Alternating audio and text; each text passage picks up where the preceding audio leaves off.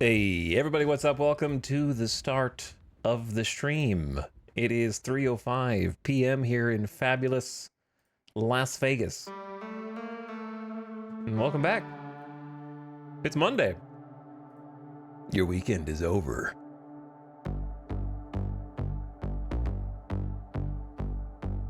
But your week of streams has just begun.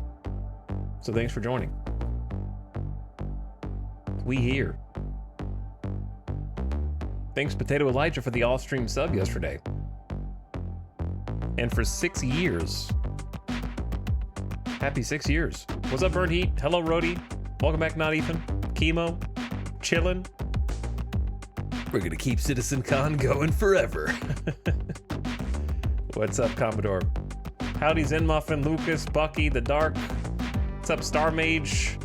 Unstoppable. Phoenix Lynx. I was awake for all this, and my sleep routine is busted. Well, now you're here, so I guess something worked out. Thanks for joining. Yeah, if you wanted to watch this live, especially day one, you had to stay awake from something like 5 a.m. Eastern. You had to wake up 4 or 5 a.m. Eastern, 2 a.m. Pacific, and then watch for like 9 hours on day one. You gotta wake up early. But we're gonna do CitizenCon Day 2 today. I know it happened a while ago. It happened like over a day ago, but like a day and a half ago. I haven't seen it, so I want to watch it. So that's what we're gonna do today. Just kind of chill, watch some more vid, do some more react. See what's coming down the pipe for a game that I've spent like a cool 300 hours in on stream probably this year, maybe more. No, definitely more. Probably closer to 400, I would say. Because we had almost 30 days, like 28 days of 10 to 12 hour streams. That's at least 300. And then that wasn't the first time we streamed it. Because we streamed it back at one of the free-to-play events earlier. Quite a bit. So I'm gonna say closer to 400. And that was the Baptism by Fire, having never played before this year. So even if I'm not playing every day now, I'm still invested in the long-term happenings of the game. Much as I make this comparison a lot. Hello, chatters. But same thing for Rust. Like, I don't play Rust every day. I haven't played Rust in years. But like, I'm interested whenever it's doing something, you know, whenever there's like a big update for it. I want to see what it is and what's up. Because usually they're doing something cool that nobody else is. And that's the part that I find interesting. Because it is going to be a unique experience, hopefully for good. You can also be unique and bad. What's up, Babonsky? Hello, Watercog, Naroxen, Juan Yinners. Yeah, movie party day 2. And today's shorter. So this might well be a short stream today, because this day 2 VOD is like half of the length of the first days. We didn't watch all the first days because we skipped some chunks. So I'm assuming there's not as many chunks to skip here. So probably watch the whole thing. And then if we have time after, which we should, unless I go off on like an hour-long tangent somewhere, I want to catch up on the Inside Star Citizen that I missed. I think I missed 2 Inside Star Citizens, maybe 3.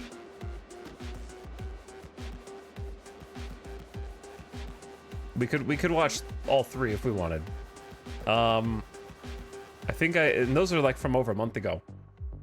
And then if we still have time, which we should, I am gonna go and see whatever sorry state the servers are in now, which is bad. And everyone is saying they're the worst they've been.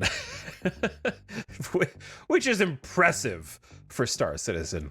Overcoming that kind of a hurdle, like being the worst state of servers you've ever been for Star Citizen, is impressive, to say the least.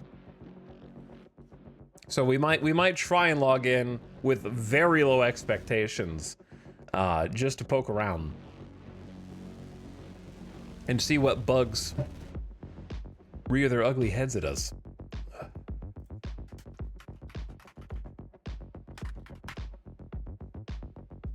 Hello, Devilos Mirin. Thanks for the 29 months. Appreciate the sub. Welcome back for one more. Hello, Giso, Shy Wolf. What's up, gamers? I'm gonna blow my nose, and then we're gonna wait a couple more minutes to get this started because I gotta talk to you guys.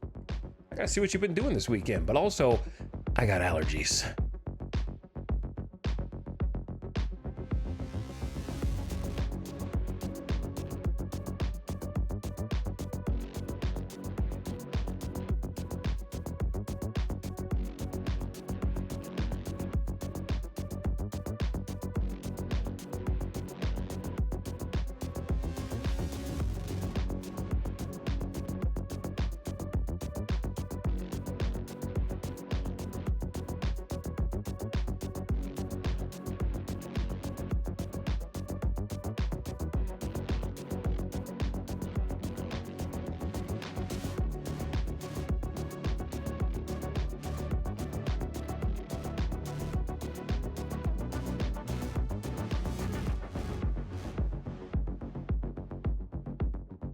Okay, let's try that.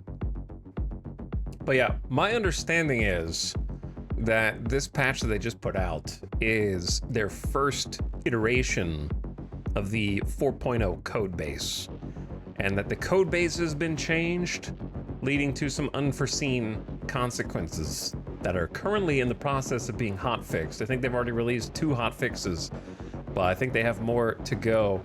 Now that people are going back to the office after CitizenCon, no doubt. But yeah, I think it was pretty clear to most people that they pushed out the most recent update in an attempt to try to get it out the door before CitizenCon, which, if it doesn't work, what's the point? But I don't know. It can be broken now or it can be broken later. It's gonna be broken one way or the other, though, I suppose. Anyways, chat, how was your weekend? How was your Sunday and your Monday been? Got to hang out with Alice yesterday, play some Diablos. Currently working on trying to come up with a custom build for both of our classes, which has been fun. I like theory crafting and trying to make stuff up on the fly. I don't like following build guides. Not an enjoyable way for me to play.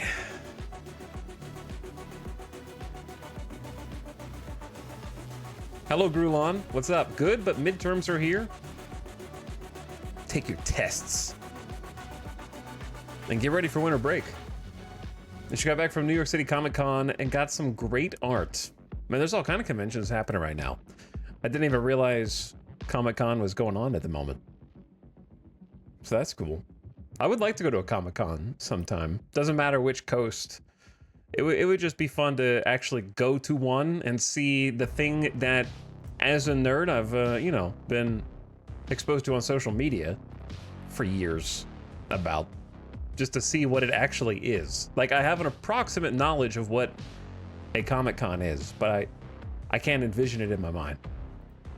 So it'd be cool to see in person. Go to a Japan one. Just fly to Japan. It's easy. Okay, listen, if I go to Japan, I'm not gonna go there for Comic-Con. Do you understand? That's just gonna be a vacation to Japan. That's not gonna be the reason I go. I can go to a Comic-Con by just driving to California. Or taking like a 1-hour flight. I don't think that there's one in Japan that is significantly superior, that warrants that kind of investment in both time and finances. This guy's from Vegas, nothing impresses him. That's right, we have the orb. We have the giant ball. Everybody else, every other wonder of the world, okay, pyramids, psh, don't think so. Eiffel Tower, it's not an orb, is it?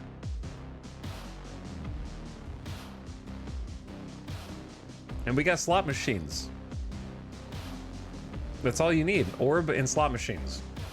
Preferably both combined.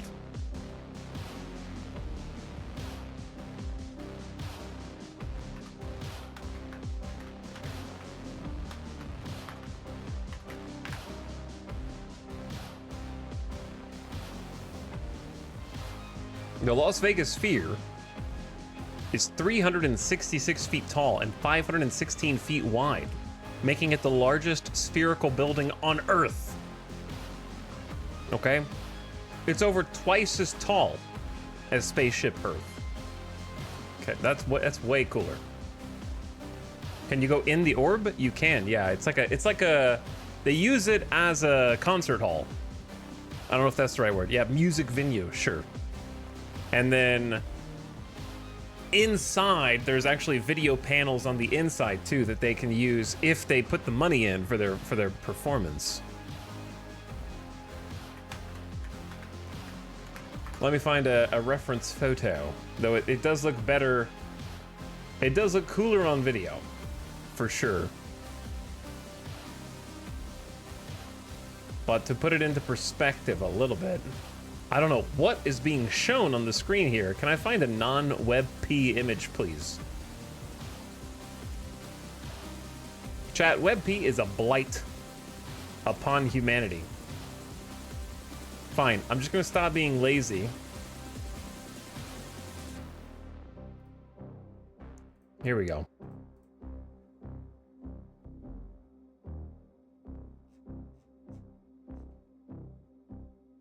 Okay, no. I checked my source first. I was about to show you a artist's concept render.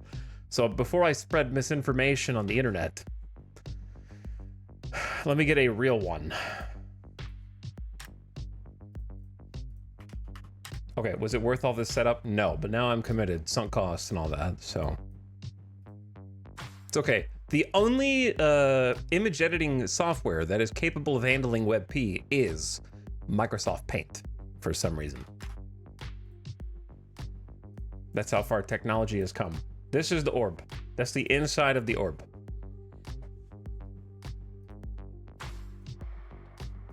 And that's an actual picture. So someone's, I don't know whose concert that is, but there's videos and screen and moving.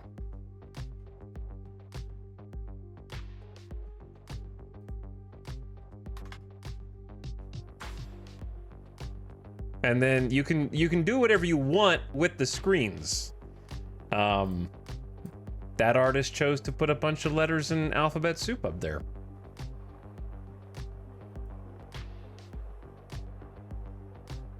Whoever it was, I think it's quite prohibitively expensive to make custom video for that. And also to just go, like tickets are crazy expensive because there's only a handful of concerts in there per year. I think they imagined it being more popular, but you have to make like bespoke animations for your concert, which most artists don't want to do. They just want to be like, give me the microphone, put me up on a stage, and play the music. Hello, Communal, how's it going? Welcome to the stream. I'll tell you what I'm not going to be watching on the screen, the World Series.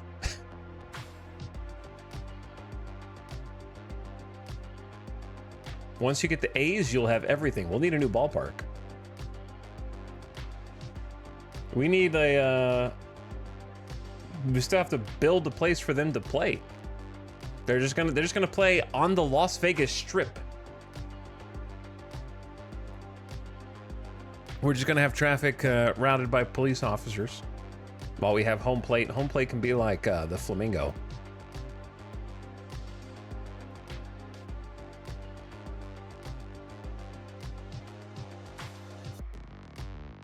Hello, Secret Warrior. Welcome back. Scrolling up in chat. Let me see what the next concert is.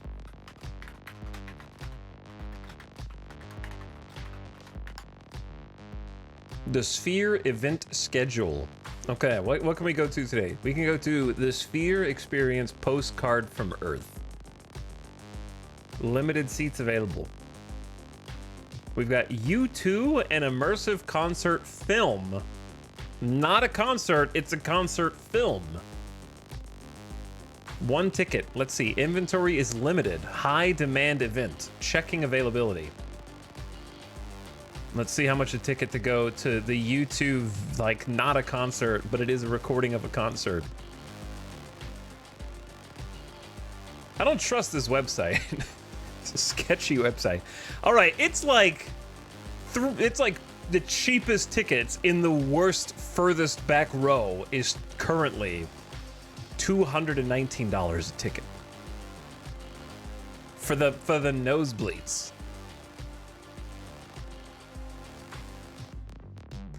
However, according to the website, it could be lying, but 149 people just ordered their tickets in the last 45 minutes. I don't know if that pop-up is just made up. So I think there's literally only a few tickets left. And these are the ones that are left. Tickets are set. Dude, this website sucks. I think it's a scam. I'm going to a different website. Let's go to the actual Sphere website. Okay, there's something called the Sphere Experience. An immersive 2-part experience. I can't read the text because they put gray text on a gray background. But it's very immersive. They just keep showing the U2 immersive concert film show every day. It's every day. They don't have anything else. You either watch the Sphere Experience or the U2 immersive concert film. Every day this month. Okay, don't worry though. November 1st in the Las Vegas Sphere, you can go see the Eagles. The Eagles residency will offer fans the ultimate connection to the band's legendary catalog. We got U2 and the Eagles, but this is an actual concert. This one's a real concert. And that's it. The Eagles are playing for 4 days in November. Nothing else in November. Okay, December. The Eagles play for 4 days in December as well. And then we don't get anything new until December 27th. Afterlife presents Anima? Is that how you pronounce it? Witness the perfect culmination of technological forces with Afterlife presents the end of Anima, the end of Genesis. What is that? I don't know what that is. Okay, so those are your only choices. You can watch the Sphere Experience, the Eagles, or Anima. Not anime. It's A-N-Y-M-A. A-N-Y-M-A. American DJ. Italian-American DJ and producer. Okay. Playing at the Las Vegas Sphere.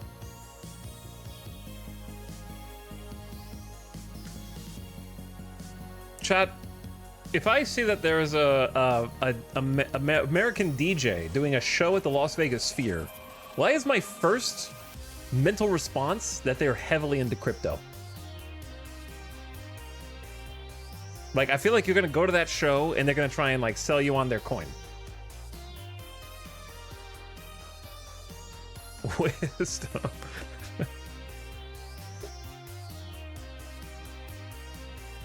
Anyway, I got distracted. Who's playing there on New Year's Eve? Apparently nobody. I don't think. Or it might be Anima. Maybe it's the DJ. Just woke up. Are we there yet? No, but we're about to get started. All right. It's a 4.5 hour VOD. So it's not super long. It's long relative to every other video you've probably ever watched on YouTube because you're all TikTok brain now. But thank you, Cutie Wasp, for the 17 months. I appreciate the resub. Welcome back. How you guys doing? Jumping on in here.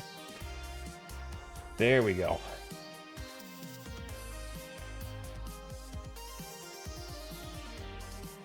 There we go. Why is the screen... Oh, no, I know why. It'll fix itself when I go full screen. I like how this is like the first suggested video is D4, 14 things I wish I knew when I started Diablo 4. Don't show me Mets versus Dodgers game 6. Rip Mets. Rest in peace. Whoever I root for is gonna lose in baseball. So who do I want to lose more? You know what?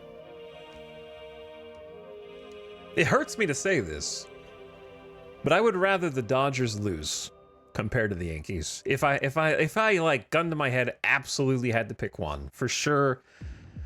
It'd have to be the Dodgers to lose. That means the Dodgers are gonna win. Get this guy. Listen, you can't just buy Ohtani for 10 years and then automatically win the World Series. We need to put you in your place, okay? Listen, I don't like the Yankees at all. I like them 1%. But listen, Judge is an all-timer. He's gonna get a ring eventually. It's just gonna happen. Just give it to him, okay? Ohtani's still got time.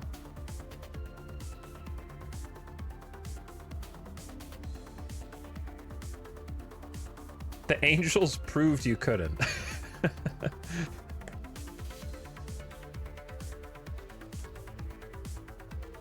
Hey, didn't you play a stint on the Las Vegas Vultures? But yeah, I would say if you made me pick, I'd pick Yankees over Dodgers for sure. So that's my pick. It hurts me to say that as an Astros fan. Okay? But look. We lost. All right, now I gotta say I was pulling for the Mets, but you eliminated the Mets, so I'm gonna pull for my American League team because you know what? Screw the Dodgers, man.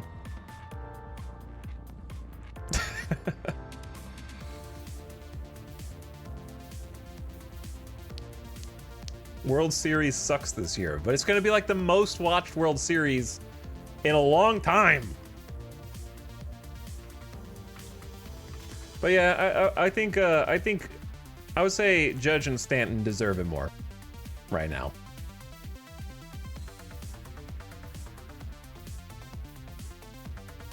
What's up, Estifer? Thank you for the 9-month sub. I appreciate it. Welcome back. Okay, we need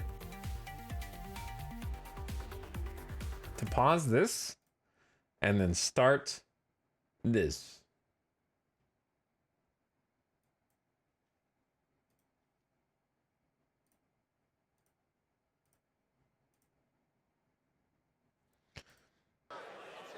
They're counting down.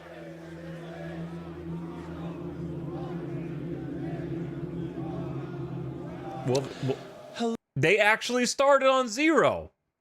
I paused it before Jared could even take a breath. Whose water is this? All right, let's get a little I'm gonna make it full screen. Don't worry. Let's take in the background real quick.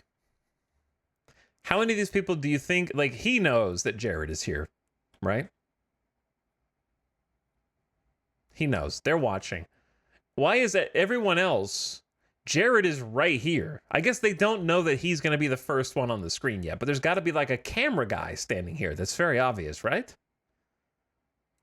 Why not move to the behind the camera guy and then watch? I don't know. Anyway, all right. Are we ready? Let's go. Hi, Jared. Welcome back. This happened on Sunday morning at like 1 to 2 a.m. my time. This was like Sunday morning, 2 a.m. I would say Saturday night, but just to be specific, because I don't want to have that whole argument about what constitutes night versus morning. Hello, everybody. Welcome to the pre-show for day 2 of CitizenCon. I'm your host, Jared Huckabee, and we're back. We're back here in the UE. Okay, he actually hurt himself on day 1. That wasn't a bit. He did like a thing where the producers in his ear told him to like run around for a second while they waited for Chris Roberts or somebody else, and he like took a sprint just to be goofy, and then he pulled his hamstring, and his leg actually was completely bruised and swollen afterward. So he's committed, man. He's committing his whole body and his physical health for this event. E.S. Barbary, otherwise known as Hall B, otherwise known as Manchester Central, otherwise known, and this is where you're all going to cheer, as CitizenCon. Honestly, people ask what the better parts of my job is, and being able to just do some call and response with the crowd is probably it. Watch, I'm going to do it again. At CitizenCon. That's really quite cool. We are here in the general lounge. It's not as easy to do that to this chat. Where I'm going to be sitting for most of today. I can't get you guys to do anything. If you watch day one, I made an ill-fated decision during the pre-show yesterday to attempt physical movement of any kind. Just say E. E. Generally, I'm against it. If you consider physical movement of any kind past the age of 40, don't. But if you have to do physical movement at any point after the age of 40, my recommendation is to stretch at least once in 14 years. So yeah, we're here on day two. Let's go over a little bit of day one. Day one, we saw the Brave New Worlds Genesis presentation. It was a fantastic look at all the new planet tech tools that will allow us to build planets like the newly revealed Castor Sherman. We checked in with the organization presentation. I know it's a social and universe, and it had all kinds of stuff, the party chat and all that stuff, but really for me, like, I was there in 2014 when I met Benoit for the first time when he did the very first organization and presentation. And for the last 10 years, every other time I see that man, I'm like, when, Benoit? When's our time? When are the orgs coming to the game? And to know that they're finally in active development on their way to the precision universe is one of the more exciting things about Star Citizen for me. It's just, you know, we're all in these orgs. Everybody's in an org. There's med runners over there. There's ADI over there and stuff like this. But that's outside the game. Chat, can I pause for a second? I was debating whether to say anything. Sipsy, I think you are honing in on the same thing that I'm honing in on, okay? People like this drive me crazy, dude. This person was in day one as well, and I know this is just old man yells at cloud, but it drives me insane. Like, why certain people that have to be the center of attention, and I don't mean Jared, everywhere they go. Finally, I don't mean the devs. This same person was here in day one doing the exact same thing. I noticed it immediately.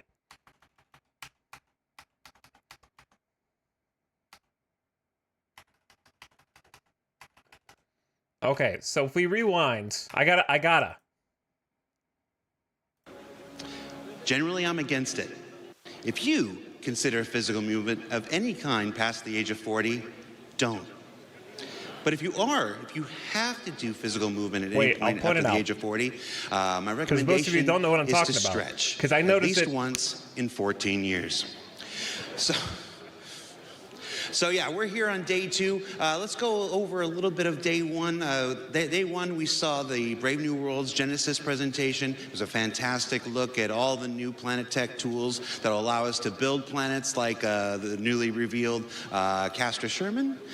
We checked in with the organization presentation. I know it's a social you don't know yet, chat. Hold universe, and it had all kinds of stuff, the party chat and all that stuff, but really for me, like, I was there in 2014 when I met Benoit for the first time when he did the very first.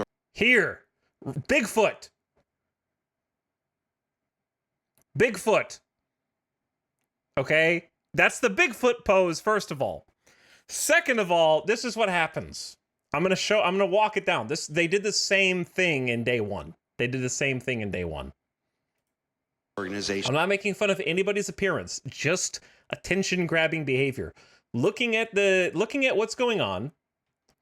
Oops, I didn't mean to fast forward.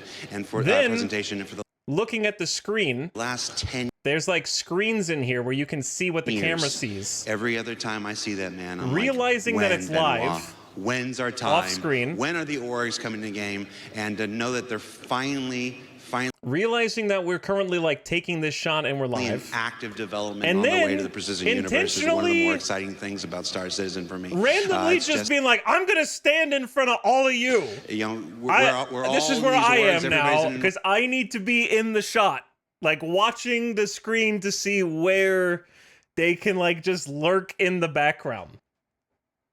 Did the same thing in day one. Just to like, excuse me, move. No, I'm in the front. There's med runners over there. There's ADI over there and stuff like this. But that's outside the game. To finally get these orgs inside the game is a major, major milestone that I've waited for so long.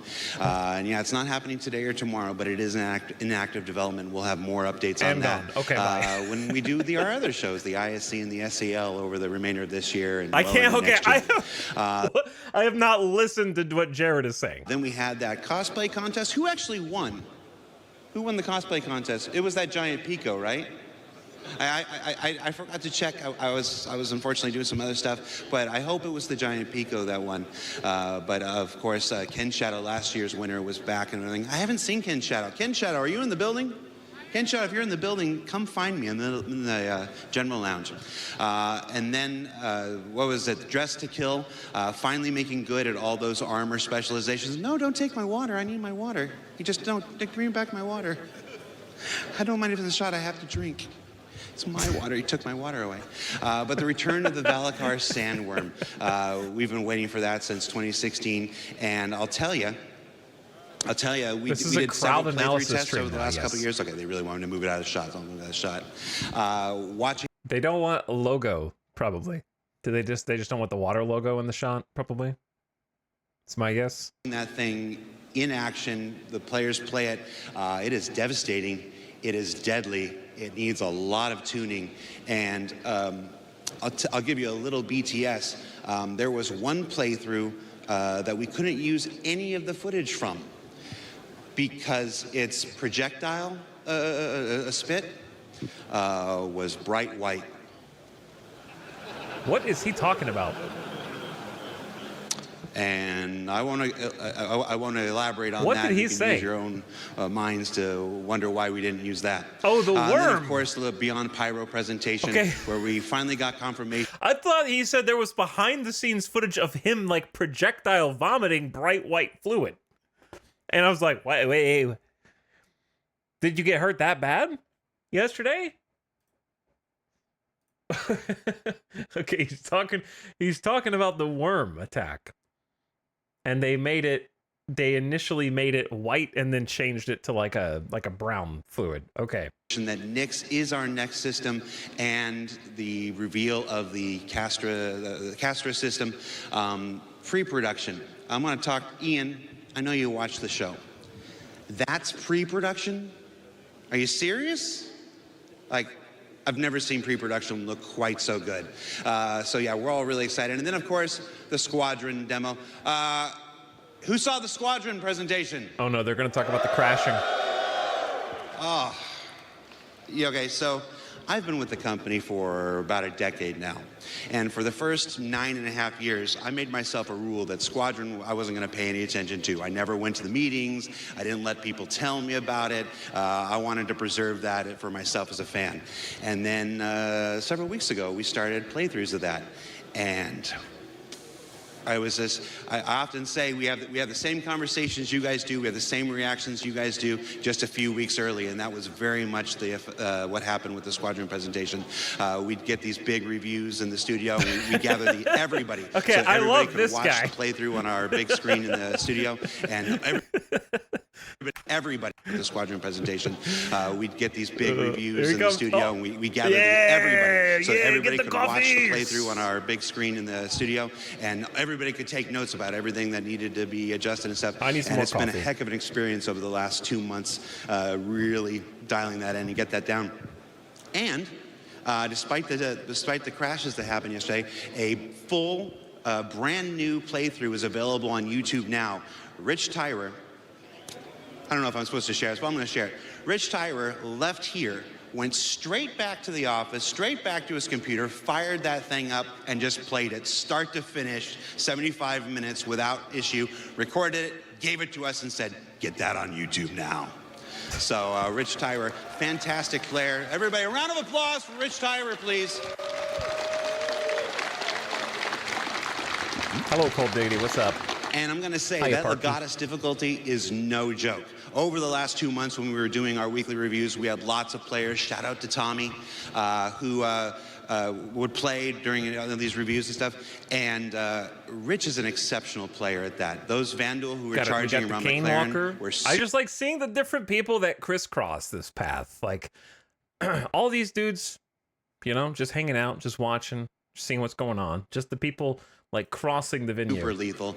And the turret section has full maelstrom destruction, so a lot of folks who were playing it, the turret would just explode. And yeah, you know, he fell down at the end, but other people would just explode out into space and have to restart.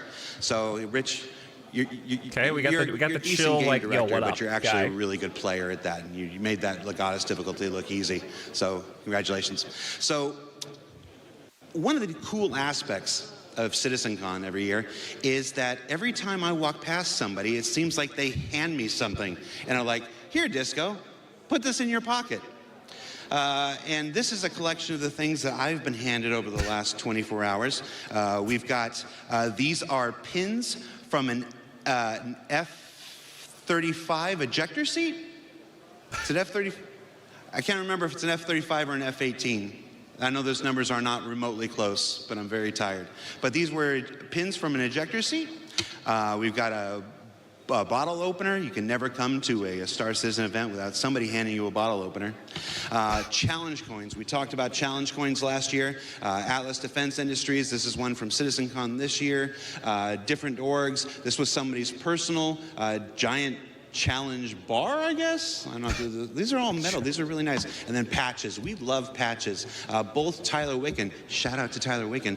Both Tyler Wicken and I have a huge board in our office where we collect all the different patches that folks give us. We've got Bar Citizen patches from all over the world, including you're gonna make me rack focus right now. From Bar Citizen Iraq, where it was just 4 enlisted servicemen having their own Bar Citizen quite a few years ago.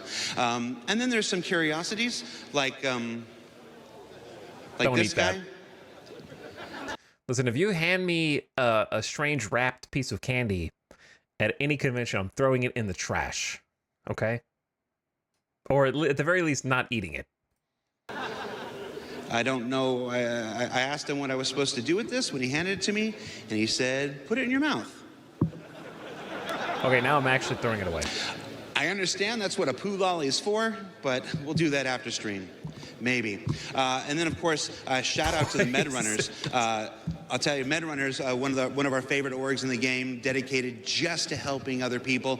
I ran into the Med Runners at breakfast this morning, and because I had a long, painful walk into the studio, they literally put me in their car and drove me to the event today. So shout out to the Med Runners, helping people in the game, helping people out of the game, doing the kind of things that we love.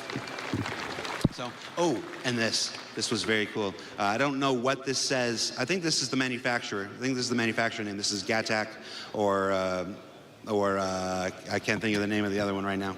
And then this weird Copion thing. So how are we doing on time? Oh, the time's not up there. All right, so one more thing we do before we throw it to Dan and Sam.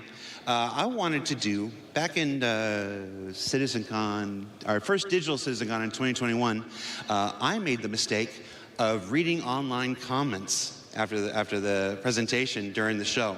And there's nothing I like more than repeating the same mistakes of the past.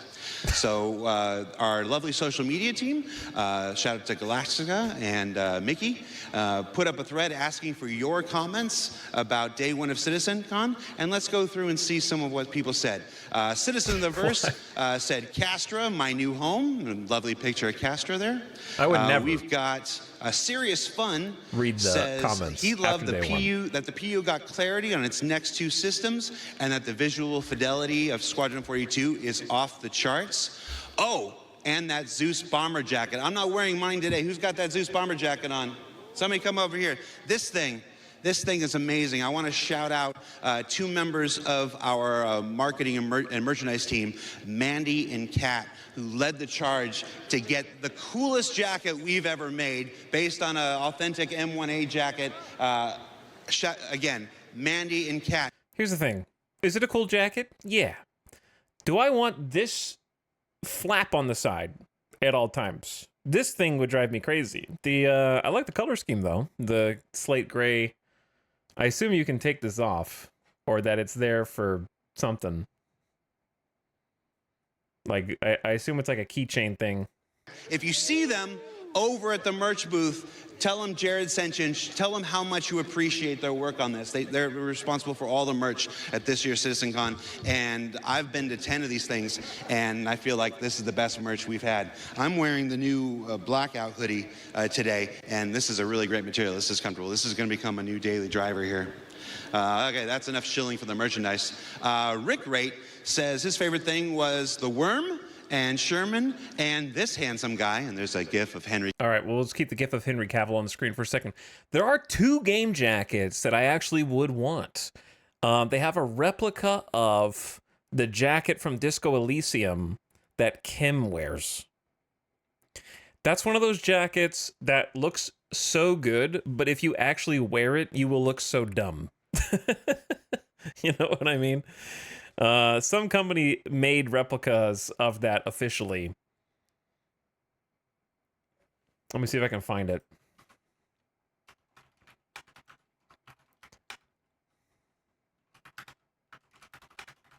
Also, Jared is Disco Lando online, and now we're talking about Disco Elysium.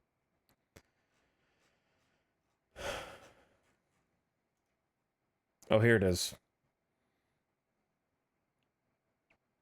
People are trying to sell it on eBay and stuff. The only official one is the ZAUM or ZAUM studio website. And guess what? It is 400 euro. So don't get any ideas.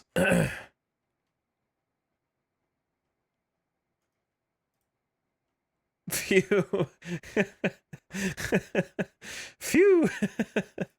I'm trying to find a picture of it. Like, on someone besides the model who has see-through clothing to post on my Twitch page.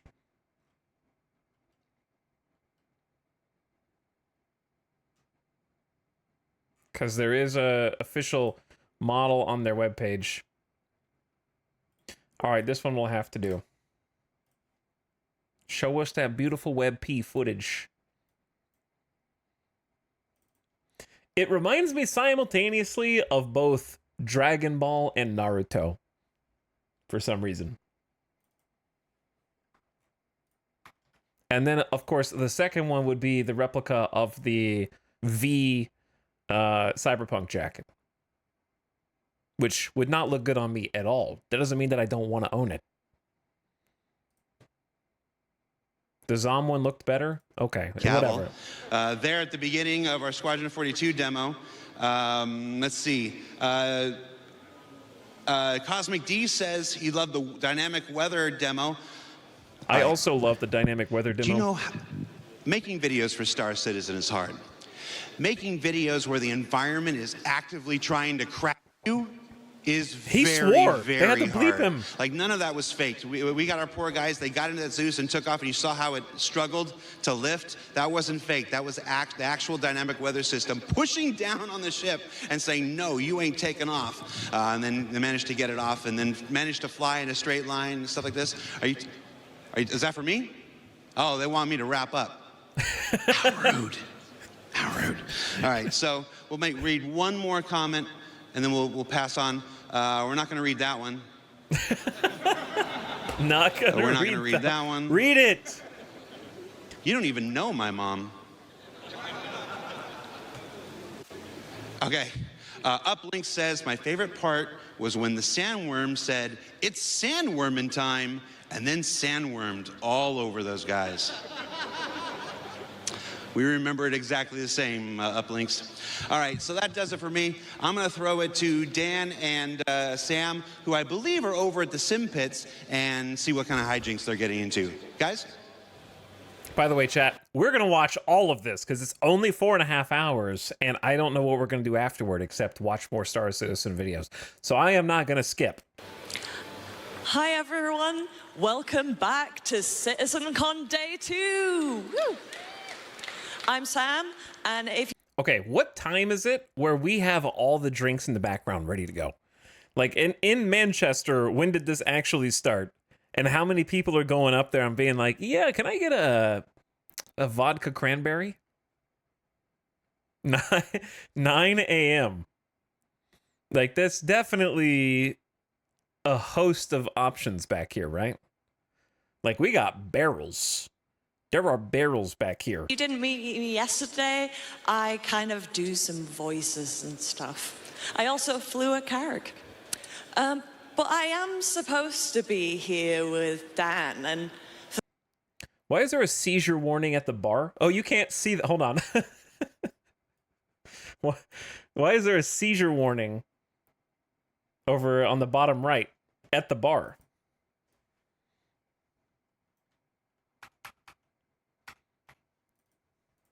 For some reason, he's not popping up like he did yesterday. They had the spinning holograms in the back. I think I can smell incompetence. Oh, Dan, there you are. Come on. Are you doing okay? No, I'm not doing all right. Look at this. Keep blacking out. Dan, I don't think you should try playing this game. I don't think I should either, but it's so fun. If you guys are here on the show floor, these Monster Tech Sim Pits are really haptic. My ass is vibrating right now with the ricochet of bullets hitting my rear. What? Dan, shall I take over for you? Please take over. What is going on? Okay, maybe I'll give him a break. Come on, Dan. All right. Help. Really haptic. Turns out, not very good at video games, and Sam's really good at video games. So this is gonna go well. Yeah, let's see you get in. All right, well, maybe it's not so easy. Maybe it's not so easy. Instantly exploded. To be fair, I left you in a pretty shit situation. You were set up for failure. Come follow me. We're gonna move away from my abject failure as a video gamer for a moment. Hi guys, welcome back to CitizenCon Day 2 here at Manchester Central. We're so happy to have you back. Like Jared said, hopefully you guys enjoyed the panels yesterday. We covered a bunch of stuff yesterday, but don't worry, there's still a bunch more for you guys to check out today. Between ships, between base building, between the road beyond, there's still a bunch of stuff for us to cover. As you can see, we are here in the general lounge here at the show floor, Hall B. Here at CitizenCon, let's take a look. As you can see, we have our lovely Hornet. We have our players just chilling out, maxing, relaxing, all cool, shooting some saddle ball outside of school. Kitten. When a couple of duels Cameraman erupted just a like, bit, yeah, what are you texting started on making your trouble phone? in the neighborhood. What are you guys doing got over one here? little fight, and Captain Bishop got scared, or Admiral Bishop got scared. We said, Squadron 42, release date 2026. Who is hype about that? Awesome, guys. We are going to be covering a bunch of stuff here does today. not want to we be have on a bunch camera. of community booths still to cover. We have some awesome models to show off here on the show floor as well. There's still so much more to cover, and I'm really excited. We only have a little bit more time together, though. I want to make sure you guys are taken care of, and hopefully you guys are having just as much fun watching the show. By the way, they're stalling until the presenters are ready on the stage, where the majority of the people are already sitting and waiting. I am running it. Now, as you can see, we have our themed stuff. We didn't really get into the theming last year. I want to get down into sort of the micro this time. So let's take a look at the outside of these booths. As you can see, we have Bioticorp Waste. This is where they store your character creator information in these just toxic barrels. We have the Robber Space Industries. Come follow me a little bit. We're going to go a little bit into the community booth area, just a little bit. They're showing us the barrels. The barrels! As you can see, we have this problem in the verse as well. Get a look at that. People just stacking up their med boxes. Wasteful. Okay. Dude, think about how much money I could make on my 0 to hero run over here. Dude, I'm going to sell all of those. I might be able to buy a helmet after that. Just stacking up their med boxes. Wasteful. Wasteful. IRL For quest. shame. I'm gonna have to go to Throw it CitizenCon away. and get them next year. Littering. Hi, guys. Come follow me. We're going to make our way out. Hi, everybody. We're making our way through. Guys, it has been such a pleasure to be back at CitizenCon. In case you don't know who I am, my name is Dan Halbrick. I'm the community producer here at Cloud Imperium Games. I produce our community managers. That's Jake Acapella, that's Freya, that's Christian, that's Ulf, that's Niku. All the people who you guys interact with on Spectrum, on Twitter, X, who cares what it's called these days. I help produce those guys and make sure they're giving you guys the up-to-date information, chatting with y'all, and it's been such a pleasure getting to actually get to know you guys While you're as eating. well. What are You you guys guys have been eating? so amazing here at CitizenCon this year.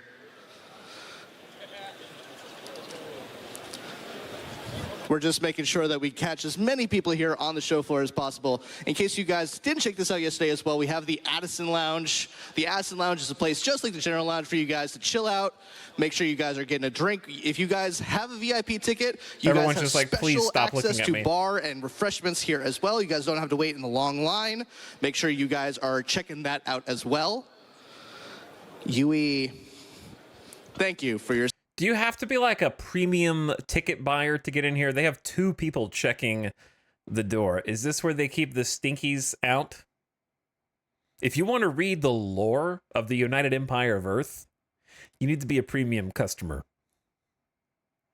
Yeah, VIP only. Buy the non-pleb tickets. Service. We have that huge United Empire of Earth timeline as well, going all the way back to 2137 to the pretty near recent future of 2950. It's only 4 years ago based on our in-lore world. And I think that's pretty much it. I mean, obviously we have the Hornet. We've covered that to death, so I'm not going to cover it, but it still looks pretty cool. Now, I think we're ready to throw over to our first presentation, so I'm going to throw it back over to Jared. All We'll right. see you guys later Here for we some go, more community chat. booth stuff. I'll see you guys later. Thanks for watching. They had to probably carry Jared over there in like a stretcher. That's why they had to cut away. Now I'm just hydrating on camera. Just. He's just doing his job. We are backstage now. This is an area that we don't usually get to see at CitizenCon. This is the backstage area where the nerve center of the entire live stage show here. These are the folks who are working tirelessly to make sure that all the right slides go on screen, all the right videos play, all the right sounds play. Hey, everybody, how you doing? As you can see, they're very, okay, very... as somebody who was in audio and video in college doing these kind of behind the scenes production team things, that's very like that. Just you're not supposed to be here. I picked this job so I could be behind this shrouded dark area. You can leave now. Focused. You excited to be here? Yeah, because they have to keep Mike quiet. They probably have like comms that they're talking to other people, and they can't just like talk whenever they want. Consummate professionals dedicated to doing their job. Hey, how am I doing?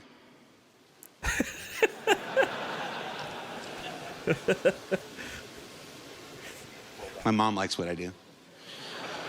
All right, so guys, that's it for the pre-show. We're about, what time is it? How much time That's we my got? favorite We're part. about, oh, that's not even my clock. We're about 10 minutes away from the proper start of day 2. So we're gonna take a break here. This is your last chance to get a snack. My favorite job when I was doing this during and after college, I liked the idea of being the director was pretty fun, but it was a little bit stressful. Being the switcher was easy, but you just had to be focused and concentrated like 24/7.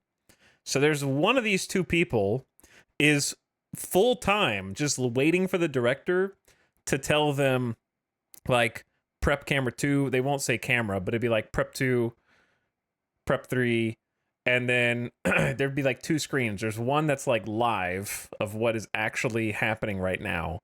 And then there's another camera angle, maybe like this one. So this might be live and this might be the one they're prepping. And then they wait for the director to say like either take one or go or take whatever number. And then they'll push a button and it'll flip so that the one that they're prepped, so they can see what they're prepping before they switch over to live.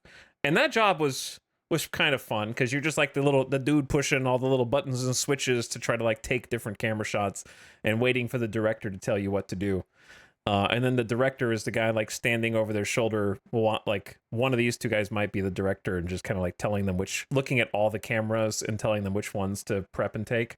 And that's how they decide what to cut to in all live productions, sometimes with more people than that. But I enjoyed those jobs. I didn't like running the audio. I did not like the audio board. And then this person over here is the teleprompter runner, I think.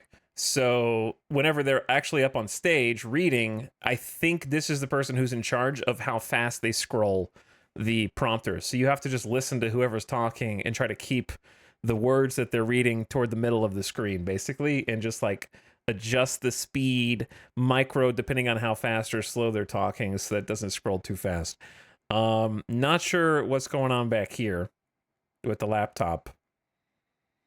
To me, this looks like a dude with a microphone, and then I don't know what they're doing on the other side. Get a drink, go to the bathroom, kiss your loved ones goodbye for the next 4 to 5 hours as we present day 2 of CitizenCon. It's a different beast. Yesterday was the universe that we create. Today is dedicated entirely to the destiny that you're going to build. So stay tuned. You're not going to want to miss it, and I'm really, really excited about today. So thanks for watching. We'll see you in about 10 minutes, everybody. 10 minutes? Okay, well, maybe we are going to skip. Yeah, we'll skip some. We got to listen to the epic crowd music. No skipping? We have to watch all 10 minutes in real time?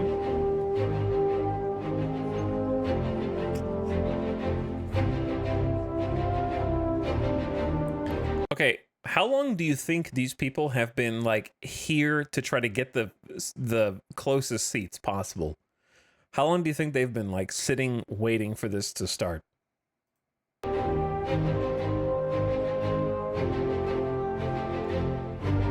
I would definitely not be one of the people that would sit away. I'd just be like, I'm just going to walk in. If I have to stand in the back, that's fine. If I have to, like, take the most distant seat, okay. Just, where do you want to put me?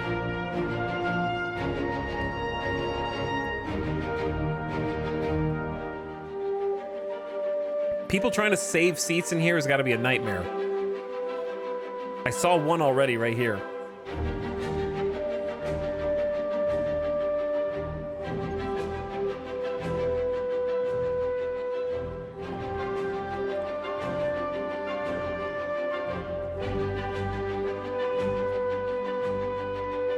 Okay.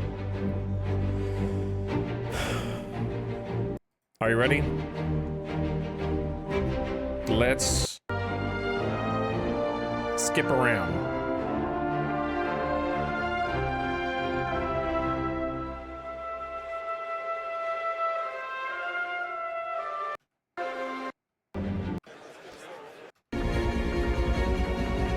Epic crowd shots.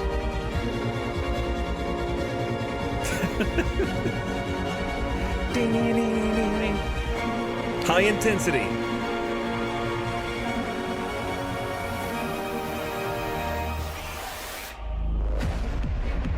Oh yeah. Now I'm getting hyped.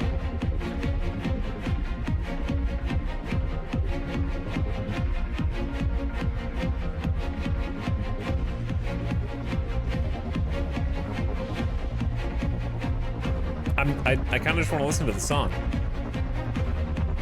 Star Citizen has a really good soundtrack.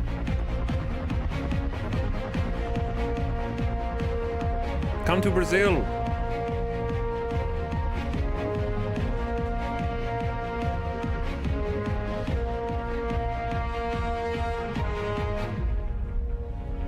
Okay.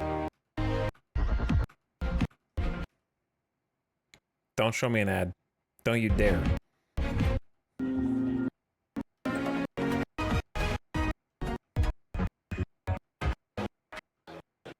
Yes, I'm gonna do this 10 seconds at a time. You can't stop me. I just learned about the L key to skip forward 10 seconds and the J key to go back 10 seconds instead of just the arrows. Which are 5 seconds And Mama each. Huckabee's second favorite son. Okay, hold on. Please welcome to the stage, master of the self-performed introduction, and Mama Huckabee's second favorite son, Jared Huckabee! He's running? He's showing that he's okay. Or he just took a lot of drugs. CitizenCon! That's what the bar was open for. He's like, give me some whiskey. It's day 2! We liked it so much the first time, we're gonna do it again. Now, as the last guy during the pre-show said, day 1 was focused on the universe that we're creating. Day 2 is all about the destiny that you forge. Now, a little history lesson here. Back in 2015, the Persistent Universe was first launched. I think it was November or December or whatnot. Everybody remember Port Olisar? Everybody remember that one Big Benny's machine that somehow you could move it? And the Big Benny's challenge of spending hours and hours of just doing this? Okay. He's gonna need a lint roller after this. Trying to get that thing upstairs, downstairs, back into the hab. Shout out to Bad News Baron if you're watching. No, those were the days. Now, since that time, the Persistent Universe has grown. It's expanded. 3.0 arrived, and it had a whole bunch of new planets and moons and stuff like this. We've got Microtech, we've got Hurston, we've got Area 18, and what's the last one? We got Lorville. If you live with the developers, they still call them Stanton 1, Stanton 2, Stanton 3, so it's hard getting the two realities to reconcile in your head. But since this time, you've all been visitors. You've logged in, and you've done your thing. You've gone on adventures. Chad, this is going to be You've fought real some life. Xenothreat. You've mined some barrel, apparently. We're not going to log in. Barrel. We're looking at be that jacked trivia in. from yesterday. But this entire time, you've been visitors. Starting next year, you stake a claim in the Persistent Universe.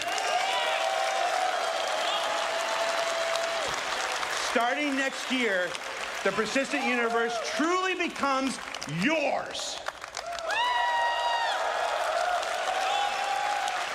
And we have got a handful of gentlemen to tell you how they're going to do it, how you're going to do it, and how amazing it's all going to be. Is this how they announced they're going to do public trading? Stage, design director for Star They're going Citizen public? and Squadron 42, one of my dear friends, one of my DMs. Hey, when are we I playing can again? own part of CAG? That's not a good look. All right, please welcome to the stage, design director, Rick Porter.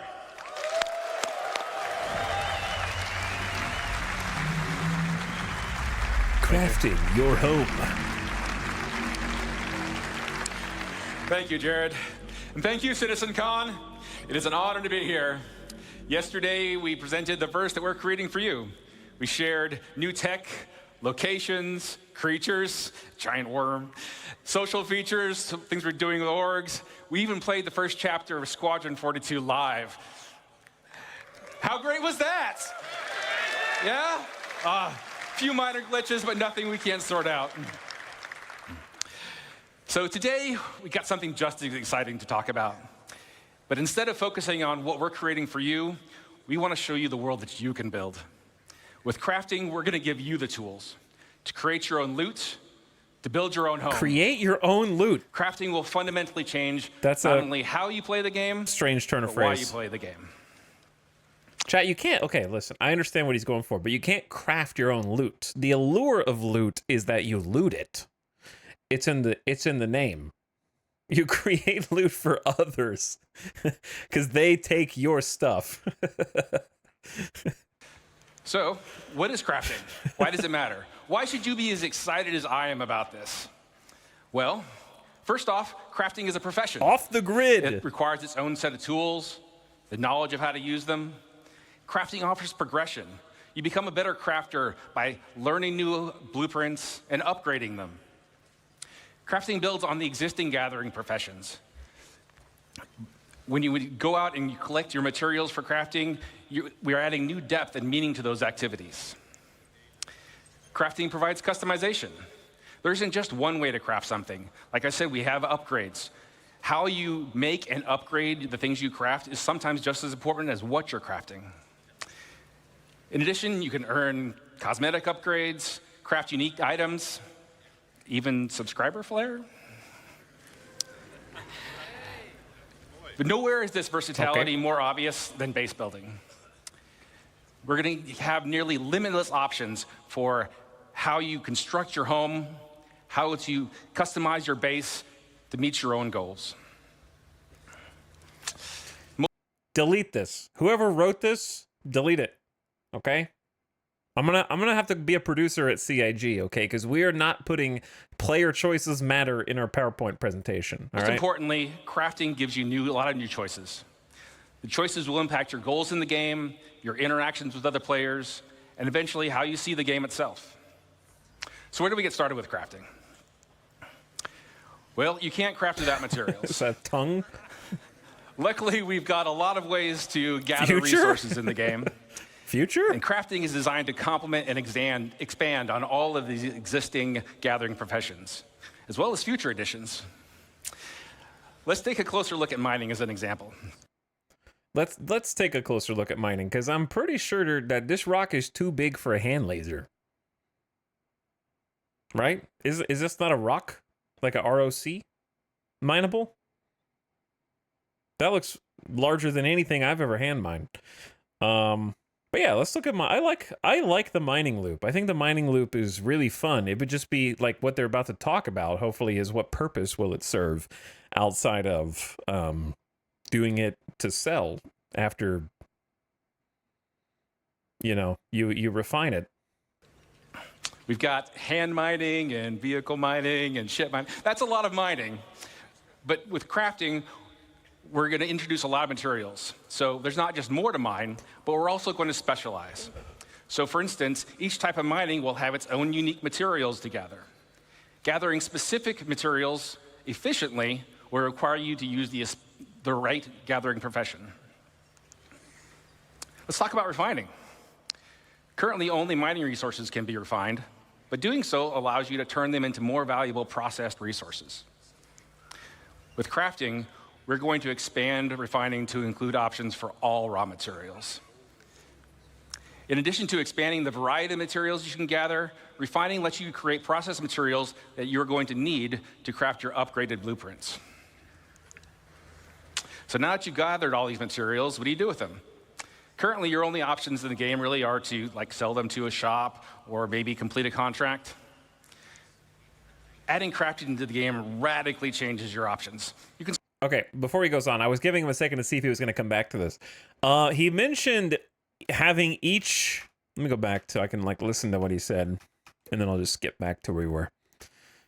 Materials together. Gathering specific materials efficiently will require materials. We're also going to specialize. We're going to introduce a lot of materials. So there's not just more to mine, but we're also going to specialize. So for instance, each type of mining will have its own unique materials to gather. Each type of mining will have its own unique materials to gather. That's the key to me, because we talked about this extensively when we last played Star Citizen during the Zero to Hero, because we did a lot of mining there. And what we kept coming back to was you can mine in small quantities with a hand laser, large quantities with the vehicles, and then different types but more valuable resources and in higher quantities with the ship mining. And the fact that there was no advantage really to doing hand mining versus vehicle mining, or by extension, hand salvaging versus salvaging in the ship, the Vulture, was just a missed opportunity. So I'm hoping that that sentence carries weight, and that there is going to be resources that you can really only get while hand mining in, say, a cave that you can't get elsewhere. Vehicle mining, should also likewise have like some specialty resources that only it can get. And then different types of ship mining should have different specialties. Like there should be some advantage to using a prospector over a mole in some circumstances. Gathering specific materials other than number of efficiently players will require you to use the right gathering profession. With options in the game, adding crafting into the game radically changes your options. You can still mine, refine, and sell your resources, but now you have the option to make valuable and unique items, weapons, armor, even vehicles and ships. Right? I'm holding my applause. I am holding my applause on that, because when you tell me that I'm going to be able to craft unique weapons and ships, and so far throughout the development of Star Citizen, there has been, to my knowledge, nothing that is uniquely available in the game that somebody didn't buy with real money first. You got a actions, not words, for that for me. Like, easy example, if you bought a digital ticket to they sold a CitizenCon pack that comes with a variant of a weapon that's not even in the game yet available, and so far the only way to even acquire that in the game is to have bought that pack. So like, there's so many opportunities to put unique either cosmetics or like functional weapons or tools or ships as rewards in the game that have not been done at all yet. So I hesitate to believe that there's going to be like craftable ships and weapons that aren't on sale in the shop. Because you said unique. Unique is the operative word there. And by valuable, I mean that the crafted gear that you create has the potential to be better than anything you can buy in a shop. He said it has the potential. All right, you gotta just pick a line and stick with it. Don't talk to me about potential. Like, commit to something. I want to hear a commitment.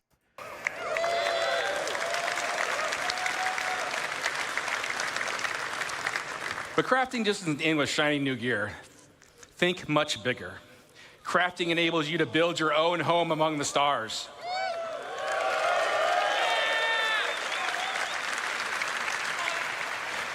You choose to make a farm, a hunting lodge, what is this? an industrial complex, your own trading hub, a military outpost, even a sprawling town with your friends and org mates.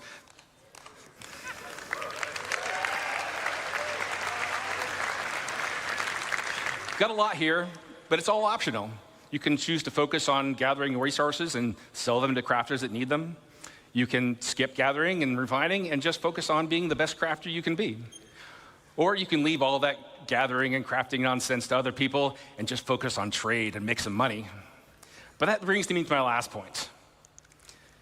Player choice matters. When a player makes a choice, they assign value. Players' choices about crafting and base building will drive player trade. The community's choices will determine the value of the materials and the crafted goods you can all make.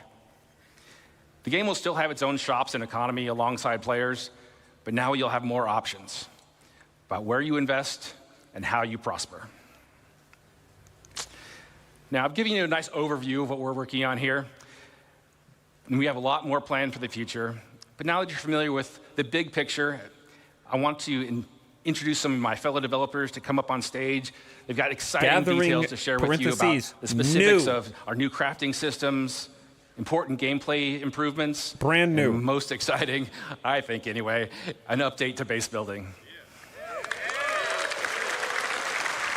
Okay, so the idea of like a player-driven economy is by far the most exciting aspect to me. However, I need to hear more details than... Like, obviously, we're going to keep watching, right? I'm not criticizing before we finish the presentations. I'm just saying, like, I'm holding my breath because... Or I'm not holding my breath because I don't... Like, in an ideal circumstance... I'm thinking back to Starbase, right? Starbase was a game that player economy was completely the center point. you could not get any resources to build your ships beyond that which was mined by players themselves. And they would go out and mine resources, put them up on the auction house, and then you would buy them off the auction house, and then you'd be able to construct your ships, which is a really great idea. Except there's definitely not going to be that as an exclusive means to procure materials. There's going to be like a way to get that. He mentioned that there's still going to be a game economy that's separate from the player driven side of things. So mixing those two things, I can't comprehend. I don't have a degree in economics.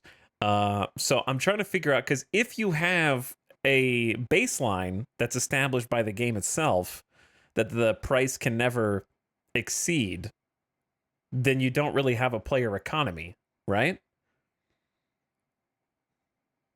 So I'm trying to figure out how that's going to work.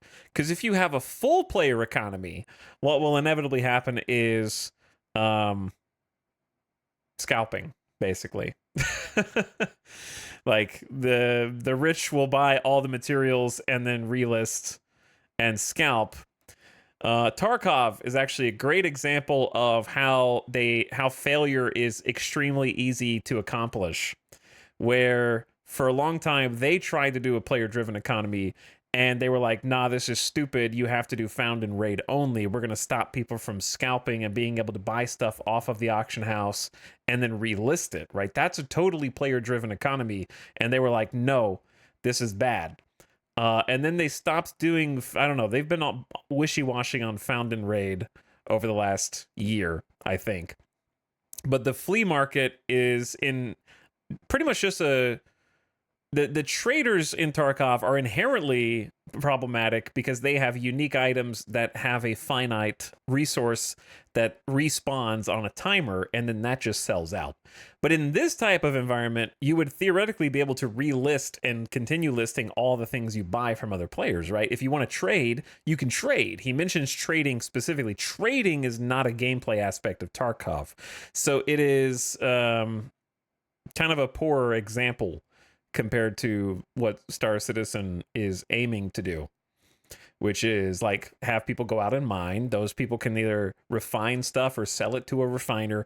Those people can sell it. The person who buys it can either use it or trade it. But anyway, Tarkov is the probably worst example I could think of what to emulate. So hopefully they don't go down that road, because I would, of all the developers I could think of, the Tarkov devs are even more money hungry than the CIG devs for all that. So hopefully they don't follow that line. Please welcome Jacob Taylor to the stage.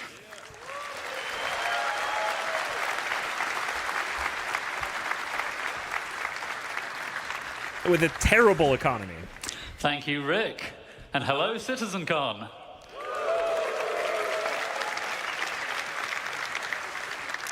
Hi, I'm Jacob, Senior Gameplay Programmer on crafting. Rick has showed us how crafting will link into a lot of existing and new gameplay, but I think it's time we get into some of the details. I'm going to tell you about the new game mechanics we're introducing, starting with blueprints.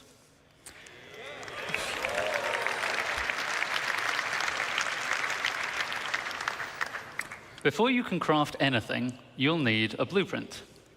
Rust. Blueprints provide the recipe to perform all kinds of crafting processes, including refining. You can acquire blueprints through various activities.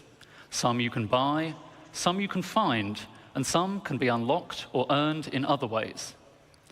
You can also upgrade your blueprints through research. We'll go into more detail about what this means a bit later.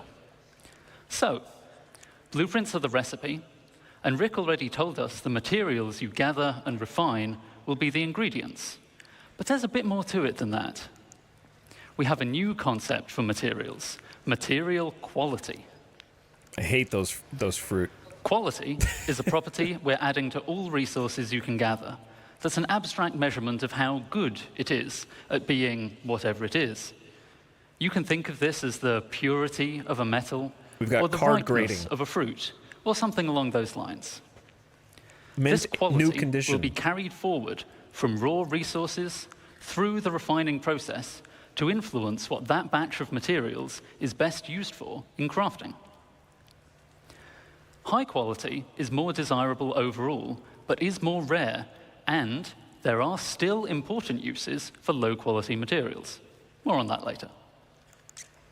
Chat is All maximum raw quality. materials you find in the verse will have a quality rating that's generated based on some rules. Okay, I hope it doesn't look like that in the game. I know this is just a slide mock-up. Materials from mining, plants, animals, rule-based distribution, rare materials. Here's the thing. Quality for ore and just items in general is a great idea. I think that that adds a fantastic layer to exploration. You're basically creating a Diablo loot system. Yeah, introducing legendary items. How many greater affixes does my Aphorite have? But the thing that it all hinges upon is not randomly generating the ore per server. Like, obviously their long-term goal for Star Citizen, even though I think it's not feasible, is putting everybody basically on one server to some extent. But even beyond that, right now, if you just fly down to any moon or planet, the ore that spawns in clusters is just randomized, right? So you can go down, get some chunks, you can bed log on your ship and then log back into a different server, and there will be different clusters of ore around you, right? So when they say rule-based distribution, I'm hoping that that entails consistency throughout the game and the inability for you to tap into that consistency by like, ooh, I found like max quality Aphorite or whatever, and then just bed log over to the next server and then keep getting the highest quality off of every single server or something like that. You know what I mean? So finding a way to balance those two things where it can't just be random. You can't go to like one area of a planet and it sucks, and then you come back a week later and then there's like max quality rocks there. So I'm curious how that's going to work. But I don't expect them to add any kind of persistence to the things that you collect or mine, because Starbase tried it and it didn't go so well for them. Same kind of rules you heard about from the Planet Tech team yesterday. You'll find the same material in many places, but with varying qualities, so you might want to explore to find the best. Some materials that are already rare will be even more valuable if you can find them with high quality. But what's quality for? It's for items stats. Alongside... But yeah, the thing with like exploring is to prevent exploitation, yeah, it does have to be random right now. However, random distribution of crafting materials does not make good exploration, so that's sort of the trade-off. Where right now, for example, if you wanted to do mining, how do you do mining? You just fly in a straight line, either on a planetary surface or in an asteroid field, and you keep hitting the ping button. You're just hoping to get lucky, basically, and then randomly come across resources that you want. So you're not using any information to inform your exploration. And having like the different resources adhere to all the other maps that they're already putting on all of the certain planets and presumably in space as well. Like planets are going to have wind maps, geography, soil type, rock type, density of forest based on humidity and temperature and all of that. If you could actually use information that's in the game to inform where you want, like, ooh, I should go explore over there because this type of rock tends to form in this type of environment. Therefore, right, that's exploration. Right now, it's just like, yeah, I don't know. I'm just going to go to the belt and hopefully stumble across, like, Quantanium, I suppose. Without actually, to me, that's not exploration. So they have to figure out how to make exploration still, I guess. And that ties into all the gameplay loops. Like salvaging has exploration built into it because you have to fly your vulture to try to find ships or debris that you can salvage. But right now it's the same gameplay, right? You just go into space, hit tab until you ping, and look for the panels that randomly appear, and so on and so forth. So like there needs to be some logic to all of those gameplay elements, which all are sort of clothed in an exterior shell of exploration before you can even do them. So figuring out how to distribute the goods is almost more important than the activity itself, is what I'm saying. Quality. We're introducing a new item stat system to the game. I was like, I was in my own world. What are item stats? All right, he's going to explain. Volt Pulse Pistol. Materials. It takes 4 SCU of this, 4 SCU of this, 4 SCU of this, and 2. This pistol takes 14 SCU. That's so many boxes for one pistol. We're using a lot of materials that are just getting immediately discarded afterward. Frame made of aluminium, excuse me. And wiring out of copper, condenser, hadnite. We don't have any inputted yet. And it'll be done in 20 minutes.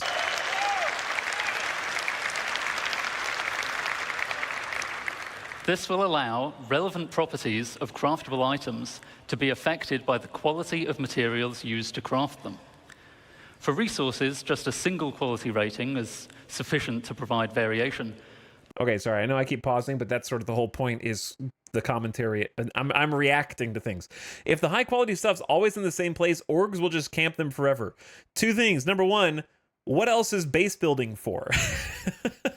Right? Like the whole thing that they're talking about is claiming a portion of a planet or moon and building your base on it. So being able to like stake different locations sounds like a fun aspect. And number 2, the stuff there, in my opinion, shouldn't respawn. But that is impossible because, you know, there's going to be too many people and they're going to strip mine the entire game in like a month. So, but either way, like in the ideal world, they would be like, oh, this is a great place. I need to claim this place. And then once the resources are exhausted, they can't just camp it forever. And also ideally, the orgs will have an advantage anyways, even if the stuff isn't in the same place, which is more people. If you have 100 people mining versus 1 person mining, the 100 people are always going to win anyways. But ideally, the game is big enough because they're adding a bunch of systems. We've got, what, 4 or 5 confirmed just from the CitizenCon, but they're supposed to have like 100. I don't think we'll ever get to 100. But it should be big enough to accommodate everybody participating. The hard part is keeping the resources rare enough that it doesn't saturate the market, depending on, you know, common versus uncommon resources. Craftable items have such diverse purposes sufficient to provide them. For resources, just a single quality rating is sufficient to provide variation. But craftable items have such diverse purposes that we need a more detailed system to provide both progression and customization options. We aim to have meaningful item stats for all craftable items, but some examples would be the damage and fire rate of a gun, the wear resistance of a ship component, or even the satiation provided by eating a hot dog. 4 SCU of bread.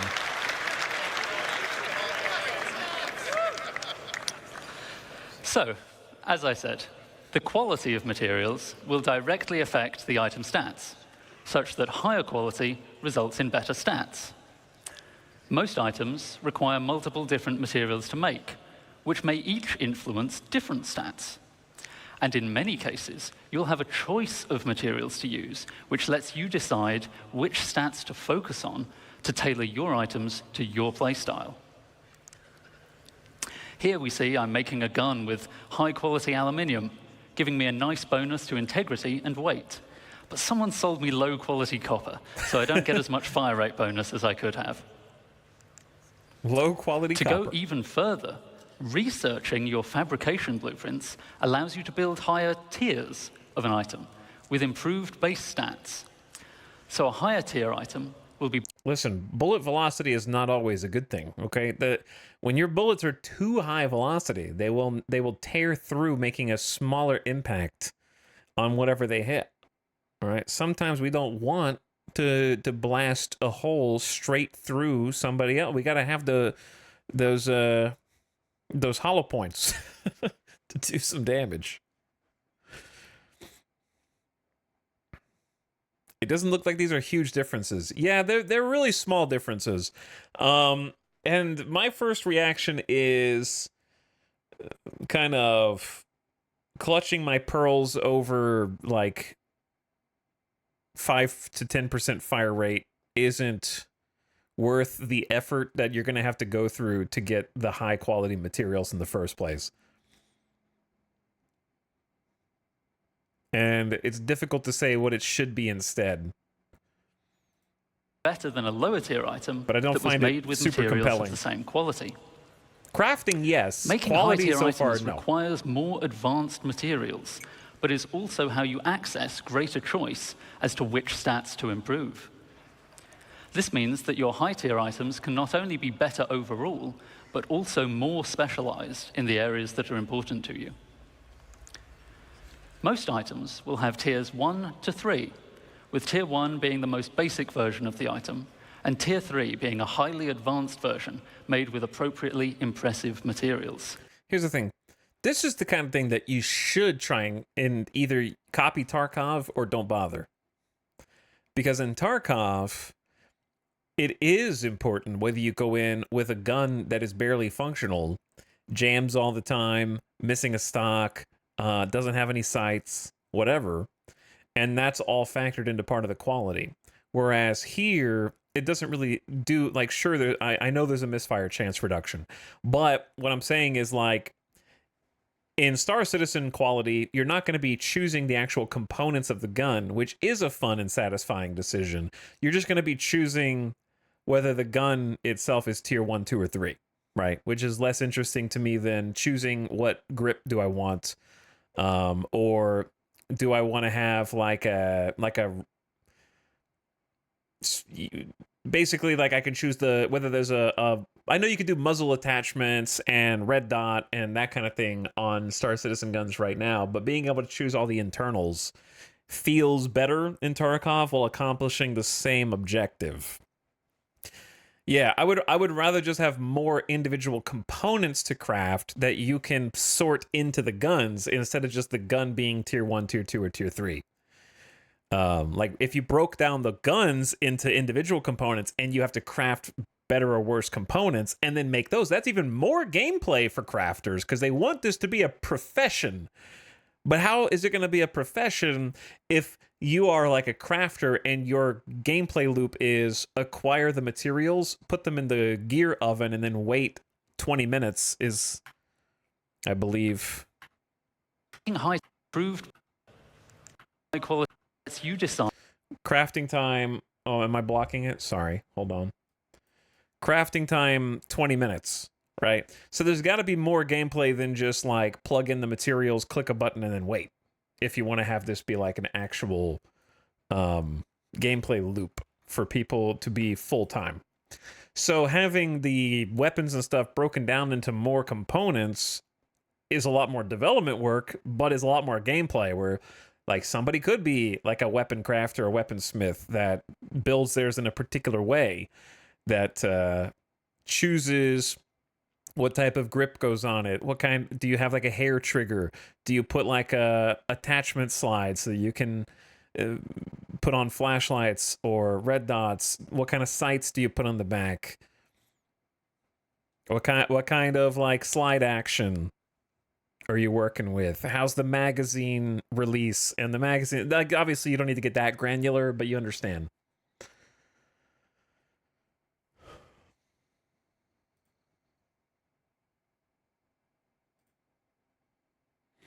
This is why Stalker and Tarkov's still engaging, because you can take a gun and micro upgrade it. Yeah, but just kind of having the stats go, do you want, which version of this gun do you want, 1, 2, or 3, doesn't have as much gameplay for like a crafter. The gameplay for that is on the person gathering the materials. Do you, like, which material are you gathering and how much do you sell it for? How much is it worth? Like, that creates gameplay for the person who is doing the gathering, but not really for the person who's doing the crafting. Which stats to focus on to tailor your items to your playstyle. Here we see I'm making a gun with high-quality aluminium, giving me a nice bonus to integrity and weight. Oh, sorry, we can go forward. Materials of that most expensive material. But you can also craft vehicles.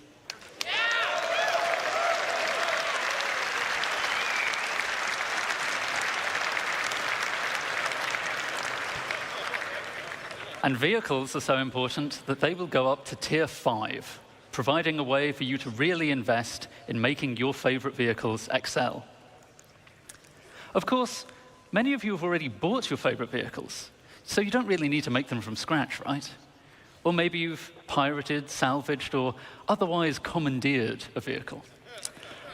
Not to worry, you can still benefit from crafting by using an upgrade blueprint to increase the tier of an existing vehicle, including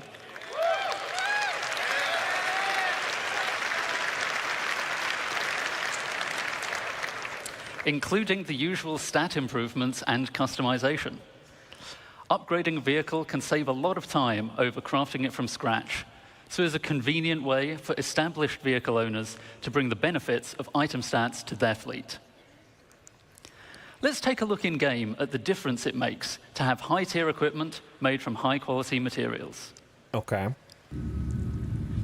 See how the recoil is reduced on our high-tier gun. Laser beam, dude. The spooling is fun. We're gonna have like I am already seeing the things that Rust went through that Star Citizen will go through eventually.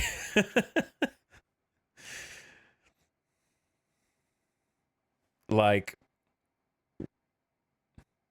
yeah, I am already seeing the PvP complaints from people.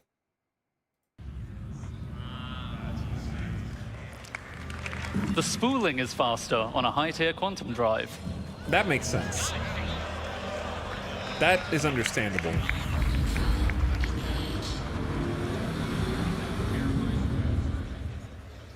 Fancy and a high-tier animation. scraper beam is much more effective.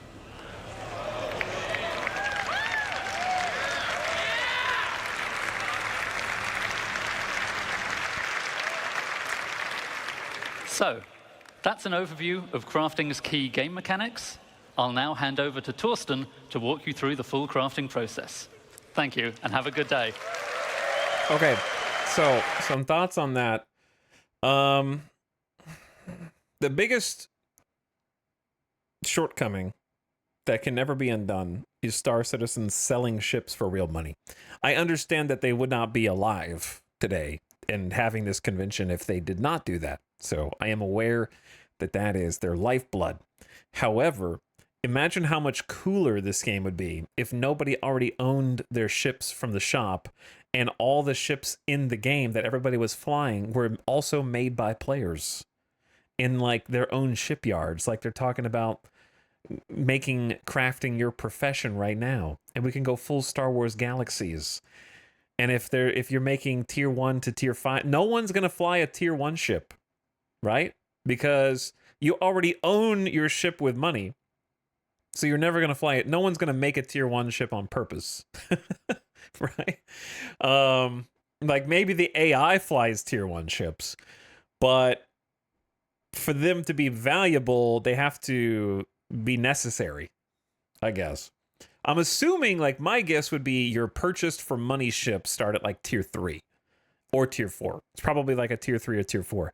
And then you can upgrade them to better than stock. Like they'll come stock and then you can upgrade them, but they'll always be better. And then imagine a world in which Star Citizen doesn't have bugs that automatically kill your ship for no reason, and you can actually get attached to the things that you have acquired in game. And then you do want to fly tier 1 ships because you do something that's really dangerous and you keep losing them. And then if you have that like high tier ship, you actually try really hard to preserve it, and you can have a little bit of gear fear. Where right now, obviously everything that happens is if I die, so what? I'll get it back on insurance in 5 minutes. So I'm assuming that they're changing insurance somehow to try to accommodate this crafting system. I'm going to have to stick around, keep watching to find out how. But yeah, the owning a library of ships already sort of undercuts the ability to craft, which itself is really cool. Like, I think crafting different ship components is a really great thing. And having like better salvager equipment or better mining heads or better quantum drives, that all makes sense. And I think is 2 thumbs up. It's just, how is it going to coexist and cohabitate with the way that the game already works?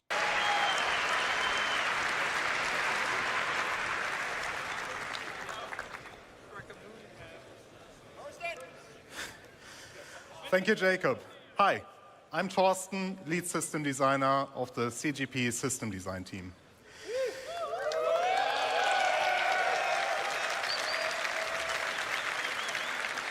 We now saw all elements of crafting looked at individually. Let's bring them in order how you, as the player, will experience the crafting profession. You will start with acquiring the correct blueprints as the first step in the crafting process. As Jacob already mentioned, blueprints can be acquired in multiple ways. Let me give you some examples here. You can purchase commonly available blueprints, earn them from reputation and mission rewards, or even find them in loot crates. Okay, I knew they were going to say loot crates, because remember, I keep coming back to the fact that they're just going through the Rust development process from 8 years ago. Rust also had a blueprint system where you could find the blueprints. Now, in this case, if they have a bunch of them available as rep rewards, that would be great. Because in Rust's case, they were exclusively, initially, when they introduced blueprints, available as loot. And it was a miserable, miserable experience that they looked away from and never went back. And I don't think the system that Rust has now is very good. But the problem that it's going to lead to is if you can get them via loot, people will find where the best drop rates are and then just no-life camp them forever. Because heaven forbid you can sell the blueprints on the market to other players, because they will just monopolize the best locations for them to drop and keep out anybody else who wants to acquire them.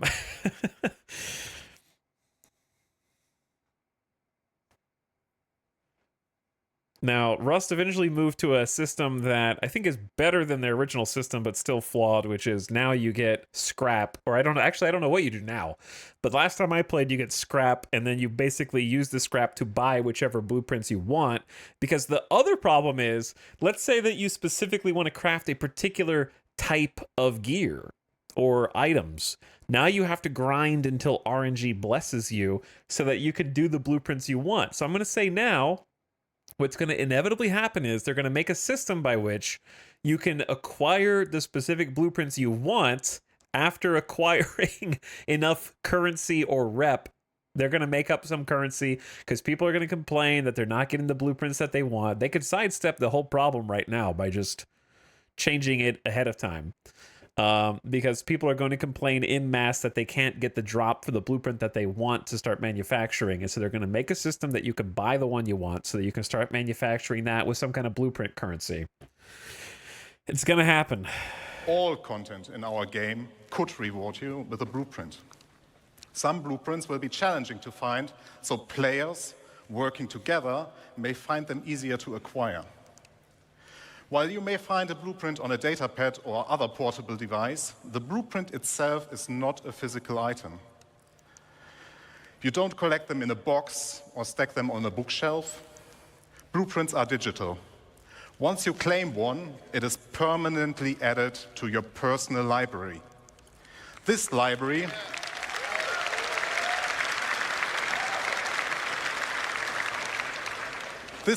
is persistent to your character, and every blueprint you claim is yours forever. They cannot be stolen or traded once claimed. Blueprint DRM. But it does not just end with... They cannot be stolen or traded once claimed, which means they can be stolen or traded if you don't claim them, which means blueprints are a commodity. Right? Acquiring blueprints. Those tiers of quality that Jacob mentioned are unlocked through blueprint research. Research requires a research data bank which can upgrade your blueprints. Upgrading here means that you unlock a blueprint that allows you to create a better, higher tier version of the same item using more advanced materials. Hold on, I gotta listen to this again. You will unlock a which can upgrade your research. Research requires a research data bank which can upgrade your blueprints. Upgrading here means that you unlock a blueprint that allows you to create a better, higher tier version of the same item using more advanced materials.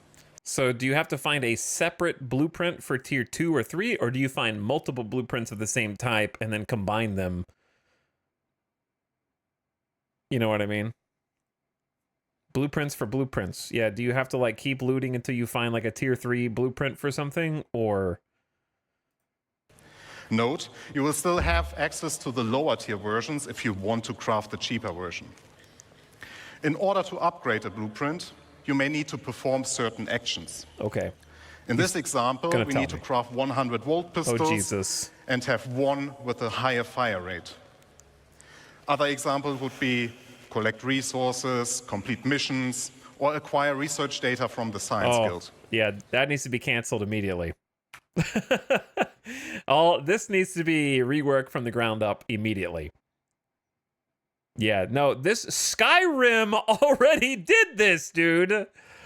For its entire blacksmithing system, man. Making 1,000 iron daggers in Whiterun. That can't be the crafting system. This section right here needs to just be scratched and reworked.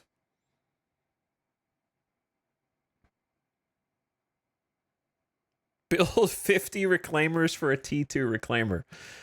And you have to kill the... Okay, there's like 5 things that I could point out that are troublesome with this.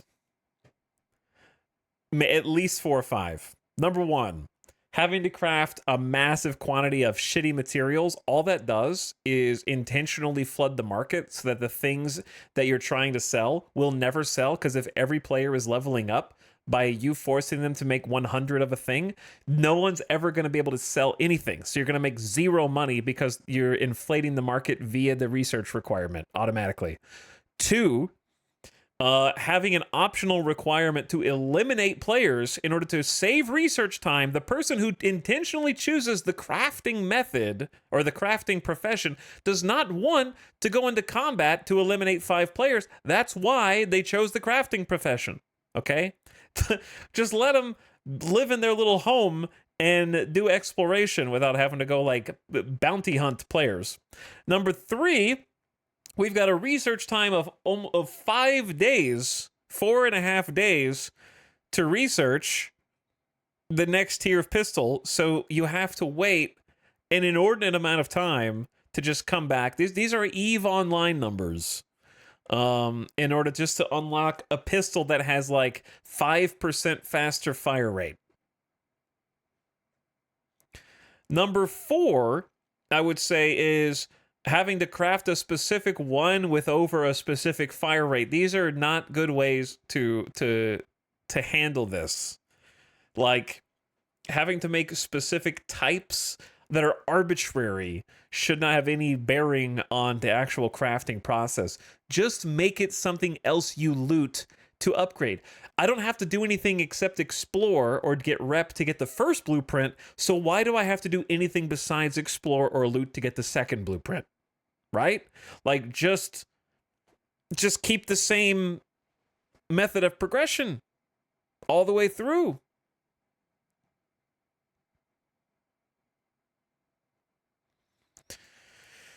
And then number 5, 10% research time isn't... The amount of time it's going to take me to go do this, this is the reward for this is bad as well. All right, anyways, I'm going to read chat now.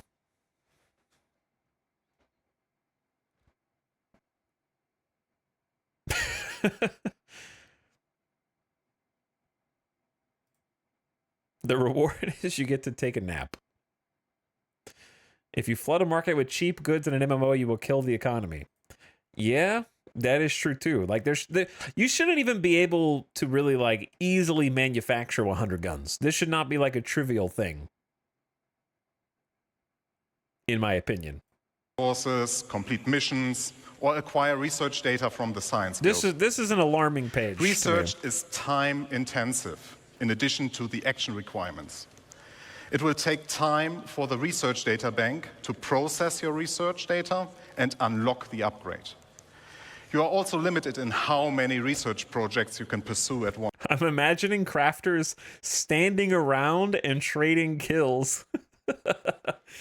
Yo, join my guild, man. I will get you through that 5-player kills tonight. Just come down here, just stand next to my crafting machine, and we can just respawn in my Ursa medevac outside. We'll get that 10% off fast, man. Now that you have your blueprint and you decided what to craft, you also know what resources to look for. Every blueprint you find will have unique requirements in their resource needs. It will not just be you need iron. We want to make use of the professions we have to meaningfully involve them in the crafting process. Especially for the more advanced blueprints, you can expect that it will require materials from multiple sources. And, as already mentioned by Jacob, pay attention to the quality. If you want to have the perfect item, you also need the best quality. Sure. Here, the best way to find the best resources is to get out and explore the worst. And get lucky. If you want to find the best hidden materials, then you get yourself a top quality radar. Okay, Once you collect. Can we go into more detail on the top quality radar, please? Like, can we go into a little bit more information on this top quality radar so I can... Also, can I just say that exploration is at its worst when it is as follows. I have top quality radar. It's tier 3 or tier 5.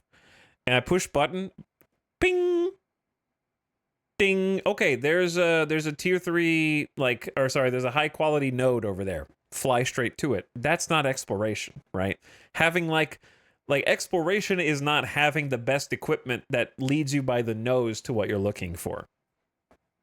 So I'm curious what top quality radar gameplay looks like in this context. The raw materials, the next step is refining them. Refining, like crafting, requires blueprints. Refining blueprints take primary, secondary, and catalyst materials and produce refined materials. The rule is very simple. The quality of the primary raw material defines the quality of the refined material. The secondary material you put in has an impact on the quantity and the time the refining process will take. An optional catalyst can speed up the process further. Let me give you a simple example. If you want high quality steel, you need to put in the best iron you have in the primary slot. You can put any quality coal in the secondary slot without affecting the quality of the steel. But the quality of the coal will influence how much of it you need to produce steel. As an example, if you put in low-quality coal, you might require 4 SCU of coal versus high-quality coal that only requires 2 SCU. Okay, but if it's easier to find low-quality carbon or coal, why would you go out of your way to get higher quality that takes you longer? Because you presumably would get less of the high quality because it's rarer.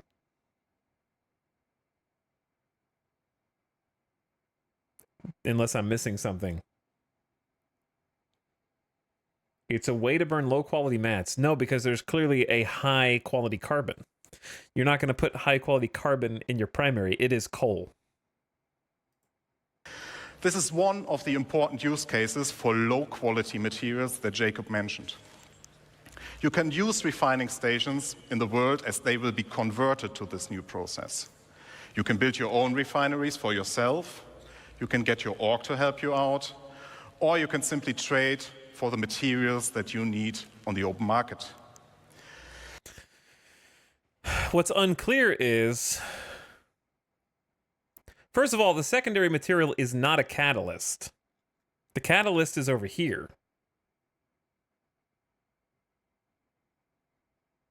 There's a primary resource and a secondary resource. I think he's saying that the quality is a volume multiplier. No, that's not what he said. He said if the secondary resource is low quality, you will need more of it in the secondary slot. And if the secondary slot is higher quality, you need less of it in the secondary slot. Simply in the world to you. As an example, if you put in low-quality coal, you might require 4 SCU of coal versus high-quality coal that only requires 2 SCU. This is one of the important use cases. The example given is only that higher quality secondary equals you need less of it, and low quality secondary means you need more of it. That's all that he says. For anything else is our low-quality materials inference. that Jacob mentioned. You can use refining stations in the world as they will be converted to this new process. You can build your own refineries for yourself, you can get your org to help you out, or you can simply trade for the materials that you need on the open market. Now, we are reaching the final step. You got the blueprints, you gathered resources, and refined materials. Now you can create the item you want. And this item can be anything. You will be able to craft anything from FPS equipment to vehicle components, even entire vehicles and buildings. You just need access to the relevant crafting machine.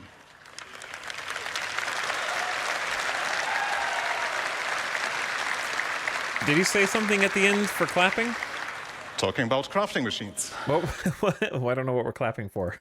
We will have a variety for you that differ in what process they can support, like a refinery or a dedicated vehicle crafting machine. We will also find them in various places. There will be communal ones like the station refineries you already know, player-owned that can be in your personal hangar, a vehicle, or your base. As all that we have talked about just now, these crafting machines also come in tiers. Here, the tiers will affect how well those machines do their job.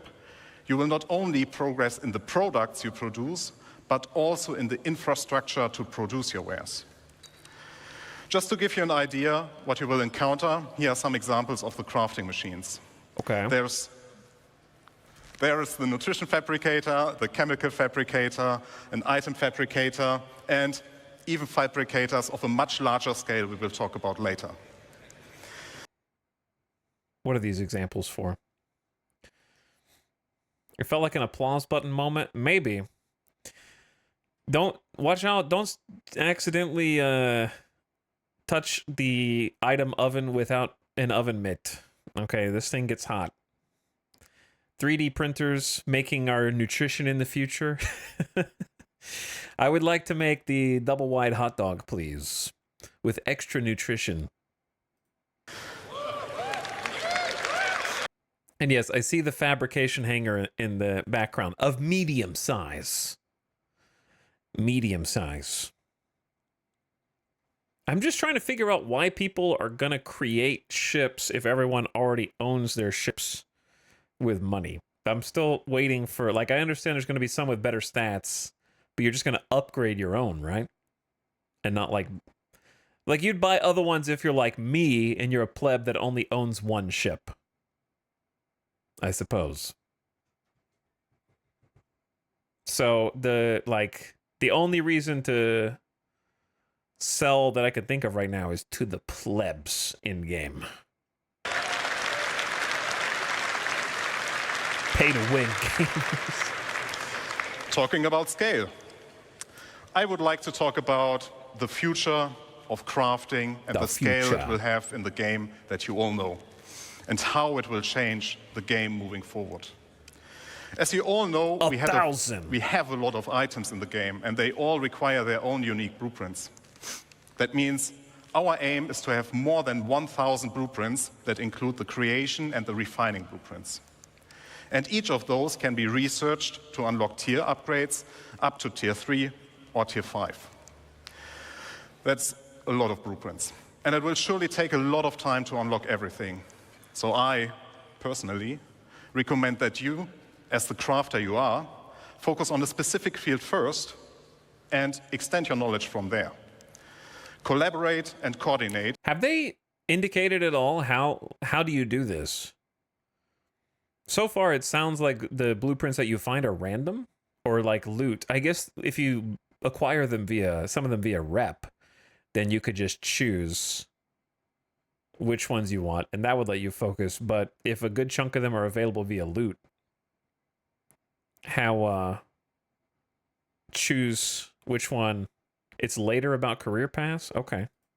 With your friends and fellow players. If you're part of a group, we invite you to share responsibilities with your org mates.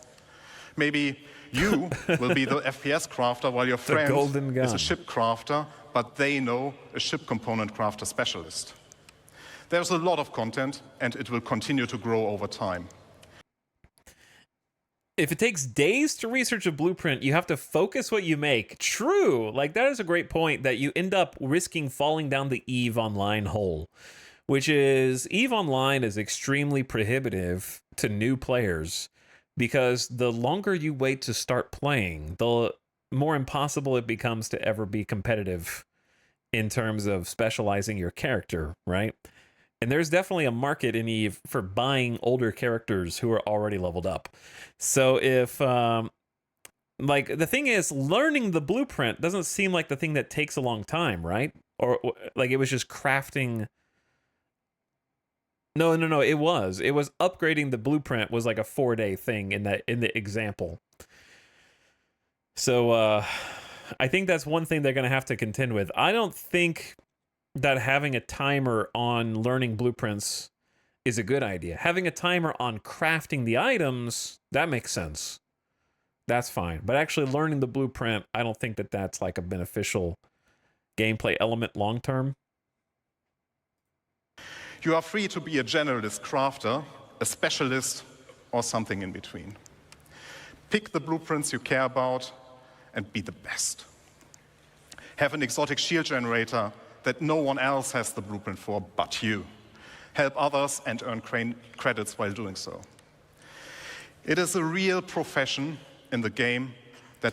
Sorry, guys. The one player who had the blueprint for the railgun has logged off and hasn't logged on in 2 weeks. The economy is starved for railguns. Everyone gets a monopoly on an amazing blueprint. One per player, one unique blueprint per player, and we all have to work together. Will benefit from 3,000 your of dedication them, tiers and 1 through attention. 3. As you can tell, crafting will have a huge impact on everything in the game. Even if you do not want to get actively involved, at some point you will stumble over a weapon that got crafted by someone else, and you will be using it. People will start selling their crafting goods or the refined materials or even the raw materials for the sole purpose of fulfilling the demand created by crafting. Players like you can become well-known specialists that are sought out to get certain things crafted from.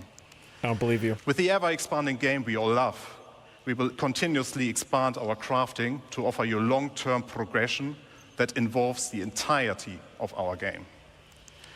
And you might have guessed it already, but there's one more thing that crafting is the foundation of, and that is base building. Okay.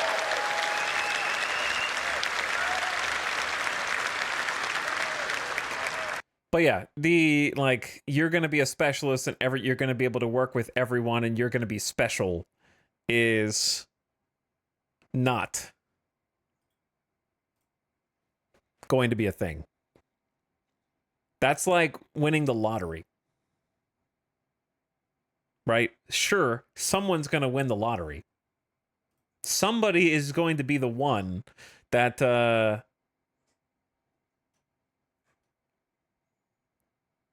okay, actually, let's do this. Boop. Sure, there's going to be some rare materials that only like a couple people get if they make the loot tables that rare. But only like 5 people are going to be that person. They make it sound like everyone is going to be able to become that specialist, right? I will now hand over to Luke. Enjoy the second part of this presentation. Thank you very much.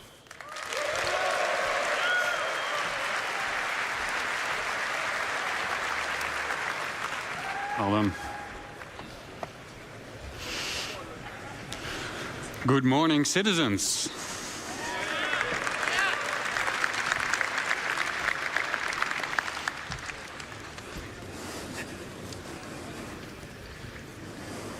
Hello, citizen.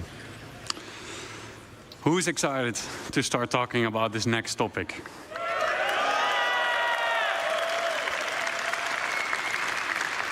Let's get into it. My name is Luc Gijsbertse. I'm the lead environment artist on base building structures. Now, oh, the other thing is, look at Diablo 4. Diablo 4 tried to do a you can be special. You're going to be one of the only people in the world who has a mythic unique item at the beginning of the game. And inevitably, what happened was they realized that was a bad idea.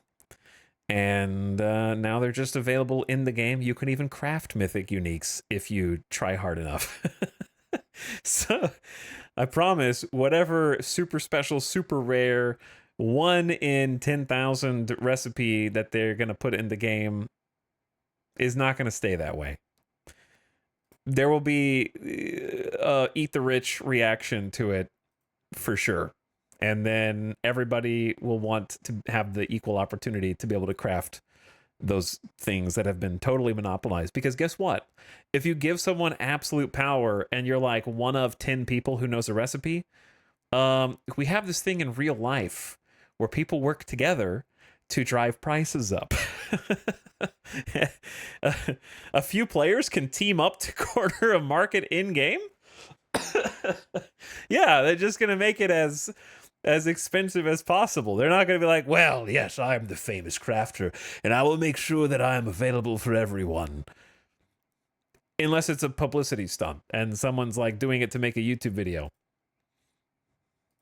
now that we have an understanding of the fundamentals of crafting, thanks to Jacob and Thorsten, we can explore how crafting is the foundation of base building. Up until now, everything in the game we made for you. From here on, we will give you the tools to build your own stories, your own homes, and truly make the universe yours. Join me on a journey on building our own habitable home on Pyro. Keep in mind that the following footage is work in progress, including its UI, design, and visuals. And we're super excited to share this with you. You're already using a cutter, so you have my attention. We found a beautiful location by a lake. This is where we'll build ourselves a home. To do so, we need some resources and the construction graph card. A cart! The construction graph card allows us to survey the land, claim the land in a lawful system, and it allows us to build structures. As we've already found the location and don't need to claim land in lawless Pyro, we can straight dive into building our base. Keep in mind, the following UI is work in progress. Kinshi view! I told you it was Kinshi! A survey drone that deploys from the top of the card gives us a controllable augmented view of the land. In the new structure mode, we'll pick a small basic structure and hit construct. For this demo, the construction will be instantaneous, but in the final product, this will take you quite some time. Very Kinshi base building, yeah. We've built our first structure. Let's have a look on the inside.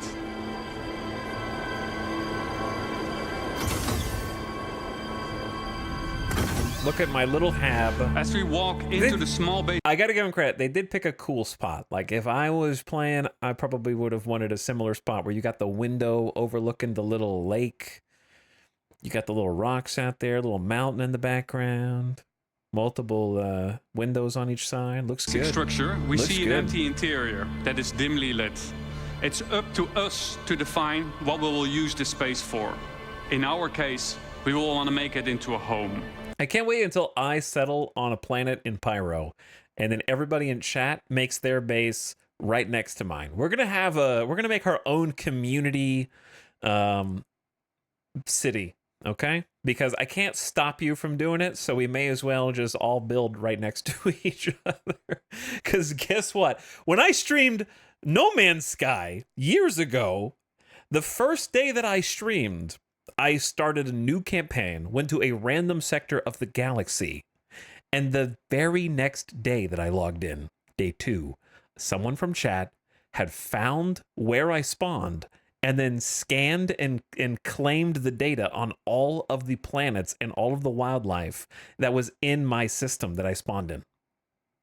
And it had their name tagged on everything within 24 hours. So I know that I can't hide. They were a tier 3 sub too. They were a tier 3 sub.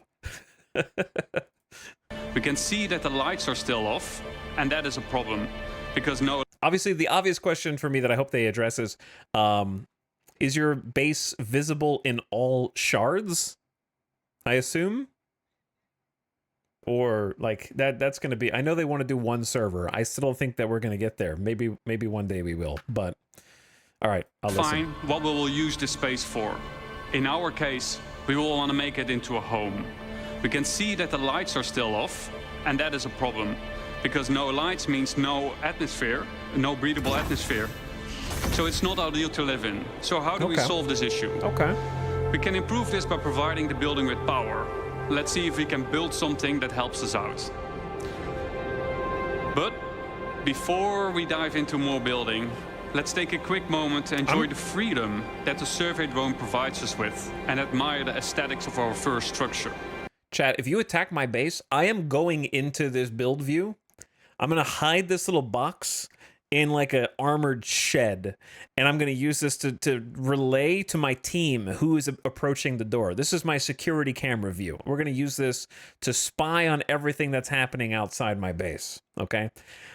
Secondarily, I am building anti-air emplacements all around. I'm building 15 anti-air emplacements around my base, and I'm going to set them to be extremely hostile to anyone who approaches. Just open fire immediately.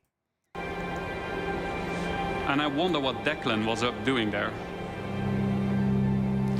Keep in mind that base building is still work in progress, but what you're seeing right now has been recorded directly in the client and works seamlessly between first person and the building mode. Okay, enough. Back to base building. In the list of new structures, we see a small fuel generator. That is something that could solve our problem, I think. Power providing structures need to be hooked up to other buildings inside construction ER mode, but we'll explain this later. The fuel generator is one of several structures that provides power, each with their own benefit and drawbacks. Fuel power is quick and easy to build, but it requires a constant supply of fuel besides its regular maintenance. If a structure is not maintained, it will halt its activity. Players will need to maintain fuses to keep the building operational. Fuse gameplay. I love how they like made the fuse minigame, and now they're integrating it into as many disparate aspects of Star Citizen as they can. Fuses. Your ship is having a power problem. Switch that fuse. Your power generator at your prefab building is having a power issue. Switch the fuse, and it's all good. We're gonna have gameplay at landing zones where you can go down into the sewers, and one of the gameplay aspects is switching fuses. You're going to be able to land at different outposts in Pyro and take on a job there to, you guessed it, switch the fuse. And it's like, listen, I love being able to switch the fuse. That's cool, but you can't... There's got to be more than one thing. Craft tier 5 fuses. Anyway, I understand why they have to use prefab buildings. I don't think there was ever going to be a world in which Star Citizen added like the ability to make individual blocks, like foundations that you get to choose where they are, like a Minecraft or Satisfactory or anything like that. That was never going to happen.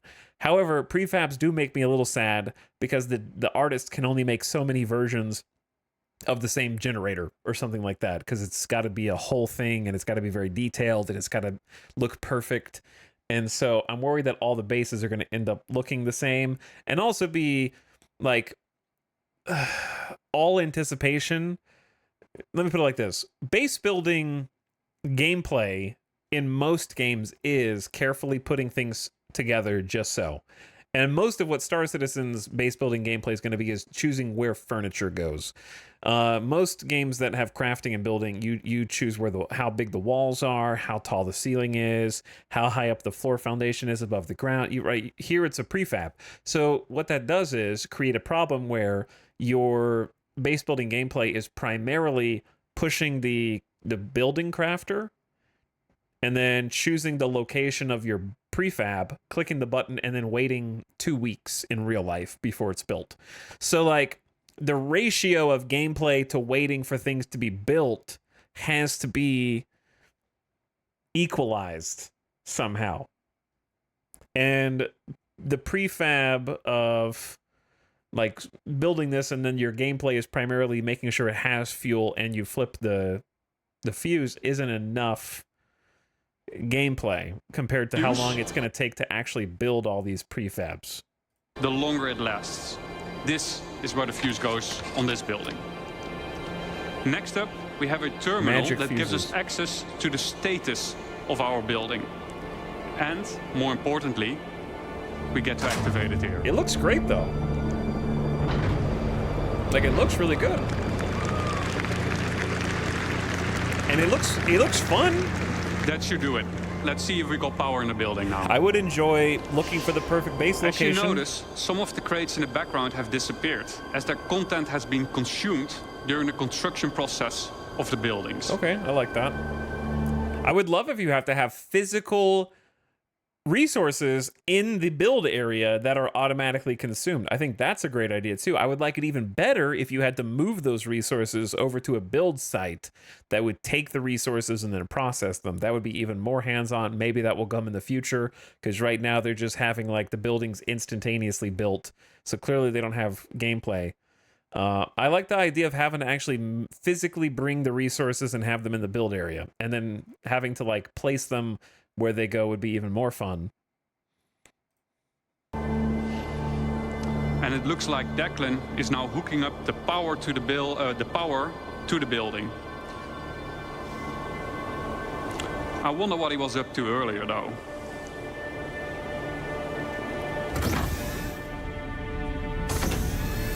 Wow, Declan has been busy decorating the place.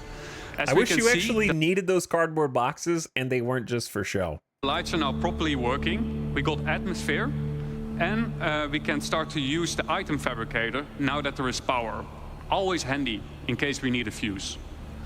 Let's have a quick look at what we've done so far. We've decorated the place. We made it our own little home. We hooked it up with power. The question is, like, they recently added hangars that are your personal hangars, and they have two key problems. Number one is one that will hopefully be solved in the future, is that every time there's an update, your hangar decorations are wiped, right?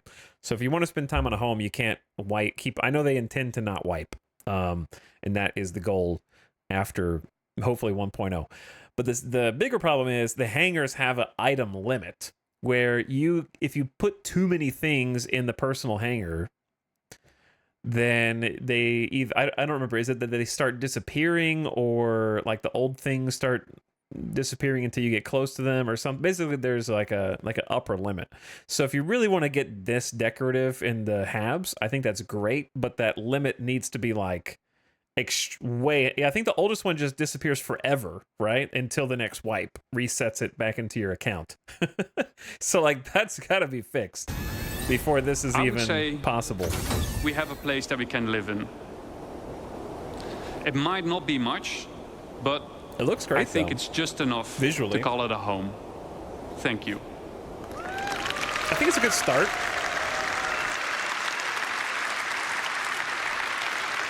You just need more stuff to do in your home besides the crafting table. Now that we have a rough understanding of how base building works, let's dive into some of the specifics of what we just saw. The construction graph card is one of 4 devices used for base building. The graph card is a mobile device that lets you construct a variety of small structures and has been designed specifically to fit into the smallest ships, like the Drake cutter. The graph card awesome. allows us to survey the land, to find a good location, to claim the land with credits when we're all in a lawful system, like Stanton. When he says survey, does he mean it lets you go into a third-person view, or does he mean like it actually has some kind of survey tool on it?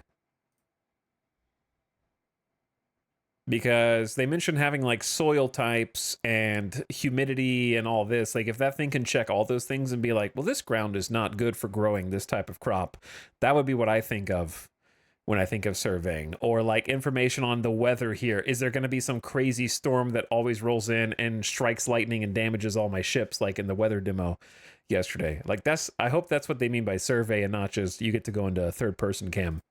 And most importantly, it lets us build structures.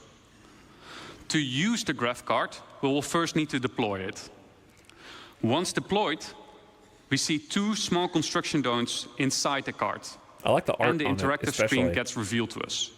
From here, we can deploy the survey drone from the extended top part of the card. This survey drone gives us a bird's-eye view of the surrounding area using augmented reality mode, ER mode for short. Let's have a look at some UI concepts of how this augmented reality mode will look like. Here's a concept of construction ER. From here, we get a more detailed view of the land. Where can and can't I settle? For an example, inside a nature reserve, construction will be prohibited. Are nearby areas flat enough to place my structures on? Are there any underground extraction deposits nearby? Okay. And if so, what are their quality and quantity? Let's say we found a good place to start building our base. Then next up, we need to find a good place for our first structure. On the left-hand side, we can see that we're now in structure creation mode. Underneath that, there is a list of structures that we can build. Once you have chosen a structure, you'll drag it onto the terrain, that will be shown then as a physicalized hologram. From here, you can move and rotate to find the perfect position for your structure. Now that we have chosen a position for our structure, we will need to supply it with crafting materials. Just like the crafting interface that we saw earlier, this is where you choose the materials, and the better materials you choose will result in a better structure. Integrity. Uh-oh. Who's gonna come and blow up my base, man? Who's gonna pad ram me at my own base? 17.84% wear resistance, power requirement, water requirement, hacking level? You're hacking my base? Don't hack my base, bro. Steel, plastic, tallow, and diamond laminate. Okay, these are all just placeholder things to kind of give a rough idea. They said these were concepts. I like the last screen a lot. Once you're ready, we'll hit the craft button on the right bottom to send the construction drones printing to the buildings. The automated construction drones will take off from the construction graph card and fly to nearby resources to fill their internal storage, and then fly over to the construction site to print the building until their internal storage has been depleted. The construction drone then repeats the loop by filling its internal storage again by nearby resources. Printing buildings will take some time. Keep the construction supplied so that you don't delay the process any further. Let's say our building did just finish printing, then what? Then we need to power the building. all structures will have an unpowered and a powered state that we can manage inside the resource manager. To provide structures with power, we can easily link generators to structures that need power in the resource management menu within Construction ER. We can also link multiple buildings together. And we can assess the power consumption and shortage of inside this resource management Star Sim City. I'm looking forward to that. Keep in mind that operational structures, like power generators, require maintenance of their fuses and sometimes need to be sometimes need supplies coming in and going out to be managed. Now that we have a structure and power, what can we do next? Then we can actually empower. Someone's repairing their mule. We got 2 mules on the side, which still have no game functionality other than holding a 1 SCU box, man. Fix my mule, please, man. You put the Atlas in the game, and I can't even drive my mule around and, like, pick up in cargo and move it. What can we do next? Then we can actually upgrade our structure. Structures can be upgraded from tier 1 till tier 3. The better material you provide, the better the improvement will be. Just like Jacob and Thorsten explained in the crafting presentation. Are they going to do a Rust situation where you have to keep your tool cupboard filled with resources in order to preserve the integrity of your base? Where you have to keep logging back in to, like, restock with supplies to maintain your buildings and structures? Otherwise, they, like, deteriorate over time. What do you get out of those bases? There are areas that you can do crafting, basically. So you can do your own... They have, like, a series of different crafting benches, effectively. And you can look for blueprints and then become a crafter. Tier upgrades can, for example, improve the structural integrity of the building. Yeah, and you can also apparently extract the resources in the ground. There's a weak tax in the upper right corner. Okay, so it's like there's like a money tax up here, theoretically. Okay, interesting. Or make its resource consumption more efficient. To really make your base feel like home, you will want to decorate your base with a wide variety of furniture pieces that can be bought, crafted, and found in the universe. It's up to you to define what you want this space to be. Do you want to decorate it as a hospital? Do you want to make it into a workshop? Do you want to make it into a luxurious bedroom? It's up to you. Furniture can easily be placed and moved using decorative ER mode as a hologram.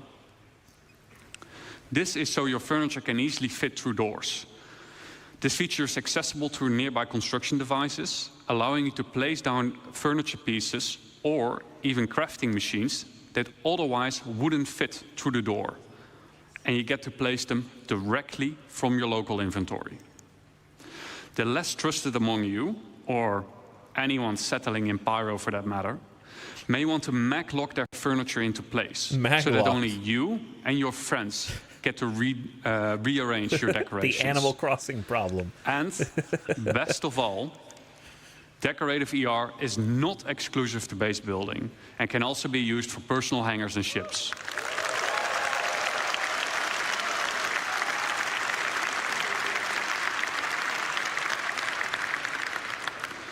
To recap, nailing my couches to the floor so they don't get stolen. What are the essentials for any base? 1, come prepared, bring the right resources and a construction device with you. 2, use the resource manager, power generators to make your base habitable and functional. And maintain your base with resources and by replacing out worn fuses. And 3, personalize your base, personal hangar and ship with decorative ER. And there we have it, our home in Pyro. Now that we have an understanding of the basics of base building, we'll explore how you can go and make more than just a home. But Before I hand you over to Declan, the designer behind Base Building, I'd like to say a quick thank you for those who made this presentation possible. So a quick thank you to Eddie, Brandon, Jack, Dan, Mark, Xiao, Stefan C, Dom, Stefan T, Carl, Joel, and Rob for your efforts and dedication.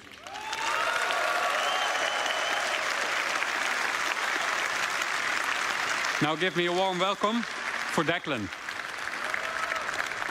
I would say base building looks a lot better than the item crafting right now. Like I think it's more cohesive and more coherent. The base building seems more implementable. Other than figuring out how land claims work. that seems like the biggest hurdle. But besides that, and also of course the resources underneath, but just staking a claim, building it, right? We've already done that in No Man's Sky. We know that that's possible. And it looks nice. Yeah, it seems like a more fun resource sink and a place for you to like craft and build. The question is, what can people do to you while you're there?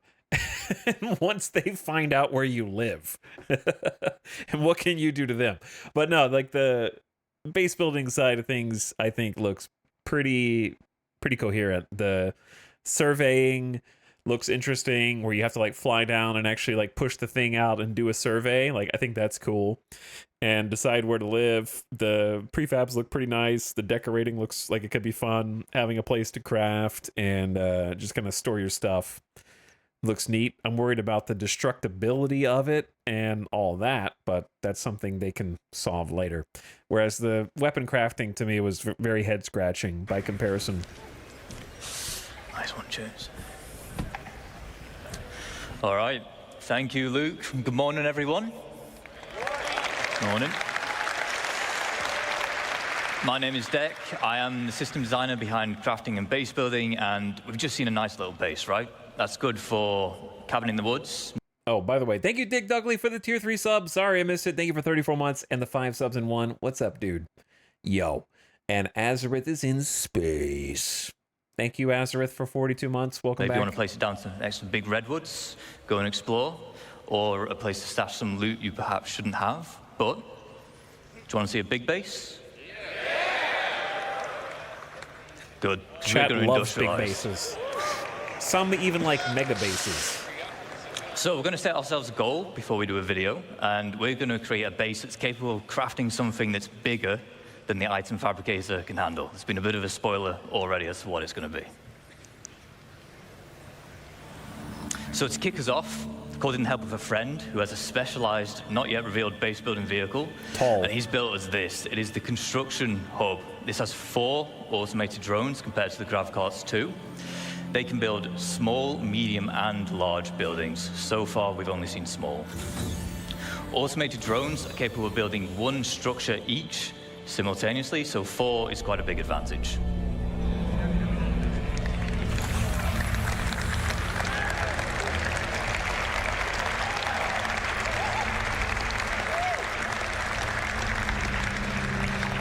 We'll pop into our construction AR, and we'll get down a generator. We'll connect some buildings together, just so we have a place to call home before we begin. Super zoom. This is Kinshi, man. We're gonna make the Kinshi base. All right, there we go. So we've settled on one of the brand new underground resource deposits, and we're about to exploit it using this. It is our extractors. This particular one is a large, solid extractor. We'll also have liquid and gas, depending on which type of deposit that you've settled on. We have our output grid here, where we're getting all the brand new resources up out the ground.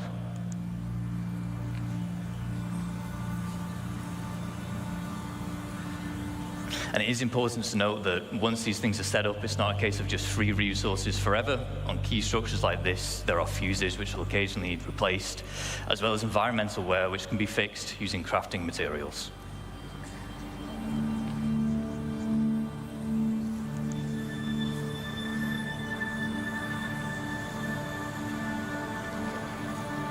Can we put the outputs on belts connected to smelters? I need more factory. But not Factorio. We're not playing that today.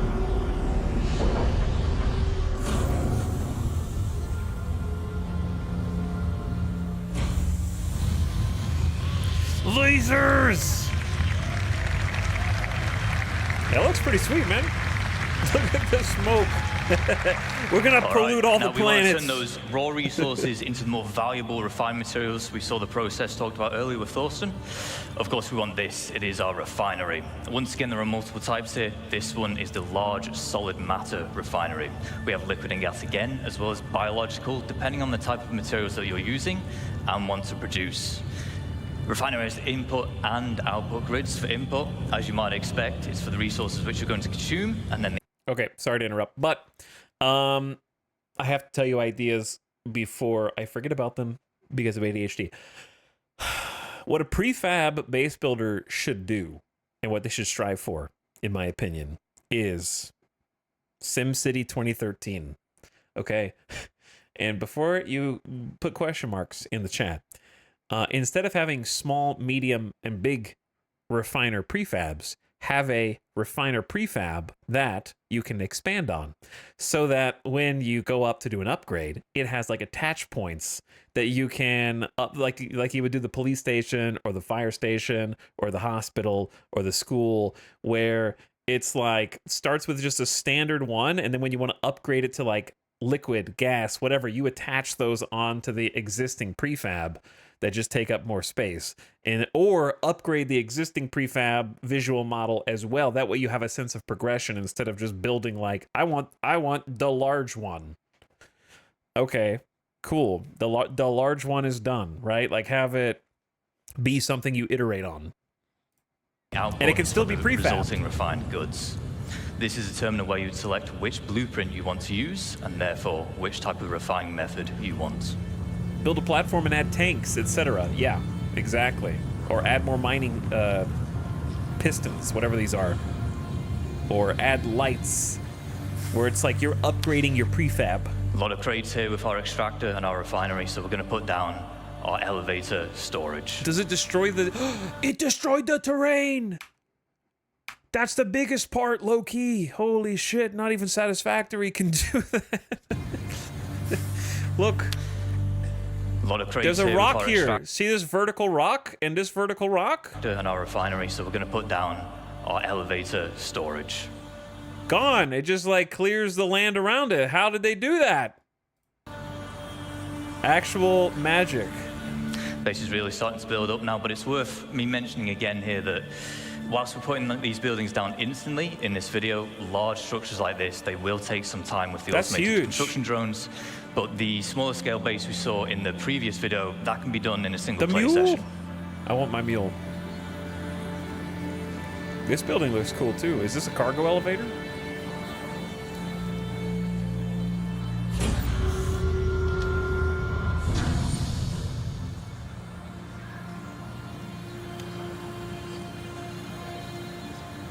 You can see it refreshing the land. Oh my god, it actually like just moves all the rocks. That valuable resource out of the ground as quick as possible.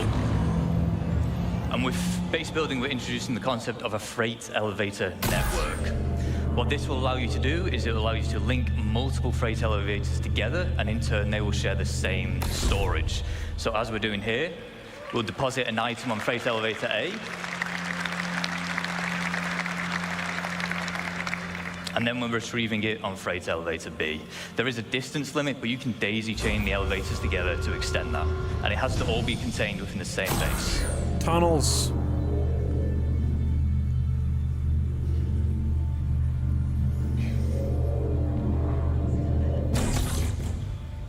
That being said, I could go either way on that.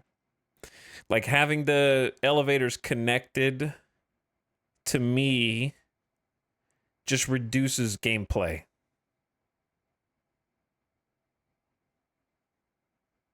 Right? Like, shouldn't logistics be an inherent part of building your base and managing the resources in it? If you can just daisy chain 5 elevators together, that's boring. Like, you just put them in one up and then down into the next one or something, and it just like... And that takes away all the like extra jobs that you could have the rest of your game is predicated on moving boxes, but base building is less about moving boxes. Like, I don't know. I could go either way on that. I feel like if your factory is so big that you can't handle the logistics, then your factory is too big. Now, as we... Carrying stuff for longer is more boring to me. Well, then don't make a huge base. I'd rather be driving tanks or being a manned gunner than moving boxes. Well, then you're not even here. If you're driving a tank or manning a gun, you're not even here. You're not even building a base. You're somewhere else in a tank or a gun. It has no relevance to base building. Expand, we might want to invite more people to join us. This is easy to do. There will be permissions that we can set up, granting people access to our base, and they can even build their own structures if they wish. We can also give them access to existing structures, which is how you can form your org storage using those freight elevators. Have you played Foxhole? I haven't, but I've seen videos on it.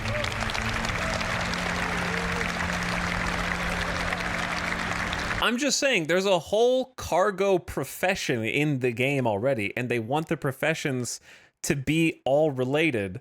Like, that's like saying, for the crafting, you need resources that are mined. Well, I wouldn't be mining. Yeah, somebody else will. They're going to be the ones mining the resources, and you pay for their services. So it's strange to me that the base building loop currently in the crafting loop heavily involves the mining profession, potentially the salvage profession, because some of these things were crafted with RMC, but not the hauling profession as much. That's what's weird to me, right? Like, having ways to minimize the hauling loop is strange when the mining and salvaging loops are so emphasized. And that's not to say you won't have to haul anything, but like shortcutting that when a ground vehicle hauling loop would fit neatly is a mistake, in my opinion.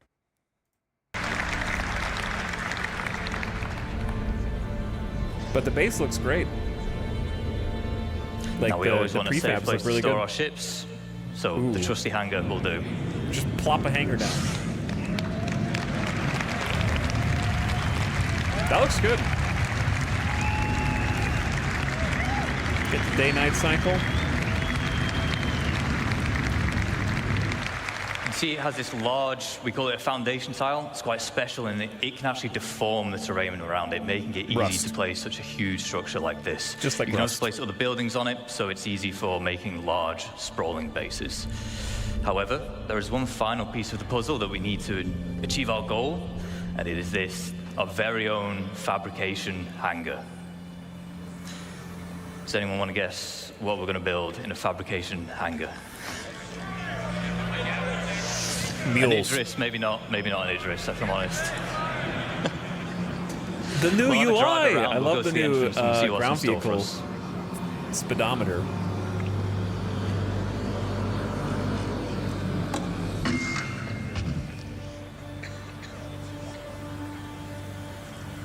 I could probably just play that in the game now.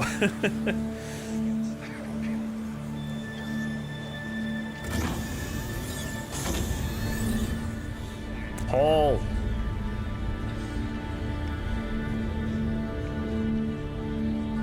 Big haul. Looks like whatever it is, it's just about finished crafting.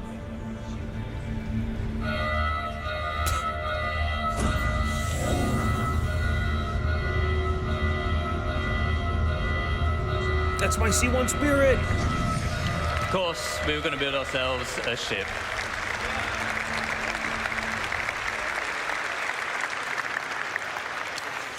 So, quick recaps of the gains from industrializing. We've tapped into the brand new resources and we've made use of them by turning into the more valuable refined materials. We've introduced freight elevator networks, which are great for logistics and hauling. And then we've created our fabrication hangar, which allows us to craft big valuable items such as ships. Now, ships are valuable because you can fly them, you can play content with them. But because they are a crafted item, they can also be sold to other players.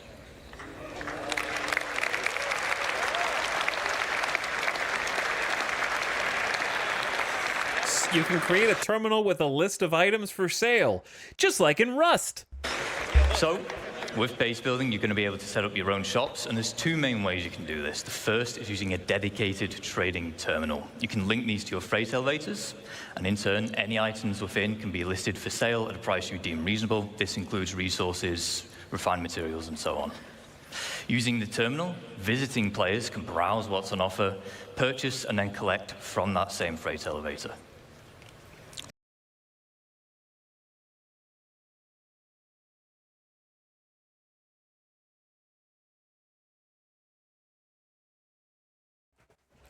Sorry, old dog needs to lay in bed. The second method is to set up a physical shop in the world. Too old. By using the decorator AR we saw earlier with Luke, you can maglock items and then list them for sale. Once again, browsing players, they can see the price of the maglocked item, purchase it, which then removes the maglock. Interesting.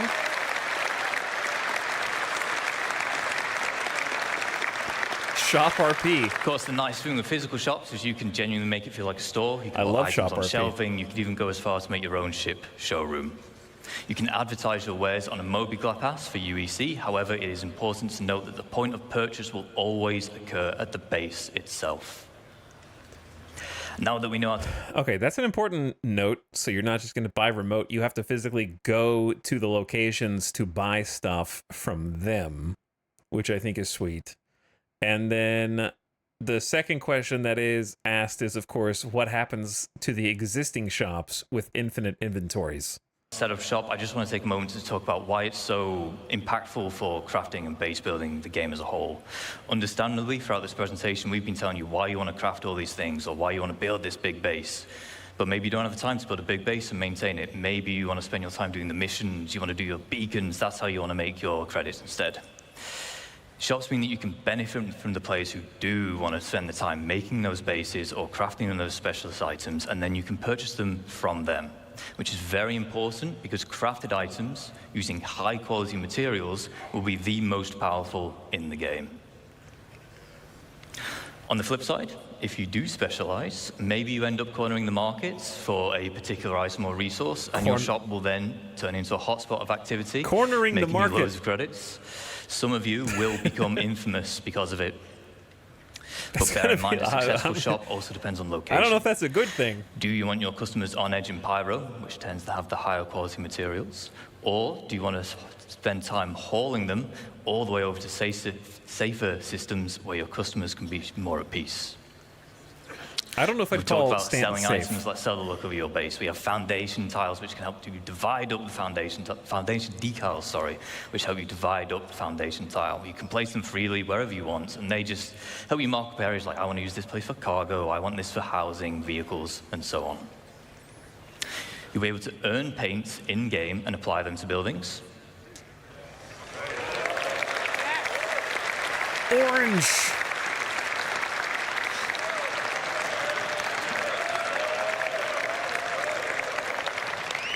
As well as add your own custom text, so if you're part of an org, the blue buildings that have your name are definitely yours.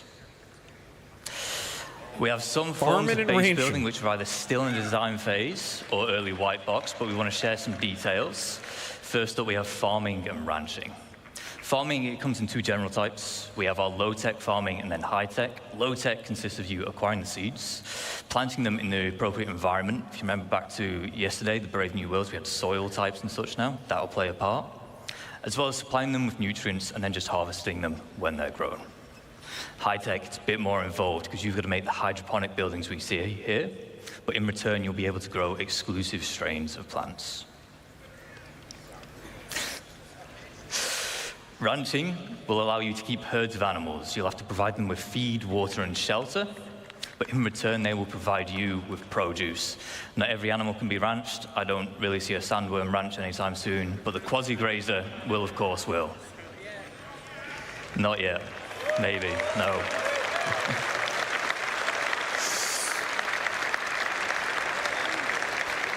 Here's the other thing. If you want to make farming gameplay, you should also copy Rust.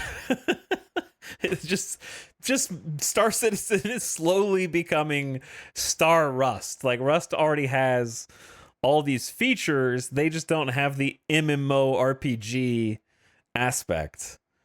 That's the difference, and also space and spaceships.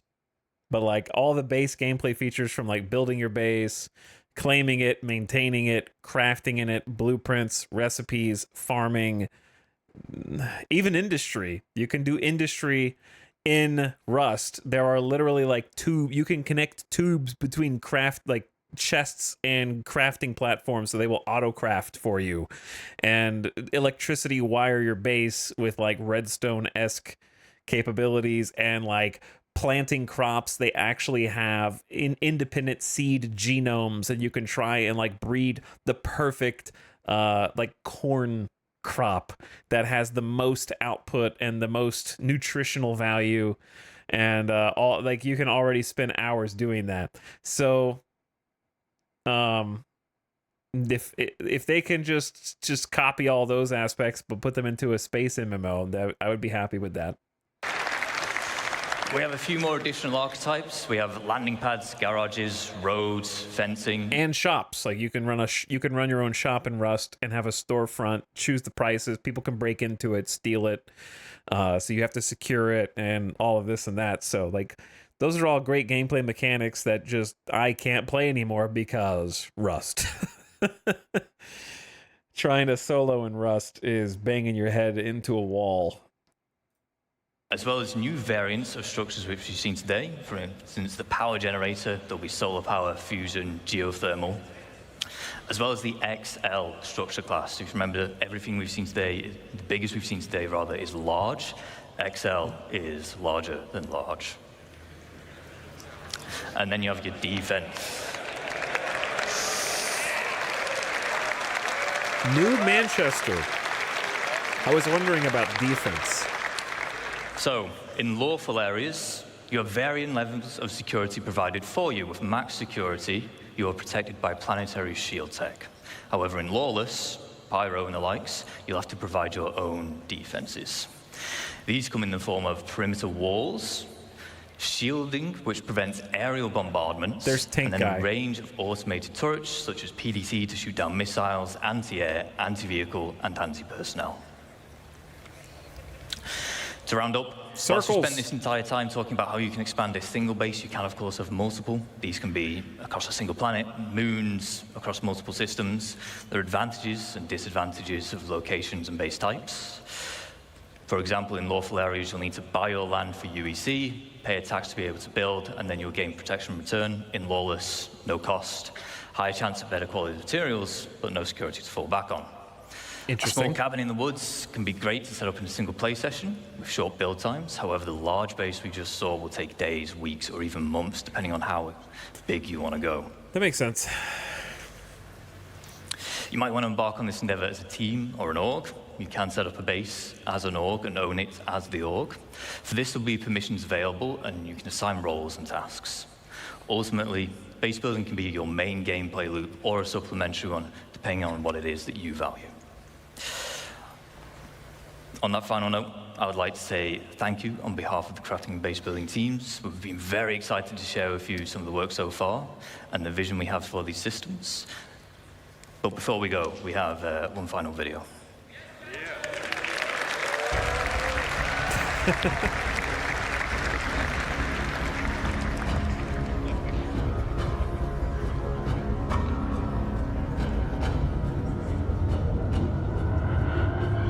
I'm curious, if you make a little cabin in the woods to hide out, is somebody with like that quote-unquote high-tech radar gonna be able to just track you down from really far away?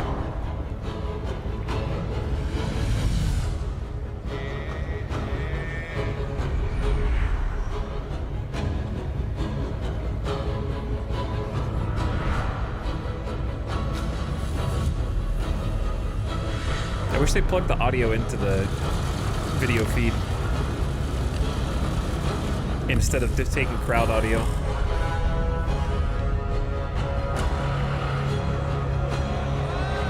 That looks cool. Captions look like this. No captions.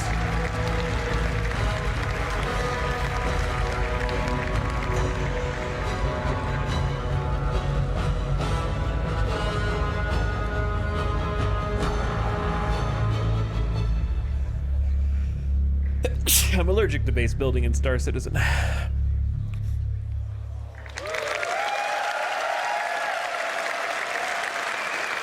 Thank you. I'd just like to say thank you especially to Kian and Zheng Shui. They worked very hard on this. I'm allergic to working very hard on this. Again later today, so stick around. Thank you. All right, I want to watch the sizzle reel again. Looks amazing and cool, but I can't imagine logging into Space Game and spending hours doing only this. I can. I guess my imagination's better than yours.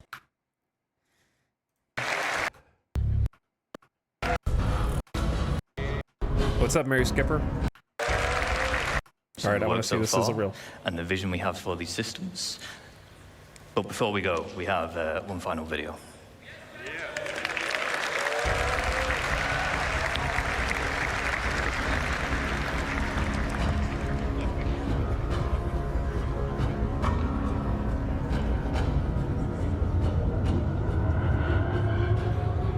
I like that transition. Good editing here from the video team. Look at that MPUV cargo go. Look at that Nomad. Great choice in vehicle, whoever made this. I hope this is how like the crops and stuff actually work, where you can do stuff outside, maybe do some hydroponics, actually set up some area for this. My fear is it's going to be a prefab crop area that has little spots where you're supposed to put a seed in that spot. You know what I mean? Like, imagine this is a prefab and there's just like an interactable socket in each thing. I hope you actually get to like do it somewhat organically.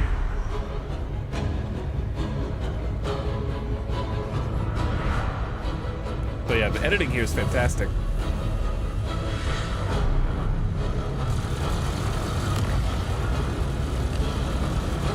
There's those base defenses. And guess what? That's the most realistic thing that's gonna happen, dude. Oh, I'm sorry. Did you put up some anti-air base defenses? Yeah. Let me bring my A1 over for a quick bombing run and just nuke the shit out of it. Just people dropping nukes on your base, man. Like, there's got to be some kind of defense against that because it's just the answer to every problem right now. Just drop a nuke on it.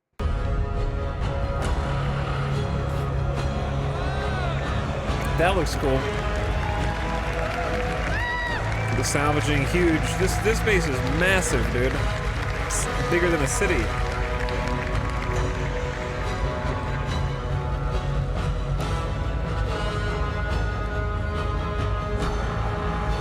Mining platforms all over the place here. There's a lot of ships here, dude.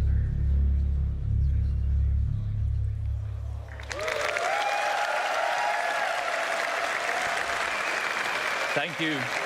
I'd just like to say thank you especially to Kian and Zheng Shui. They worked very hard on this, and you might see that base again later today. So stick around. Thank you.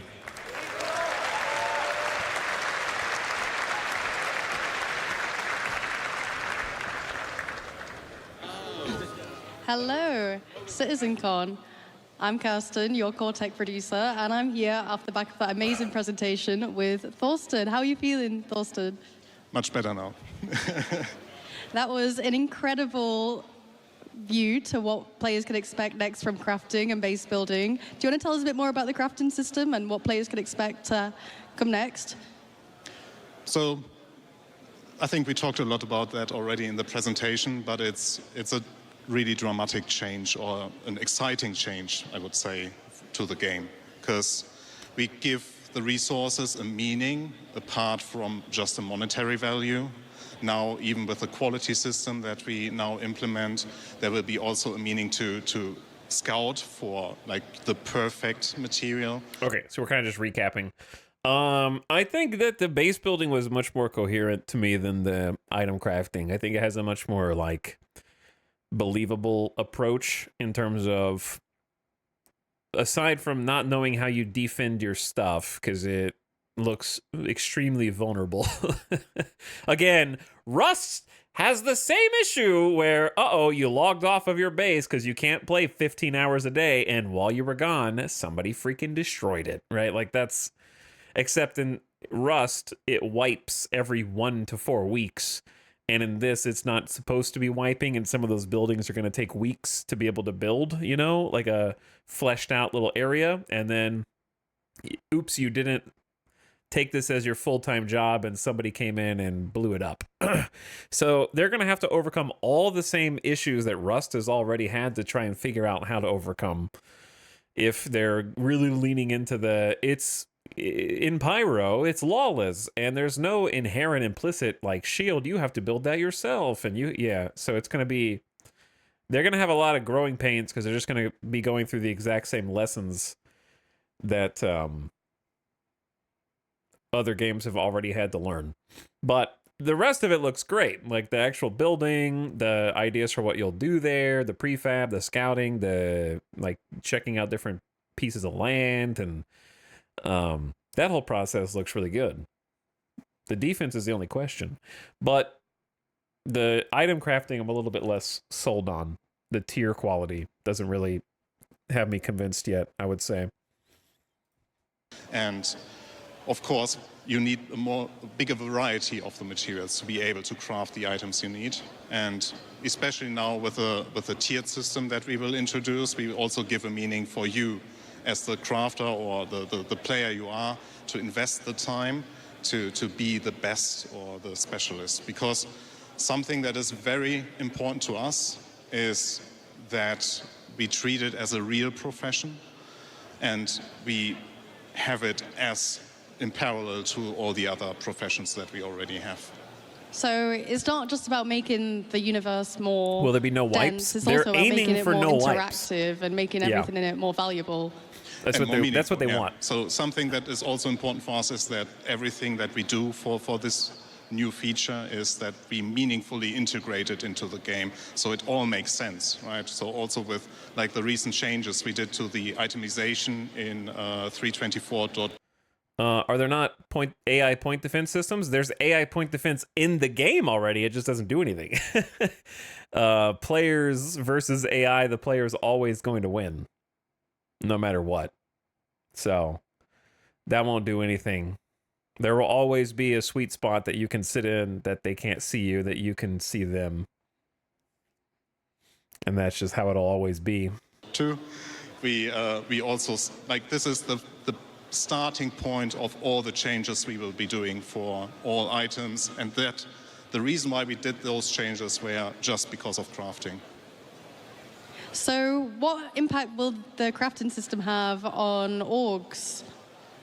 Well, as also mentioned in the presentation, like, we want to see orgs building an empire of crafting or of manufacturing items and being like the get-to point for players to like go to their base and buy in their particular shops the items that they heard that they have the best, for example, FPS weapon for. Chat, we gotta pay the orgs? Us solos gotta pay the orgs for the best weapons? What is this? I'm never gonna be able to make the best weapons because I'm a solo. They're trying to force me to join an org. I'm guessing that'll tie in quite well to the biomes we saw yesterday as part of the core engine presentation, right? Yeah, the biomes will also heavily affect what we do for crafting, because it also will give us a good opportunity to spread around resources in more interesting places, like the giant forests you saw, right? For example, if you have a prospector as a miner, it might not be efficient, or you might not even be able at all to go down into the trees to mine anything that is below it. So you need to grab your ROC or your FPS mining gear to actually grab the resources that you can only find in those particular areas. So yeah, we will benefit a lot from this. Super excited. Well, on that note, how has this CitizenCon compared to previous years? You were at LA last year. How is it to be back here in Manchester? It looks a bit smaller, but I got told it's actually bigger. So yeah, so I really like the location, like the theme it has. I like the community area with the cargo crates. So I think it's really nice. Yeah. Is there any specific highlights so far for your CitizenCon today and yesterday? So it's a very subjective take on it, but I really liked our presentation about the orgs and the social stuff because I'm part of an org myself. He's biased. So I really looking forward to better tools to organize our. Hang on. The developer in charge of crafting is biased toward orgs. You heard it here first. Put that on the front page of our Star Citizen right now and upvote it to the top solos. He wants to be the one selling me the crafted items for his org. Trainings, our works, our I'm events. just kidding. Do you want to give a little shout out to your org whilst you're here on camera? Yeah, so shout outs to Aras. Nice one. All right. Well, on that note, we're going to throw to Dan. Dan? Dan? Okay, he's live. Hello? Back to the Dan? community booth section here at CitizenCon 2954. We are here Nice back, one. and we are with some old friends. We are here with Test Squadron. I want to give a quick apology to my good friend O Lefty. Sorry for calling you D Lefty last year. I promise it's not because D is the first letter of my name and I'm a narcissist, but that's probably why. So apologies for that, but awesome. Chrome Ninja, tell us about Test Squadron and why you guys are back here at CitizenCon. What's Test Squadron all about? Yeah, so Test Squadron, we're the largest gaming org in Star Citizen. We've only got 3,000 people. Fix I the think we mic. just checked it the other day. We're just hitting over 23,100. But we're a casual gaming org, and we're here giving away free stuff. We've got all this stuff on the table. Awesome. There's some cool swag here. We got coasters, we got pins, we got pens, tons of Pins awesome and stuff here pins. at Test Squadron. If you guys are looking to join a sort of friendly way to join Star Citizen, Test Squadron is the place to do it. We're going to move on. Thank you so much, Chrome Ninja. We're going to move right along to my good friend Tom Beckhauser. Tom, how's it going? Hi, Dan. So I'm Tom Beckhauser. I'm a real-life racing driver and Star Citizen Twitch streamer. And for this year, we, Locust 69, Pretty Vanilla, and I Chad, I'm gonna have my own decided booth to make next year, a okay? 1 to 200 scale Banu Merchantman made out of resin. Total of 26 individual pieces that we assembled, primed, sanded, and painted. Tom, this thing looks amazing. I mean, in addition to being a badass race car driver, you're also a badass model maker. This guy, there's nothing he can't do. I see you're giving away some Banu Merchantman little minis. We also have the little, the BMM pins, and we have the Defender mini. Sorry, I got those mixed I up. want a Defender. I would like having a Defender.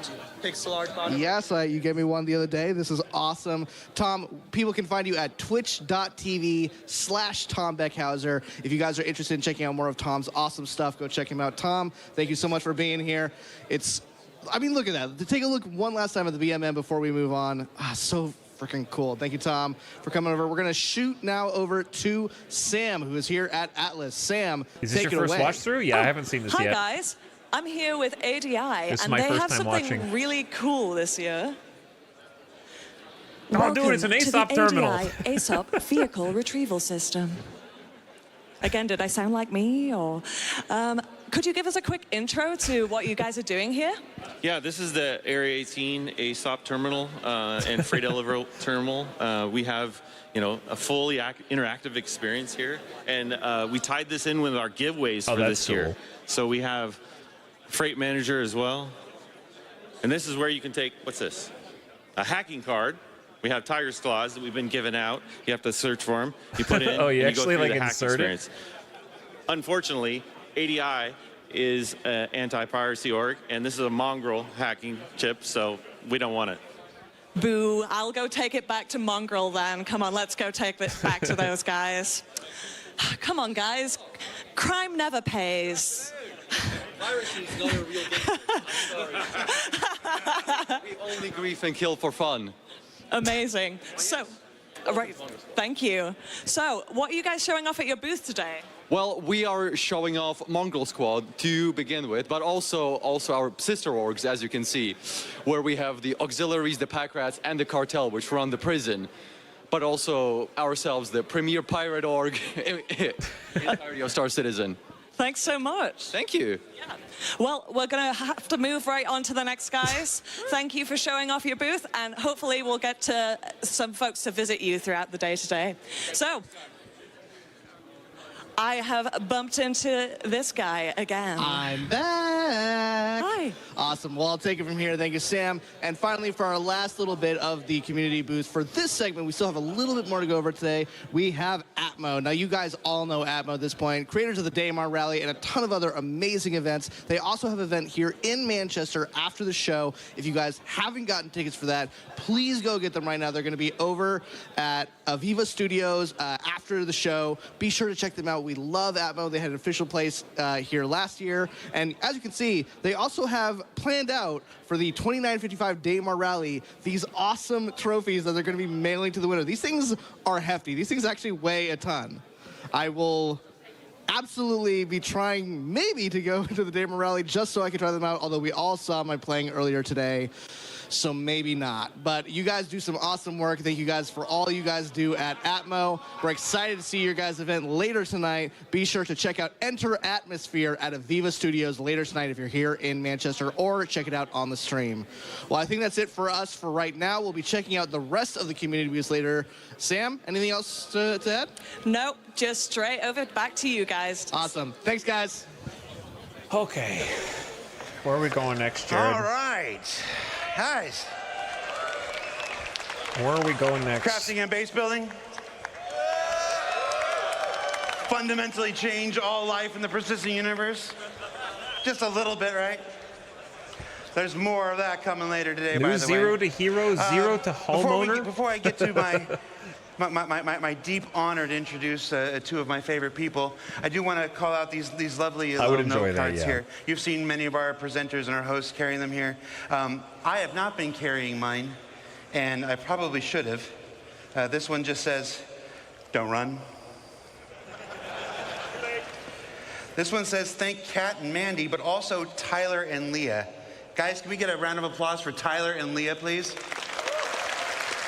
Now, Tyler, you probably know, is our Director of Community. Tyler is what we call internally as a product owner. He is the product owner for CitizenCon. So everything that you see here at this event this year is touched in one way, shape, or form by Tyler Wicken. So please give a round of applause for Tyler Wicken.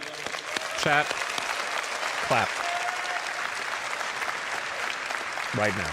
And because Tyler Wicken can't do anything by himself, Leah is the one who does most of the hard work. So Leah, who will never be on camera and who hates to be embarrassed. Thank you, Kat, Mandy, please give Tyler, a round of and applause Leah. for Leah, please.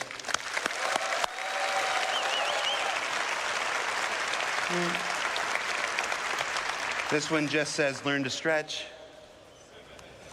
This one says, "Don't let the intrusive thoughts out."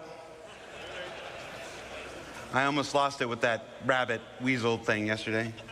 This one says, "Hi, Dad." Hi, Dad. And this one says, "Don't run," crossed out, "Don't roll on the stage, dummy." All right. So that's enough for me. Guys, our next presentation is our annual ships presentation, this year titled Captains of Industry, being presented to you by two people who almost certainly need no introduction, but I'm going to do it anyway. Ben Curtis was born in Manchester. No, I'm just. Vehicle art director Ben Curtis and, gosh.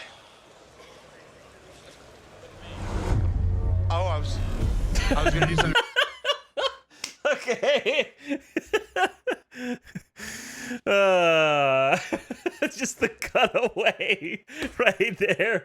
The team was like, we got to do something. Really embarrassing. All right. John Crew, you're saved. Come on out, John Crew.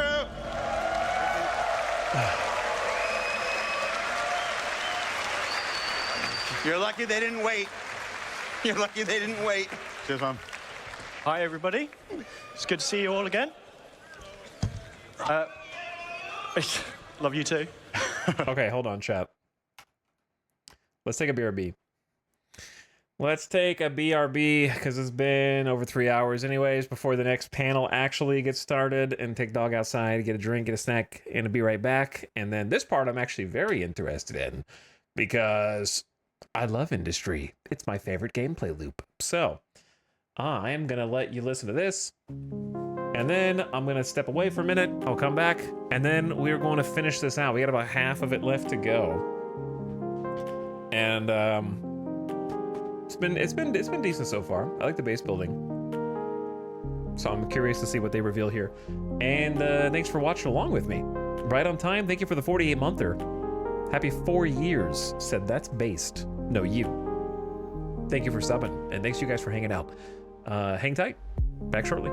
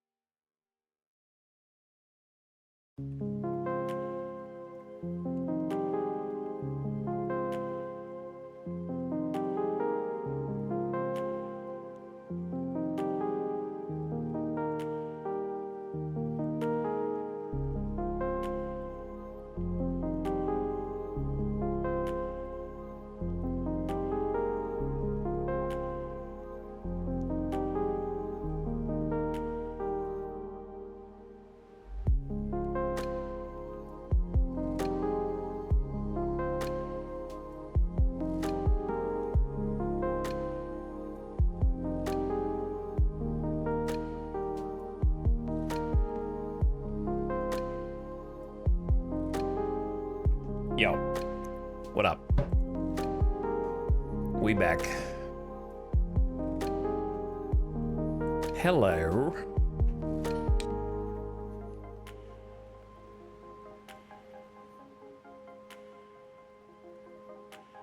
Question chat. Why do English people say hello? Eh? Is there an R at the end? Hello. By the way, Reed, thank you for the 13 months. I don't know. Reed, thanks for the sub. Welcome back. Appreciate you. You're lucky they didn't wait. You're lucky they didn't wait. Cheers, man. Hi, everybody. It's good to see you all again. Pump it. Love you too. Pump it. Excited to be here. In case you don't know me and you weren't listening to Jared there, which I do quite a lot, my name's John Crew. I'm the vehicle director. My name's Ben Curtis. I'm the vehicle art director.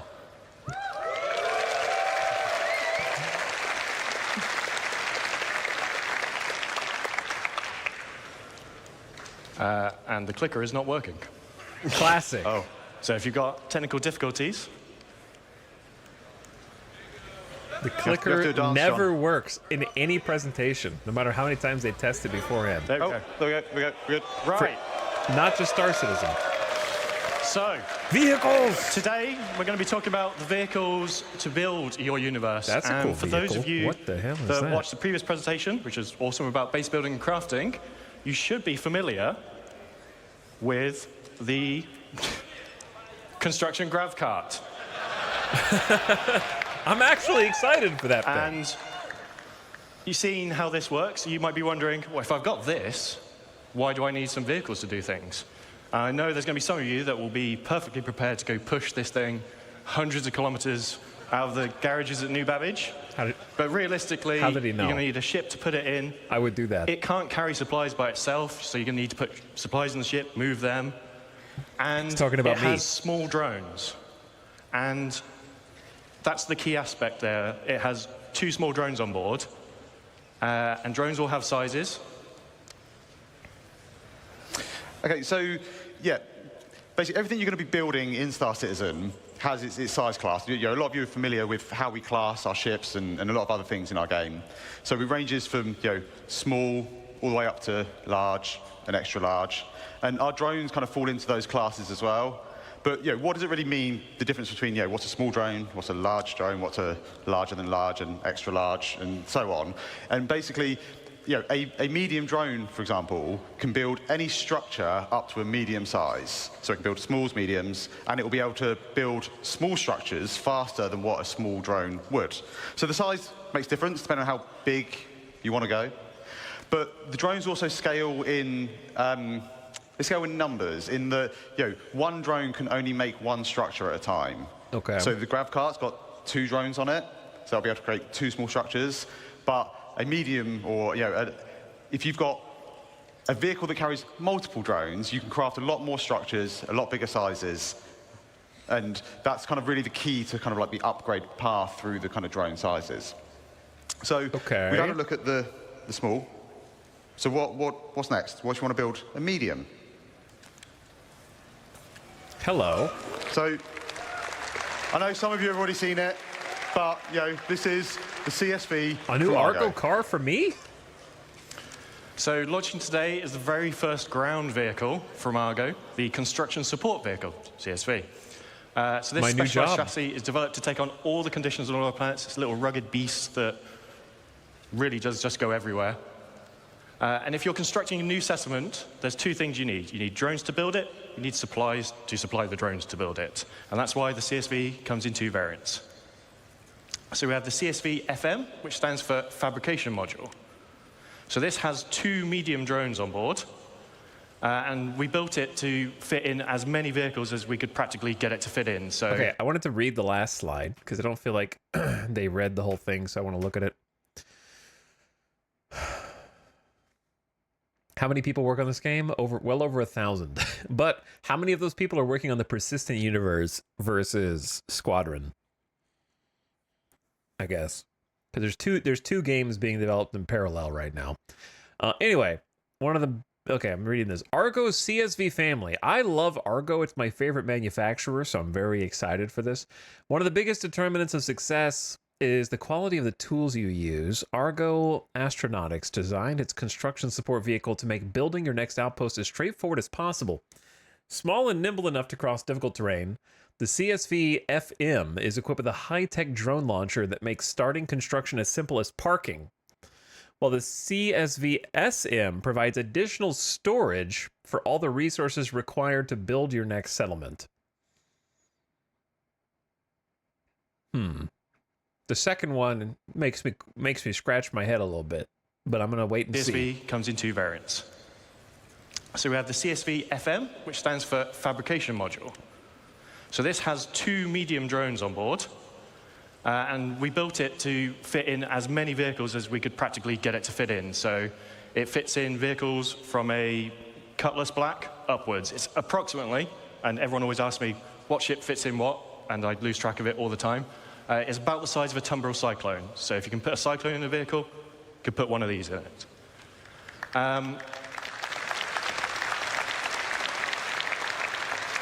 Obviously, 2 medium drones on board, and then it has an internal storage tank for resources. So it has a very small version of a freight elevator built into the back of it. So you feed it 1 SCU crates, it absorbs them into the holding tank on board, and then the drones will come back to the vehicle to refill.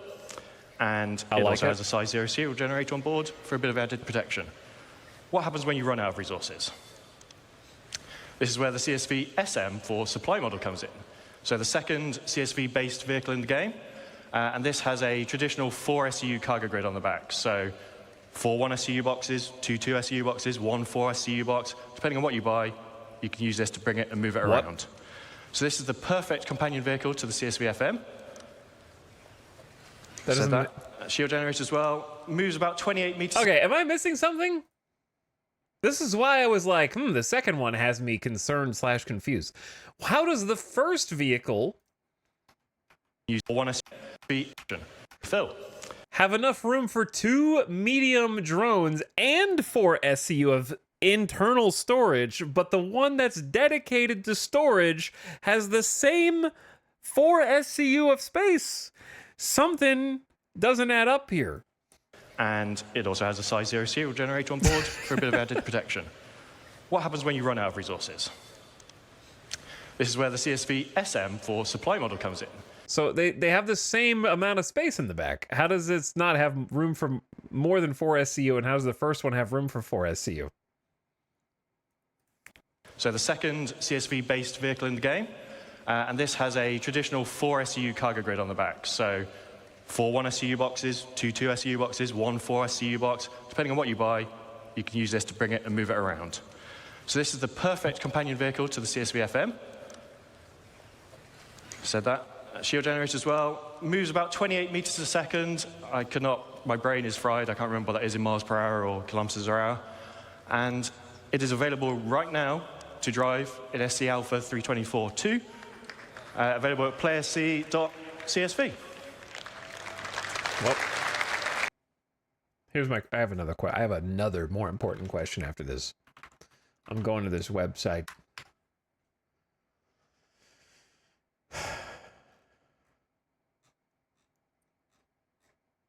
I'm going to let the thing play out, though. $40.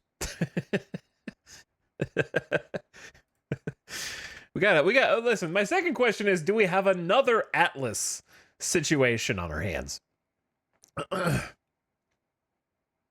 Where, as far as we know, because we don't know anything about base building yet, but as far as they've told us up till now, they just mentioned only medium drones can construct medium prefabs. Right? Just like only the Atlas is going to be able to carry the largest cargo containers to move them around. So there recently was like a scandal in the Star Citizen community. I'll say scandal in air quotes. It was just like drama, where they released the exosuit that can they're going to make it where that exosuit is the only thing that can control the big boxes with its tractor beam. Likewise, this Argo CSV SM, or not the SM, the FM, is the only thing we know of that has medium drones. Therefore, you cannot build medium buildings without medium drones. And unless there's more ways that they talk about to have medium drones, it is a necessity to build, right? It is also a tool like the Atlas. So if they're not available in game as soon as they're useful, then there's just going to be more drama. So now, let's take a little closer look at the vehicle, and Ben's going to go through it.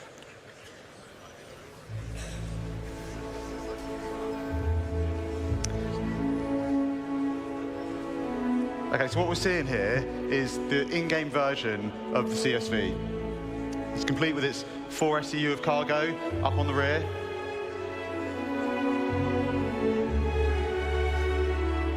And I think the CSV kind of really builds on what Argo is known for as a manufacturer. It's got those kind of like really, kind of hard industrial. is this not a spot for another box? What is this? That looks like the mule. Industrial looks, and I think it helps it kind of feel at home on any build site. All of its components are easily accessible. And I think the exterior is like real dominating factor is those kind of large all-terrain wheels. And then that's kind of backed up by just simple, smooth, sleek lines.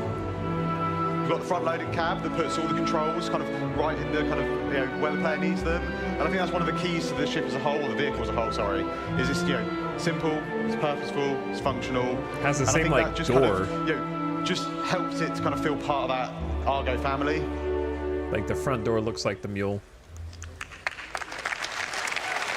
But I'm still missing the point of the second one. But what if you want to go bigger? Bigger? Bigger. Okay. The Star Lancer. So, Okay. introducing the Poor Starfarer. So, yeah, the Star Lancer is basically a whole new family of vehicles, from MISC, and these are covering a range of different roles. Further reinforcing my... Today, we're going to be talking about the first three. Good decision to never buy a which are the Starfarer. build, which kind of makes sense. And that basically is for all your large structural construction needs. We have the TAC, which is going to be for people that want a little bit more defensive or offensive excursions in our universe. It's a thick ship. And then we have the MAX, which is a dedicated hauler, but it can still pack a bit of a punch. Okay, they always skip, like, I really like this presenter because he goes fast through the slides. However, some of these slides I need to actually stop and break down. Second one can store a single 4 SCU of anything. First one can only do building resources. Yeah, but they said that they're companions. So like the intended design of, hold on, we're gonna go back because we'll come. The Star Lancer looks cool, but I'm not gonna see it for a year and a half in game, or like because I'll be buying it in game, not with real money, so I won't be seeing it for 2 years anyway. But yeah, this is supposed to be a companion to the builder, right? It's supposed to be carrying building materials for you. That's sort of the entire point of this, right? So therefore, it should carry more than the builder does, in my opinion. Like the fact that either the builder should carry less than 4 SCU, or the SM should carry more than 4 SCU for it to be worth it. And more importantly, this truck should somehow logistically link up with the builder and automatically feed the resources to it without you having to do anything. Like if they're close enough in proximity, they should be able to link up, and then like it just acts as an additional buffer.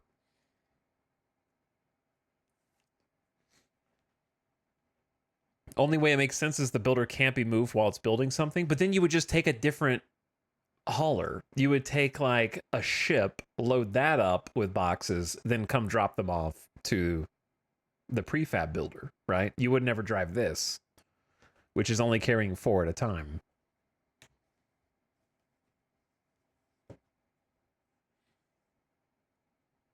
So that's why I'm confused.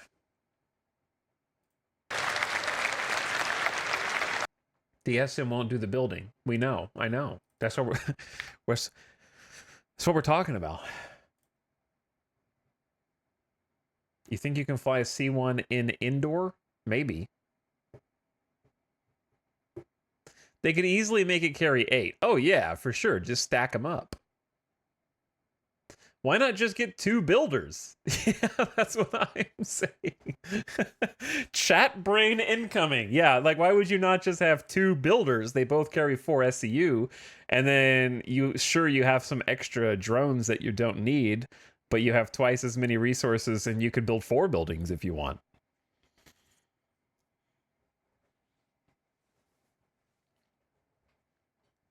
Let's just all agree it doesn't make sense so we can get back to the fancy ships. Fancy ships are cool, but I have trouble getting excited over things I'm not going to buy with real money. When I see them in game, then I get excited about them. It looks good though. I love Argo and I like the design. The builder sounds really cool. I just want my mule to work. I love my mule and I want the front arms to work, and they've already made a mule replacement. This is the mule replacement. Right? It's an Argo that carries 4 SCU in the bed. We talked about this while we were streaming the 0 to Hero, which is why not have like a little Argo truck that has a flatbed in the back. That's exactly what this is. In that sense, it's a perfect like upgrade from the mule, but the mule at baseline, it just has been erased and it doesn't even work, which is crazy to me. And it's already been erased by this. The mule's already useless. And this is also kind of useless compared to the builder one. But it's like just a significantly better mule that maybe can't carry like 1/8 SCUs. And that's it. But they're never going to fix the fork. Bigger? Bigger. They're never going to fix the fork, dude. Okay. So, introducing the Starlancer family. So, yeah, the Starlancer is basically a whole new family of vehicles, you know, from MISC, and these are covering a range of different roles. Today, we're going to be talking about the first 3. Okay, I wanted to read this. For those looking to expand their operations, the engineers at MISC have upgraded the Starlancer series to tackle a wider array of jobs than ever before. The BLD features a full suite of construction tools, ideal for building the outpost of your dreams. The Starlancer TAC offers an aggressive offensive package ready to face down the fiercest of foes. The Starlancer Max has an extra spacious hold, ready to transport cargo and vehicles. So whether you're looking for a versatile ship that can stand on its own in a fight, complete a delivery on time, or build the outpost of your dreams, it's easy to see why the Starlancer is the ship of choice for industrious pilots across the verse. I mean, it's a shame that the Freelancer is still a complete busted mess that doesn't work. It doesn't function as a ship if you have more than one person sitting in it. So hopefully one day that will be fixed, and it will also get a polish pass that brings it up to par with everything else. This looks like a much nicer, like I hate the way the Freelancer looks, so I'm never gonna buy one. This one looks a little better. I like the look of this one. I need to see more angles of it though. Which are the build, which kind of makes sense, and that basically is for all your large structural construction needs. Probably too big for my use attack, to solo. Which is going to be for people that want a little bit more okay, we already watched this offensive part. excursions in our universe. There we go. So this is the Starlancer build from the outside. The key thing to take away here is you'll see it has so funky, the drone bays on each side, and then it has the drone resupply arms for allowing the drones to come back and resupply. Hold on. We're going to go back and just pause and look. I know this is a concept render, I think. Those damn winglets. This is like when you play Kerbal Space Program and you need just a little more aerodynamic. You're like, what if I just chuck a winglet on the end? That'll probably let me fly in atmosphere, right? I think that's how aerodynamics works. I hate the winglet. The top wing, the spoiler wing, that's okay. That can stay. Don't love this top-mounted turret. It just looks like it has such a thin connection to the rest of the ship. The side-mounted guns, that's okay. I can dig it. I love the turbines. The turbines are the highlight of this ship, and this thing ruins it. This winglet, like if you can imagine the profile of the ship without the winglet, it gets so much nicer. Because it starts to almost look like a Star Wars Mandalorian. It looks kind of like the Mandalorian ship, almost. Not really, but like if you squint really hard, and it is all silver. But yeah, if you remove the winglet, the profile of the ship takes on almost I guess it starts to look like a cutter, and they don't want that. But that wing is the only thing that's really egregious to me. Everything else looks nice. I like the cockpit. I like this giant pelican neck thing that's got going on, like a pelican that just swooped in and like ate a fish and it's stuck in its gullet. I think that's perfect. The thick turbines are great. The spoiler on top is fine. Let's see the next view. For allowing the drones to come back and resupply. Inside that room, you have the drone control center. So you have a single station inside, and this is where you control all your drones from, much like Luke showed you in the previous presentation. So there are 2 large drones held on each side of the room, so 4 large drones in total. And then there are 2 filler stations right at the front here, and these each hold 16 SEU of capacity, which can then go and load the internal resource tank to feed the drones. People are going to fill this with like 150 SCU. They're just going to go... They're just going to be like, cargo grid? Never heard of it. Stack them floor to ceiling, across the hall, around the cockpit of the drone operator. Drones that will then be deployed out of their little secret garages, and they go off and do what you've asked them to do. When they need to resupply, they'll come back, sit on these arms, suck up their resources that they need. I have no idea how that's going to work, but I respect their attempt to try to make it work. The really important thing here is that all these base building vehicles have enough storage on board to supply your drones. Obviously, if you're going to build a million things on your base, you're going to run out. But we want you to be able to have these vehicles and have knowledge that you're not going to be doing endless cargo runs initially to build your foundation, your base. You'll be able to build your base and have storage on that eventually, but these all get you going in the short term. So let's have a quick go over the stats. It holds 4 large construction drones. It's 83 meters long, 52 meters wide, 15 tall. I saw lots of rumors and chatters that people thought this was freelancer size. It is not. It is significantly larger than the Constellation and Corsair. It's almost 600i in size, so it is a big ship. Chungus. 2 S4 guns for the pilots, 16 missiles, remote turrets, and then 128 SU of cargo capacity in the build specifically. But what if you don't want to build stuff? What if, like me, you just want to burn stuff and destroy stuff? So introducing the Silence Attack.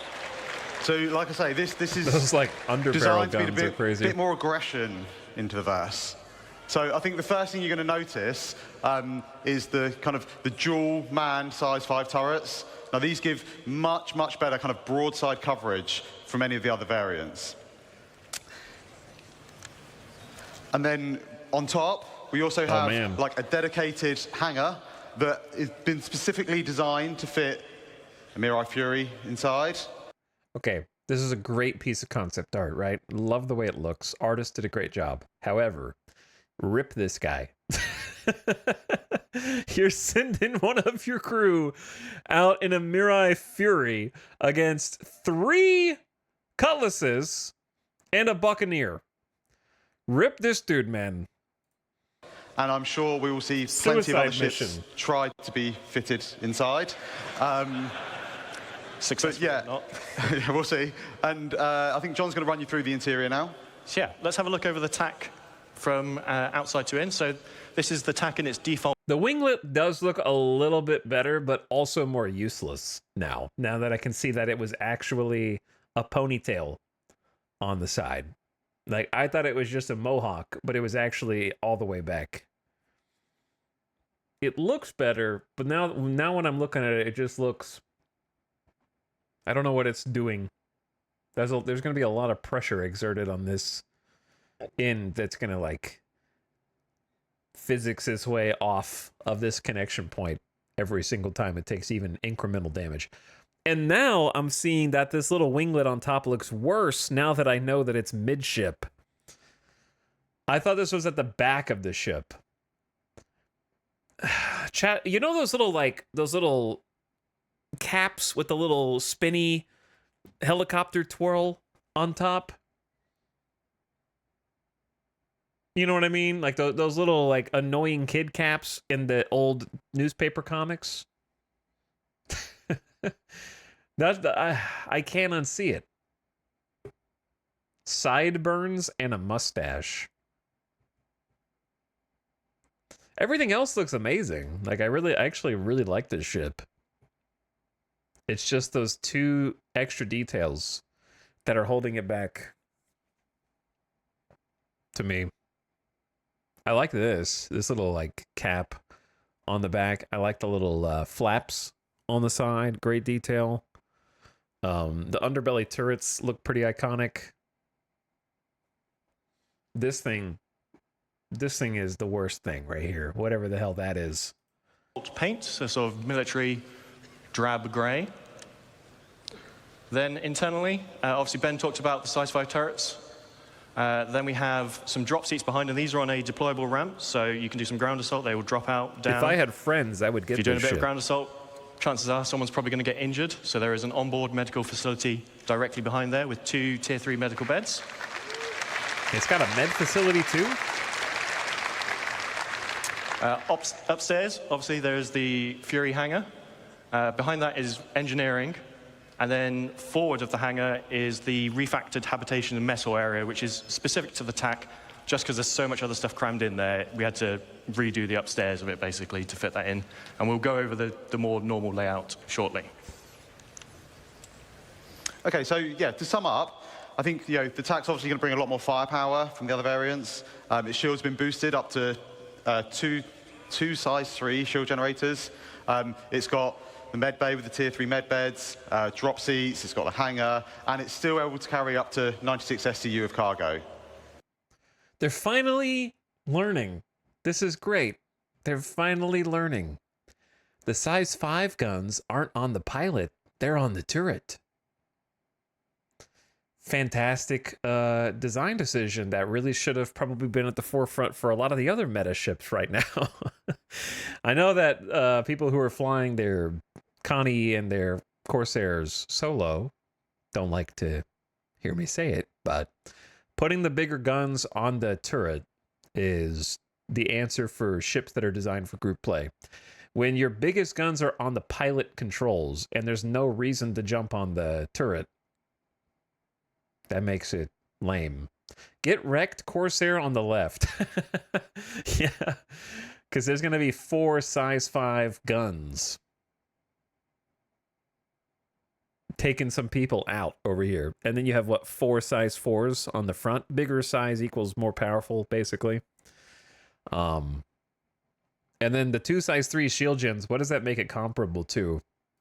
It's been a minute since I was in the shield meta. And it's still able to carry up. What are the Corsair's shields right now? 96 STU of cargo. That's still a lot of cargo. And you can secure yours today by going to play.se/Starlance attack.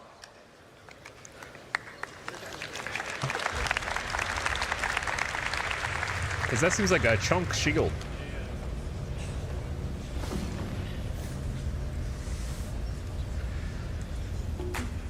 I would definitely fly one of these over the Freelancer. For sure. Reclaimer has 1 size 3 shield? Interesting.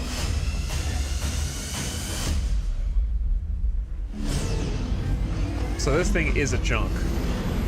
It looks sick.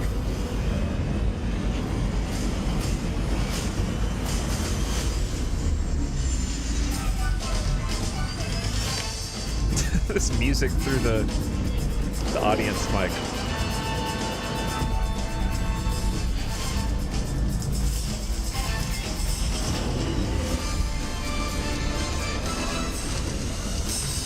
Oh, hold up. Yo, I'm gonna rewind that after we finish the trailer.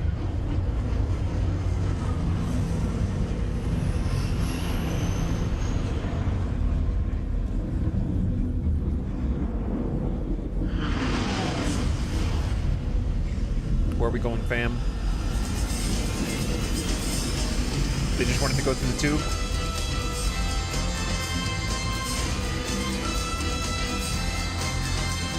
Emotes win. Built for life.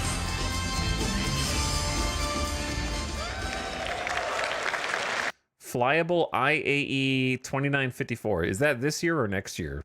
They always use the fake years, and I don't know what fake year we're in. You know, it'd be awesome. That's this year. They've been doing this thing recently. I don't know if Star Citizen's always done this, but they've really been doing this thing where they're releasing all their new ships and vehicles on the test server under the guise of testing, but it's actually like a sampler to get you to buy it. I'm sure that there are some things that need to be tested there, but it's definitely like a, hey, log in and you can play with the Atlas for free. Don't you want to buy an Atlas now? We're putting it in the game immediately. But it'd be cool if there was like contextual emotes like this, where you could like walk up to a thing, hit a button, and your character would like lean on it or sit on it or something like that contextually. Built for life.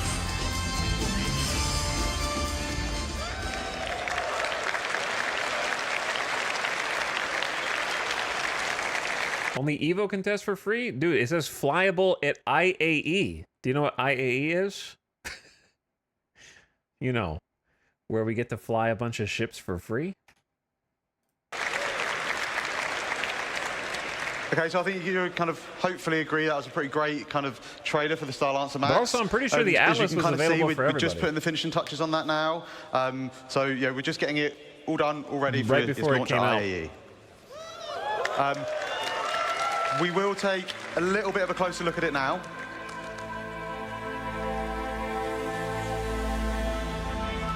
I think the Starlancer kind of really fully encapsulates Misk's kind of ability to create beautiful ships. It's got this bulbous design that really helps to kind of convey its underlying structure and its underlying strength.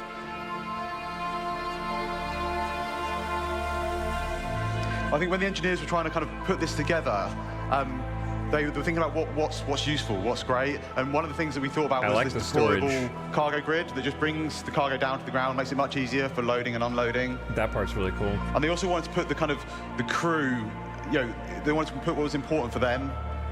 So they've added a lot of windows out so the crew can see out into the verse, and it's one of the things that we know people like, is being able to have these kind of little windows out into space. And then above the kind of main habitation area, we've got these big skylights, and they just allow kind of like more natural light to cast down into the cruise area. For a bit more protection, you've got 8 size 3 missiles up front, and then a further 8 on top. And these are backed up by a set of size 4 remote turrets, both front and rear, that give good topside coverage. And then finally, when we get to the front, you'll see we have a further set of size 4 gimbal weapons. And again, these just kind of help to fill in those blind spots. So those are like, were we looking at the front or the back? I think, the engineers or Misk have done an exceptional job in creating a vehicle that kind of fully encapsulates the functionality needed, while still ensuring that the crew's kind of well-being and livelihood is protected. It's all in a package that kind of really dominates the sky, and I think it really shows off Misk's ability to deliver kind of quite beautiful ships.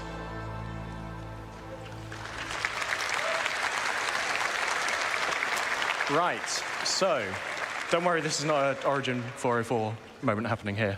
So let's have a look inside the Starlancer Max now. So, love it or hate it, we love it. The Misk traditional letterbox view is back. At the front of the ship, you have the pilot, co-pilot seat. The letterbox with 2 view? support stations at the rear. These are the ones that control the remote turrets by default. What do you mean, love it or hate it? What are we talking about? Then behind that, we have the escape pod room. 4 escape pods, full crew. And then Behind that, we have the traversal. It's sort of a traversal room. It has a lift, goes between the 2 floors of the ship, and goes to the exterior of the ship. And then a ladder for emergency backup. Behind that is the mess hall area. So nice shared communal space for you to relax with your crew. And then we move into the 4 individual crew rooms, each with double beds, so very luxurious for a spaceship. En suites for all. At the rear of this section, we have a further 2 lifts. These are just internal to go between the 2 decks of the ship. Then at the rear, we have the main engineering. So there are some components dotted around throughout the rest of the ship, but the bulk of your components and the engineering terminal are here at the rear of the ship. So that's upstairs. Let's go downstairs a little bit.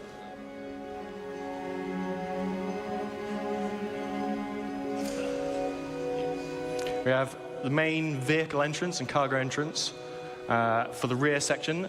This can be used as a garage, but it is also a cargo hold. Can fit vehicles up to a Ursa rover in size in here. And then on the max, we have, as you saw in the trailer, it's sort of 1 cargo lift that drops down, but it retains a walkway throughout the center of the ship. So regardless of whether your cargo is up, down, being loaded, you still have traversal front to back of the ship. Then we have the downstairs of the traversal room, which also features the airlock onto the ship. And then lastly, we have... This reminds me, this is where you enter? This reminds me of those homes that are like 3 stories, and you enter on the first floor, and it's just this one tiny little room, and then there's like stairs, and you go up the stairs to the rest of the house because the garage is like attached to that first little entrance area. I don't know why, but those homes are like cozier than every other home. You know what I mean? Even better if you don't have a 4th floor, but you have a roof balcony. So you get to go like 1st floor, up to 2nd floor, up to 3rd floor, and then you also have roof balcony that you can put like chairs on. The armory at the front of the ship. So if you're coming on board, leaving via EVA, leaving via that front entrance to the ground, you can stop off here, suit up, get your weapons, do the reverse coming back. I like the little and ready that room. is the Starlancer Max. Ready room's a cool idea. Wait, was this the Max? I thought this was the other one. That was not the Max, right? Didn't he say this was... So we'll quickly recap the stats. Because the Max, I thought he said it has more cargo space.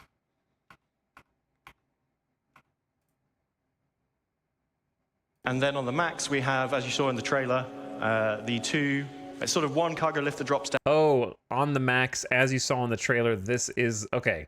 Sorry, I thought he was saying, like, this is what this one looks like, but on the Max, we have this one.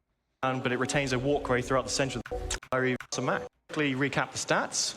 224 SU of cargo, 128 on that ventral drop platform, 96 in the rear cargo area. It has 6 extra VTOL thrusters for all that extra mass that it's hauling. And it is available to pre-order now and will be flyable this IE at play.se Starlancer Max. And if you pre-order now, before IE, you will get this exclusive sapphire paint, which is in the CitizenCon colors and looks super cool in my opinion. No. So, no. We have talked small drones, medium drones, large drones. What about bigger things? Yeah, I'll look them up on the website afterward. So, who can guess what that is? So,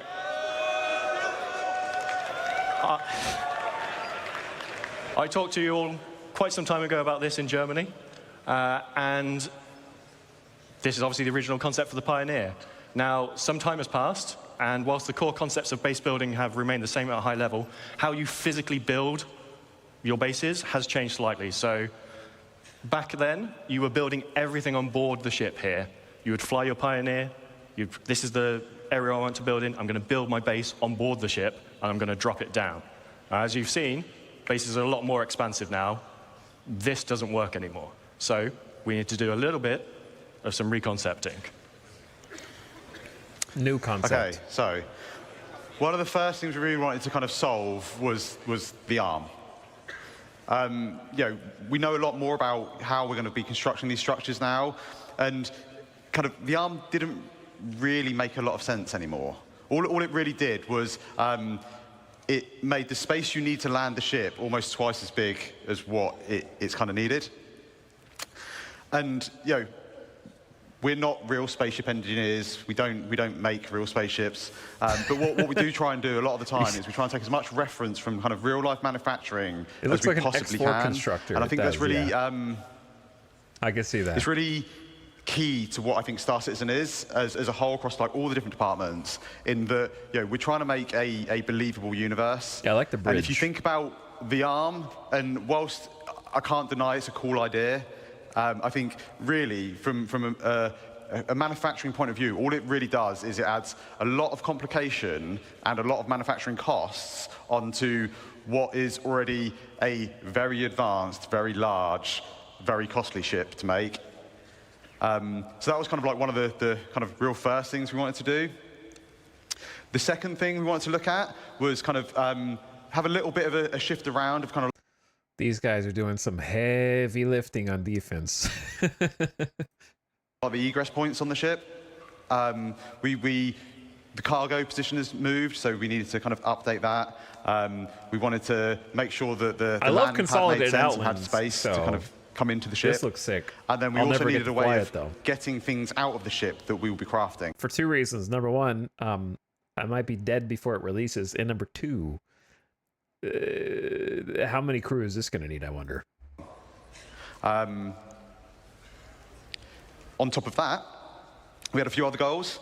Like I say, it needs to support all the updated kind of building mechanics. It needs to support all our current metrics, and I don't mean just character metrics, I mean all metrics, because we're going to be creating a lot of things inside this ship. We wanted it to kind of become a true self-sustained mobile base. We wanted it to kind of, you know, be kind of like the cornerstone of your crafting and construction Imagine the insurance ventures. costs on this thing. And to do that, we needed to add a few extra kind of onboard facilities. So, you know, a med bay, like I say, the crafting area, the ability to refine or extract and refine materials. So it can do let's everything. Have a quick look it can over build, the updated extract, interior and of the refine, Pioneer. and be a med bay. So at the back It's of the just ship, a we have the mobile classic base. bridge, looks out over the expanse of the ship. And then top and bottom of that, in this image, we have the escape pod rooms. And then leading off those... What? You won't even need to be a base. You won't need to build the base with it. It already does everything that you can do with a base. Is the access to the manned turrets that remain. Then going downstairs, we have the cargo area at the top. Doesn't look like a lot. That's 1,000 SEU of cargo now in that space.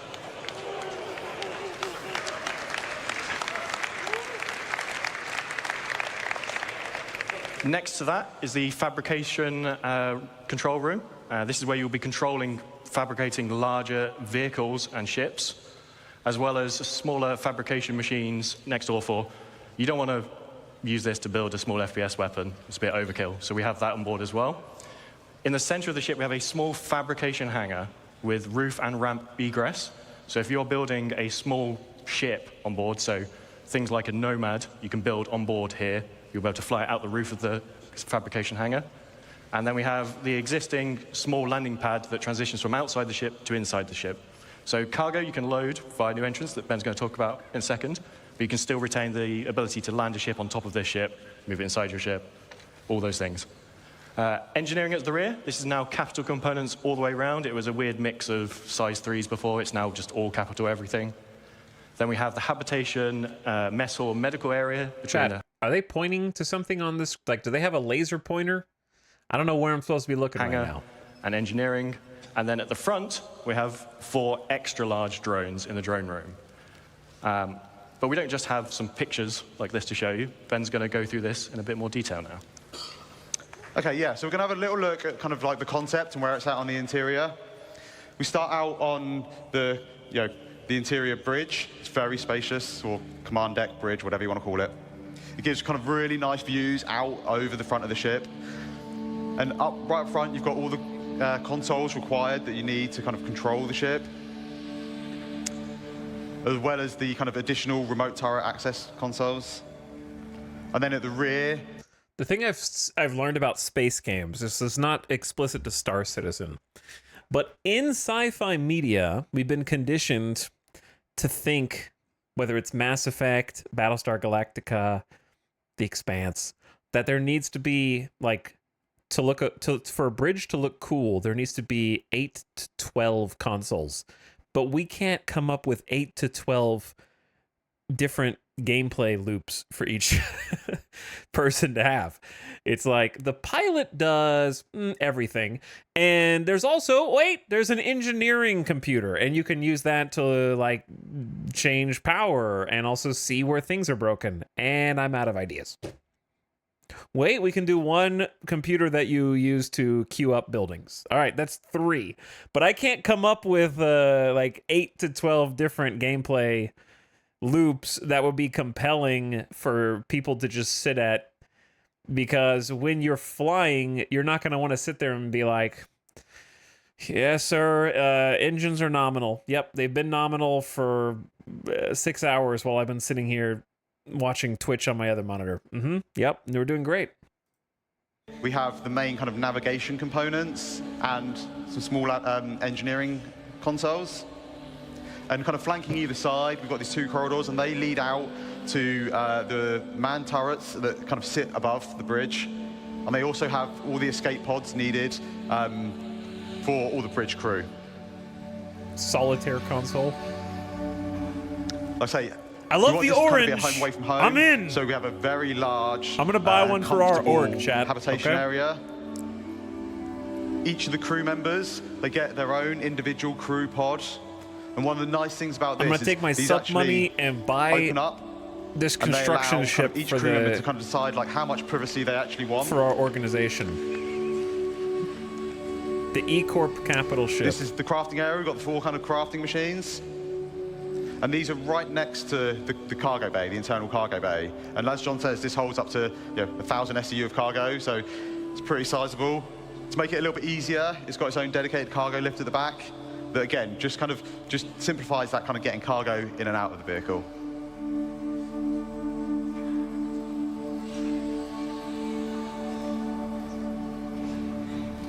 I'm going to be moving the big orange Down at squares. the front, we have the drone room. Now, these will be 4 extra large drones, so they'll be able to craft our Here's the thing.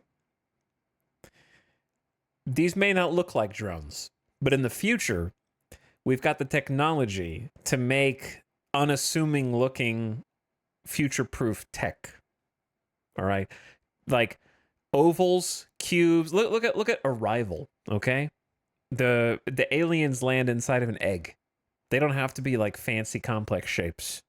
Largest structures in game. They exit the ship out through the roof, and they're all controlled by the construction console in this area. Imagine a white block flying around building stuff. Yeah, it feels super futuristic. And finally, we're just going You to don't even need to take a design quick it. look at the crafting area on the ship. It's already there. So you can see here, we've got these blast shields down that kind of protect the crew in this area from what's going on inside.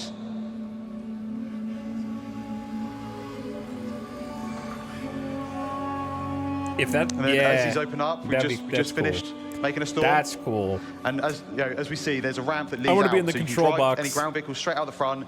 Between all the landing gear, and you get this really nice kind of like sense of scale as you're driving underneath out the front of the ship. And we've also got the top exit for any flight vehicles. And then finally, we have the landing pad, and this just allows us for any ships that land up on deck, we can just bring them down into the belly of the ship.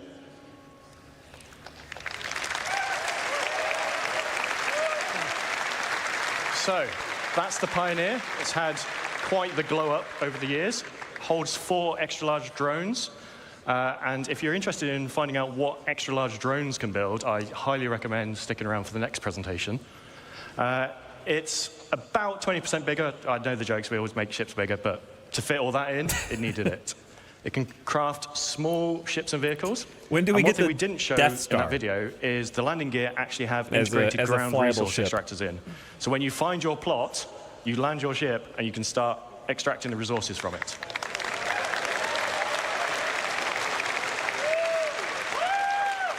Capital components all round, and now it has 1,000 SU of cargo capacity. Now the bad news, When base building comes out, this will not be their day one of it. But we are starting this in the next week or two, so it is in production very soon. They said they're starting work on the Pioneer. So,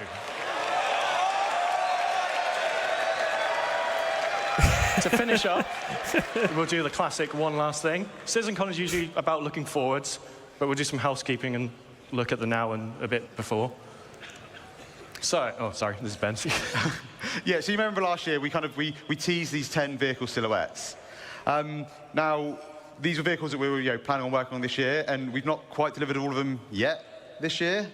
But we did come quite close. So far we've delivered. Okay, I don't know if 60% is quite close to 100%. However,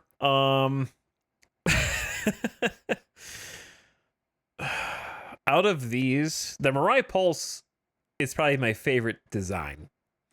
I know it just, like, this is the cool factor. I actually did buy one of these with real money. Because it was a moment of weakness. It's the only thing that I've bought besides a my starter ship. So that's the only thing that I actually bought. Now, the Origin, don't really care. The Ursa Medevac is cool, but respawning is still OP and in a bad place right now. The MPUV 1T, just a weaker MPUV cargo. Sorry. But listen, holding 1 to 2 SCU containers in the back of a box that tries to actively kill you whenever you enter it, I don't think this can hold a candle to that. The Zeus looks cool, but is poised to become, it's just going to be the new Corsair. Like, this is going to be the #1 flown ship that there is. And the Retaliator, I feel like, is the biggest miss, in my opinion. I don't like the way the Retaliator looks. I don't like the modular. I don't like navigating the inside of the ship. And I don't like how torpedoes work right now. So I think the Zeus is probably the biggest win. 6, we've delivered the Pulse, the X1, the Medvac, the Argo and PUV 1T. The Medevac is great, and but the it's rework on the Retaliator. all going to be OP. Hold on. The MPUV 1T has a tractor beam on it? Are you serious, bro? Can it hold more than 1 SCU of cargo? Even 2? Hold on. Does the T stand for tractor? You guys are blowing my mind right now. Oh, but what about the rest? Sorry. So, what about the rest? All but one of these will be released before the end of the year. So the Legionnaire is the one that's going to miss out. And that's because we want to align it with hacking gameplay. The Crusader but the rest Intrepid will be here for the end of the year. So, oh yeah, the Polaris, Crusader Intrepid, Mirai Guardian, and the Polaris. Cool. So, Ventriloquist. I'm not sure. Maybe English isn't your first language, but we know. Either that. I would say sarcasm over the internet doesn't translate very well, but I am using audio, so I feel like whoosh. Whoosh. we have a few patches between where I am today, standing on stage, and the end of the year. But let's start with some things that you're going to see at IEE.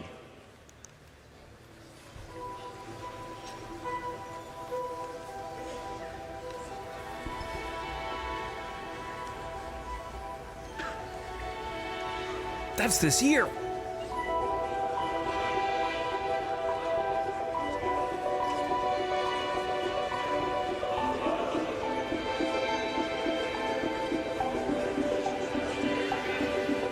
I love the zoom to try to obscure the ship.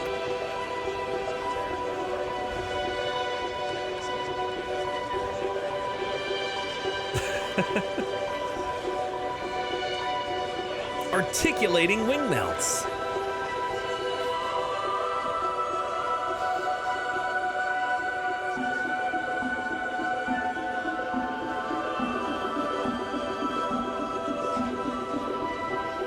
We've got VTOL thrusters.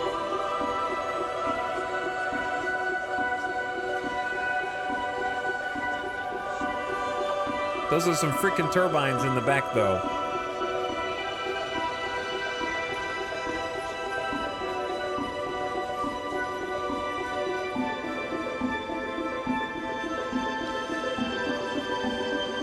Welcome to Crusader Industries.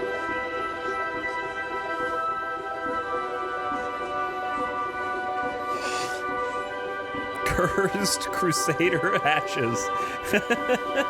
True.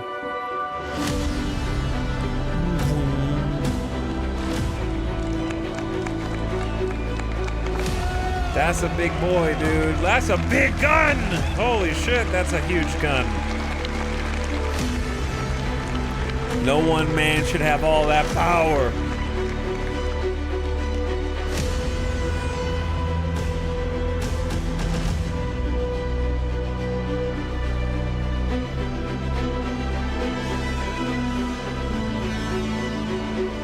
I like the song.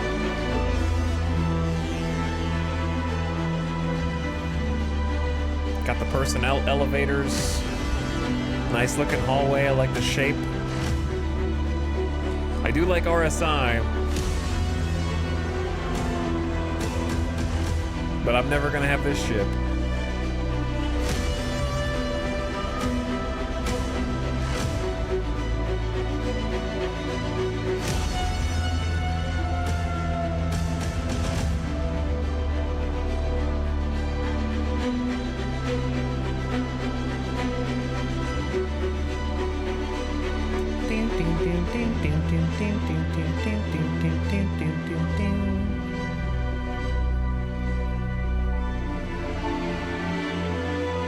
I am a sucker for top-loading flight decks.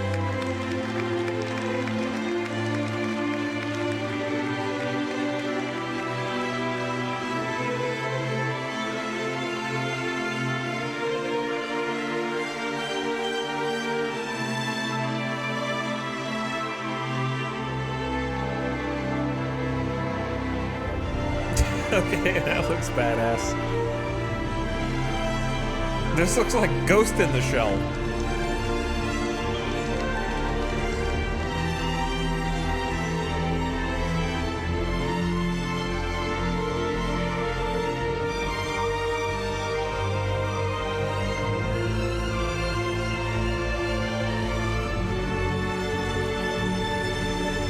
All right, that's awesome.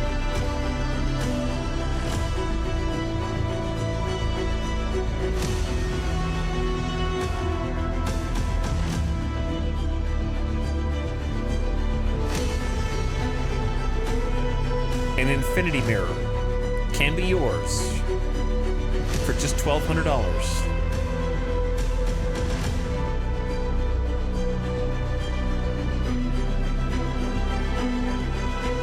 Okay, the wide elevator is awesome too. It's still going. Rotating missile racks.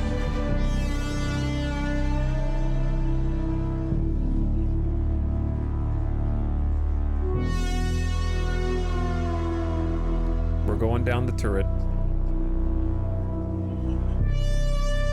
They're already working on the hull for IA.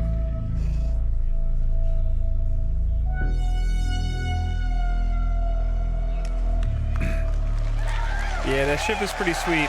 I don't love the beak on it, but RSI always has that beak ships.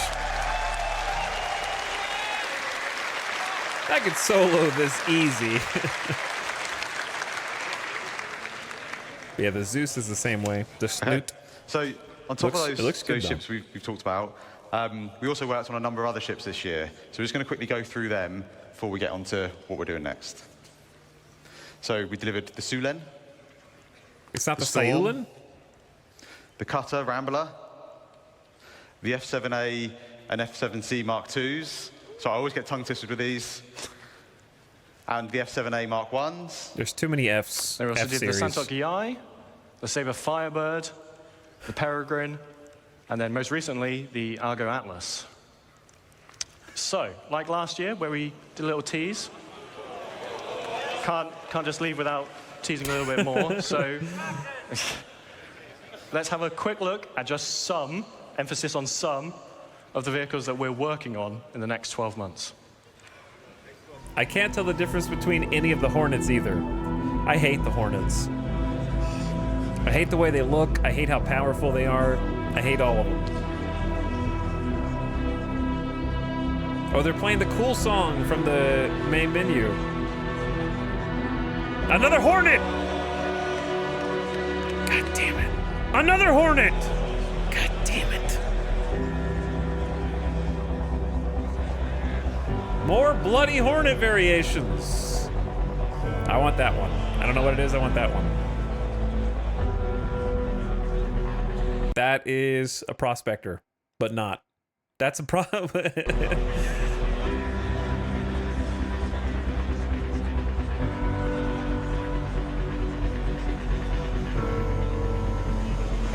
That ship looks cool too. I can only see silhouettes right now, but I'm going by the most dynamic silhouettes. That's the... They already showed this one. This is not a secret.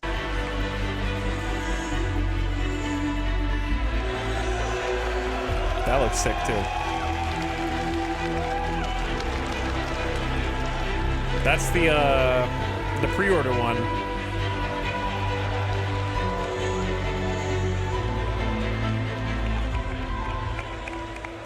Yeah, they've already announced some of these. I just want to say a big thank you to all of you, and a big thank you to all the vehicle team in all the studios around the globe. They give us all this really cool stuff that we can get to stand on stage and talk to you guys about. Some of them are probably hiding at the back, but I just want to say a big thank you to you all, especially for all the hard work on these recent ships. Yeah. Massive, massive thank you to everyone involved in putting these vehicles together.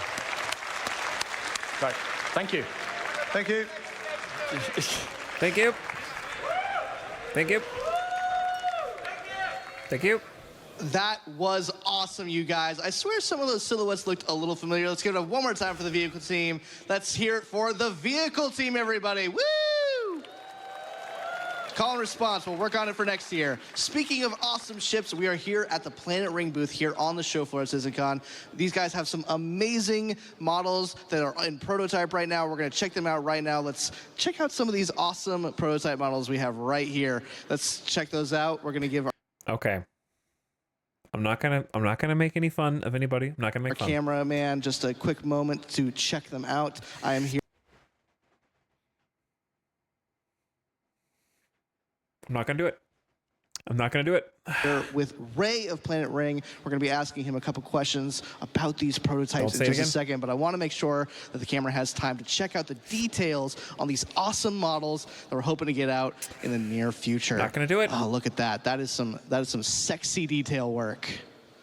All right, so Ray, what inspired you to make models of Star Citizen ships? Well, actually, we have been Star Citizen bankers for many years. Myself, I joined the wars in 2015, and my colleagues joined it in 2014, which is 10 years ago. It's a long way for us. Plastic kits, and we've been awesome. specialized in sci-fi models. We have been collaborating with other famous IPs like the films, especially the sci-fi films and animations and games. So we are excited to be here as a partner of CIG to bring the citizens in the world with a beautiful ship in affordable price. Yeah.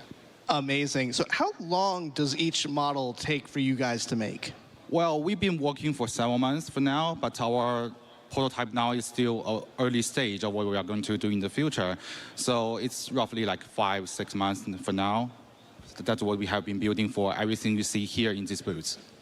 Yeah, and they are amazing. So I have to ask, which model is the hardest to make, but also which one's your favorite? Yeah, it's a good question, but I would say the Star Citizen ships are very in detail, so each one of them are very hard to make, actually. But my personal favorite should be the F8. You can see the F8 has a very beautiful panel lines. It's very beautiful in details, and it has a brutal weapon system that's crazy. And also, I want to make Okay, chat, here's my question. Sure that everyone knows that our prototypes our final products come into two versions, assembly version and the finished version. So for assembly version, we have injection pieces, so you can cut it yourself and build it yourself, paint yourself, and it's glue-free, it's snap-fit, it's easy for everyone to build. Hold on, if they're 3D printing all the parts, why do I have to put them together? Just make the ship for me, and then I'll buy that one. I'm just kidding. In 3 hours. And this guy has Legos behind him. Do you buy the Legos pre-built? The finished version, we have it printed for you, we have it assembled for you, yes, and we have some extra layers, painting, welding effects, and some extra details. Lego. It's amazing, fine quality. Amazing. And so we're actually going to show these really quick. Fajitas are and good, as but we they're show overrated. these details over, we're going to actually throw it over to Sam. Let's give a quick detail on this. I actually Thank you love again, Planet minis Ring. and models. We're really happy to have you guys here. Make a Let's Star throw Wars it over movie to with Sam these. back at the community booth. Thank you, Ray, again for having us here. We'll see you guys at the community booth. Those are really cool. Hi guys, I'm back at the community booths and I'm over here with Ultima. Could you give us a brief intro for the guys watching at home to what you guys do? Absolutely. I'm Sigelian from Ultima Energy. We're the leading provider of fuel products and services here in the Verse. We do a lot of Starfarer operations. You can find us on our website at ultima.energy, and we have Discord as well. So hit us up there. Okay. Amazing. When they said fuel, I thought he meant like G Fuel, and I was starting to get ready to fast forward. Thanks so much, guys. Let's move right on over to MedRunner. We're the leading Jared provider talked of a G little Fuel bit in the about you Star guys Citizen earlier community. today. So how have you found the convention so far? What's been your favorite bit? Oh man, it's been amazing. Didn't MedRunner save me a few so times? Good. I mean, I'm Who an saved Idris, chat? owner myself, Which medical org saved me like 3 times in the Zero to Hero? so I'm super hyped to seeing Squadron 42 in 2026. Just the love from the community has been amazing. It's been so much fun here. Why are you asking us? Thank you so much for being here. And if you guys haven't already, do come check out that booth because it is really amazing. Okay. And I am here right on the end of our amazing community booth area with our Avantgarde guys. So, Avantgarde, would you mind introducing yourselves and what you guys do? Yeah, absolutely. We are a PMC organization. We I'm not do gonna say anything. PvP both in the sky and on the ground. We also a trading division where we trade rare guns, rare armors, and everything. Our goal is to have at least 100 members, but because we value people I do below like those quantity. posters. We want to create a legacy altogether. When I create this organization, I don't consider myself the commander of everything. I just planted a seed for a tree. Maybe I will never see the fruit, but I want to create a legacy. People need to have fun, maybe win sometimes also, but especially win. Be a healthy community and having fun all together. Amazing. Thank you so much. Right, let's move on over to the other side where I am joined by my partner in crime, Dan. I don't know which camera I'm looking at. It's that one. That one? 2? 1? Hi. Hi, guys. We're back here at the community section. Turn the mic on. Production team, let's go. Take his mic. We saw a moment ago. Look at that awesome ship model they have here. It's even better than the one they had in LA last year. Guys, quick elevator pitch. What do you guys here at for Imperium have here at CitizenCon this year? Well, at CitizenCon this year, we brought another one of our 1 to 500 scale Bengals. This one is actually in Imperium colors. It's the ISS Sovereign, which was picked as the name for our flagship by our members. And then also over here, we have 1 to 2,500 scale Bengal Krugeri Battle Group that was made by one of our members. I can't wait to be like mining in the Aaron Halo asteroid belt. And then I get a notification that like what is this? Is this an Airbus or a 737 Max is descending upon my location immediately with size 5 torps heading in while I'm just sitting there minding my own business, trying to use my like prospector mining head power up. No, but like, dude, there's gonna be like orgs flying around on these massive ships that are just like fleet carriers. They're gonna get like a ping of one dude's location, and then it's just gonna be Flight of the Valkyries playing as all dozen of their fighters are deployed and just swarm you. So we're going to be donating to Cloud Imperium and to Chris Roberts. That is amazing. You guys have made some awesome stuff here. We're really happy to have you. As always, Imperium creates some awesome showcase stuff here Ride at of the CitizenCon. Valkyries, We're going whatever. to move on. Thank you guys at Imperium so flight or much. ride? and we're going to move right along. Thanks, 50 guys. Nova tanks on top, just, yeah, Next up, firing we have off artillery. Black Star Initiative. If you guys are interested in a private military force with weekly events, Black Star is the place to check out. Guys, again, quick elevator pitch. What is Black Star all about, and what do you guys have here at CitizenCon for us? So, Black Star is all about helping other people in the org, getting to PvP battles, and also doing security and protection. Over here, we have got, at our booth, we have a med gun made by someone in our community. We have got our challenge coin, that's cool, which we provide to other leaders within organizations that we meet out in the verse. Coasters and patches. So if you ever need anyone to do protection for your bases that are coming soon, look to us. No one's better. Yes, and if you want to get good at PvP, we have daily trainings that we can provide to you. We have a lot of stuff to do. We have a civilian division if you're not that much into combat, but even they get trained, combat ready, so you know how to defend yourself.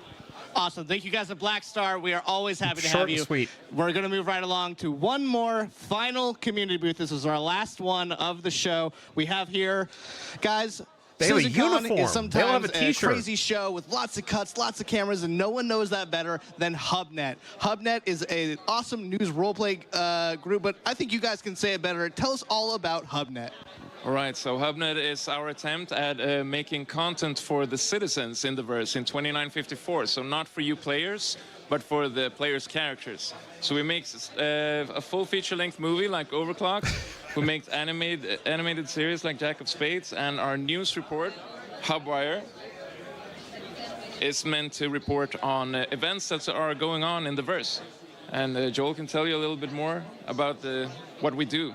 Yeah, so if you're looking to create a project or get involved in a project, you can join our Discord, sign up as a role. You can be a voice actor, a filmmaker, whatever your talent is, we can use you. We're effectively Netflix in the verse, so come check us out at HubNet. I love Awesome. that. Thank you guys at HubNet. Netflix guys, in the this verse. is it for me and Sam here at CitizenCon. It has been great being your guys' interstitial hosts. And Sam, do you have any final words? Yep. No, just amazing job, guys. Everything in this community booth, all of the developers that have worked so hard to make CitizenCon happen, you guys are amazing. So hope you have an amazing rest of your CitizenCon. From Dan and Sam here on the show floor, thank you guys, and it's back to you, Jared, on the stage. Goodbye. Goodbye. Do you need to spend a lot of money to have fun in this game? No. However, you do need to wait until the game actually works, which is an undefined amount of time, because at the moment the game itself warns you not to play. Degraded performances. We are working on resolving an issue. Enter at your own risk. Classic thinking about playing Star Citizen, happy actually playing Star Citizen, crying about to break the pencil. Enter at your own risk. Okay. It's time, everybody. It's time. And before we get this started, we're doing a lot of things here. I want to do some personal thanks to myself. Okay? So, first, I want to thank all the developers who took their time to build their presentations and showcase for you their amazing work that they've been doing over the last year for Star Citizen and Squadron 42. So please, a round of applause. A round of applause for the developers.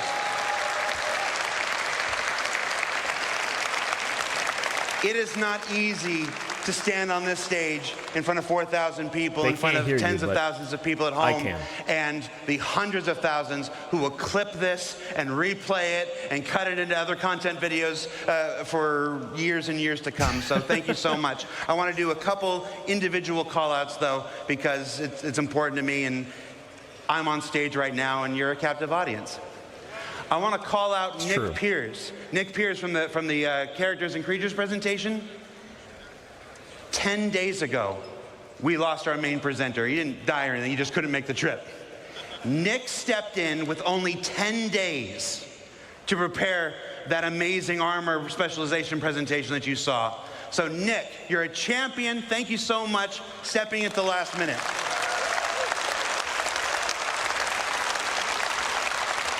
Benoit and Ian.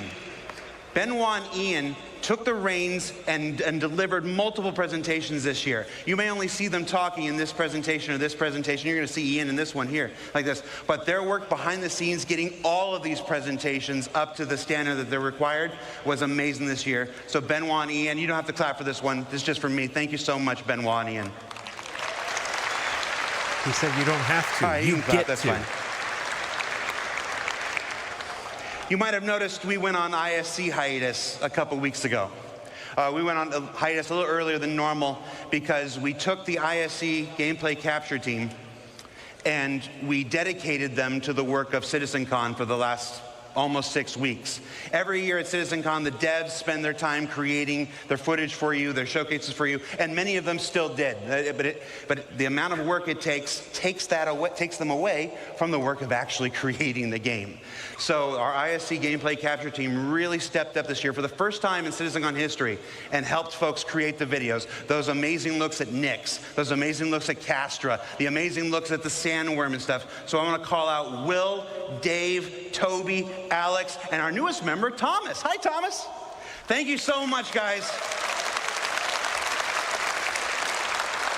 They had never participated in a CitizenCon before, and I think they were a little surprised at first at the sheer amount of work that goes into doing this, but they stepped up and delivered some amazing stuff, the last of which you're gonna see some in this next presentation.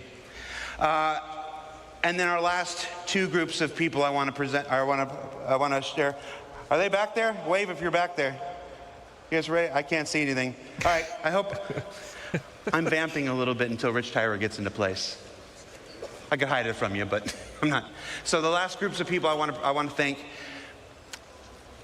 Well, let me tell you a story real quick. When I'm back there, and folks are coming up to me and. Chad, I've never heard of the word vamping before. Merriam-Webster says that it's to practice seductive wiles on. Jared, I gotta say, it's working. Okay. They're thanking me for this and thanking me for doing ISC, for doing SEL, for putting this together on the stage today. I'm struck by two things every time I'm thanked. One is that I can't do any of this without you. There is no game project in the world that does a weekly behind-the-scenes docuseries each and every week, and then turns around and does a live talk show the next day after it. And that's only made possible because you guys keep tuning in, you guys keep watching, you guys keep supporting, you guys keep making relatively positive comments about me. I don't think I'm ever going to shave my face again. But it's all right. I just wanted to see what I looked like. You know, I'm like, oh, that's what you look like. All right, I agree with the people. Let's bring it back. And then last but not least, there is one person who makes it possible for me to do everything that I've done here. I've been here for 10 years. I've produced 7 CitizenCons. I've produced 3 Gamescoms, a PAX or 2, and a couple digital stuff, and of course ISC and SCL every single week. And really, after your support, the only reason I get to do this week in and week out and have these big moments like this is because of the same guy who makes it possible for all of us to do our jobs. So I'd like to thank, where's the camera? There you go. Okay. I'd like to thank Chris Roberts. Oh. Chris, thank you. Sorry.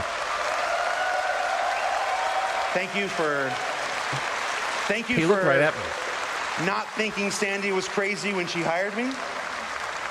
Thank you for saying yes to so many things I want to do, and for not saying no or getting angry when I don't ask. So thank you so much. I do operate a lot on a let's just do it and see if I get in trouble afterwards thing. So is that Chris there? Are you ready? All right. So with that, yes, he's angry now. All right. So without further ado, let's get to our final presentation of the night. The Star is My Destination. I introduce to you the anime, the one and The only Star is Chris My Roberts. Destination. Chris is back.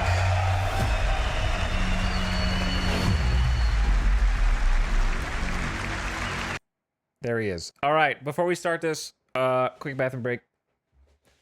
BRB, and this is the final presentation and we got an hour and a half. So this is a big one. This is a big one. That being said, I don't know. Okay, yeah, no, it's the full thing. And then let everybody stand up, stretch your legs, math and break, and then meet back here. And let's finish strong, baby. All right, BRB.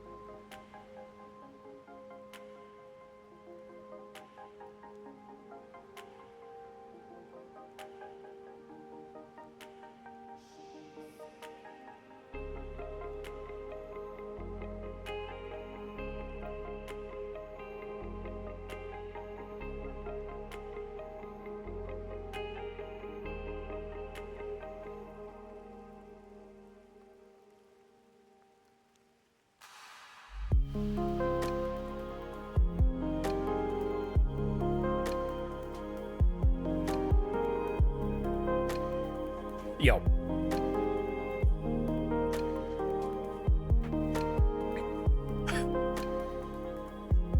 Hello.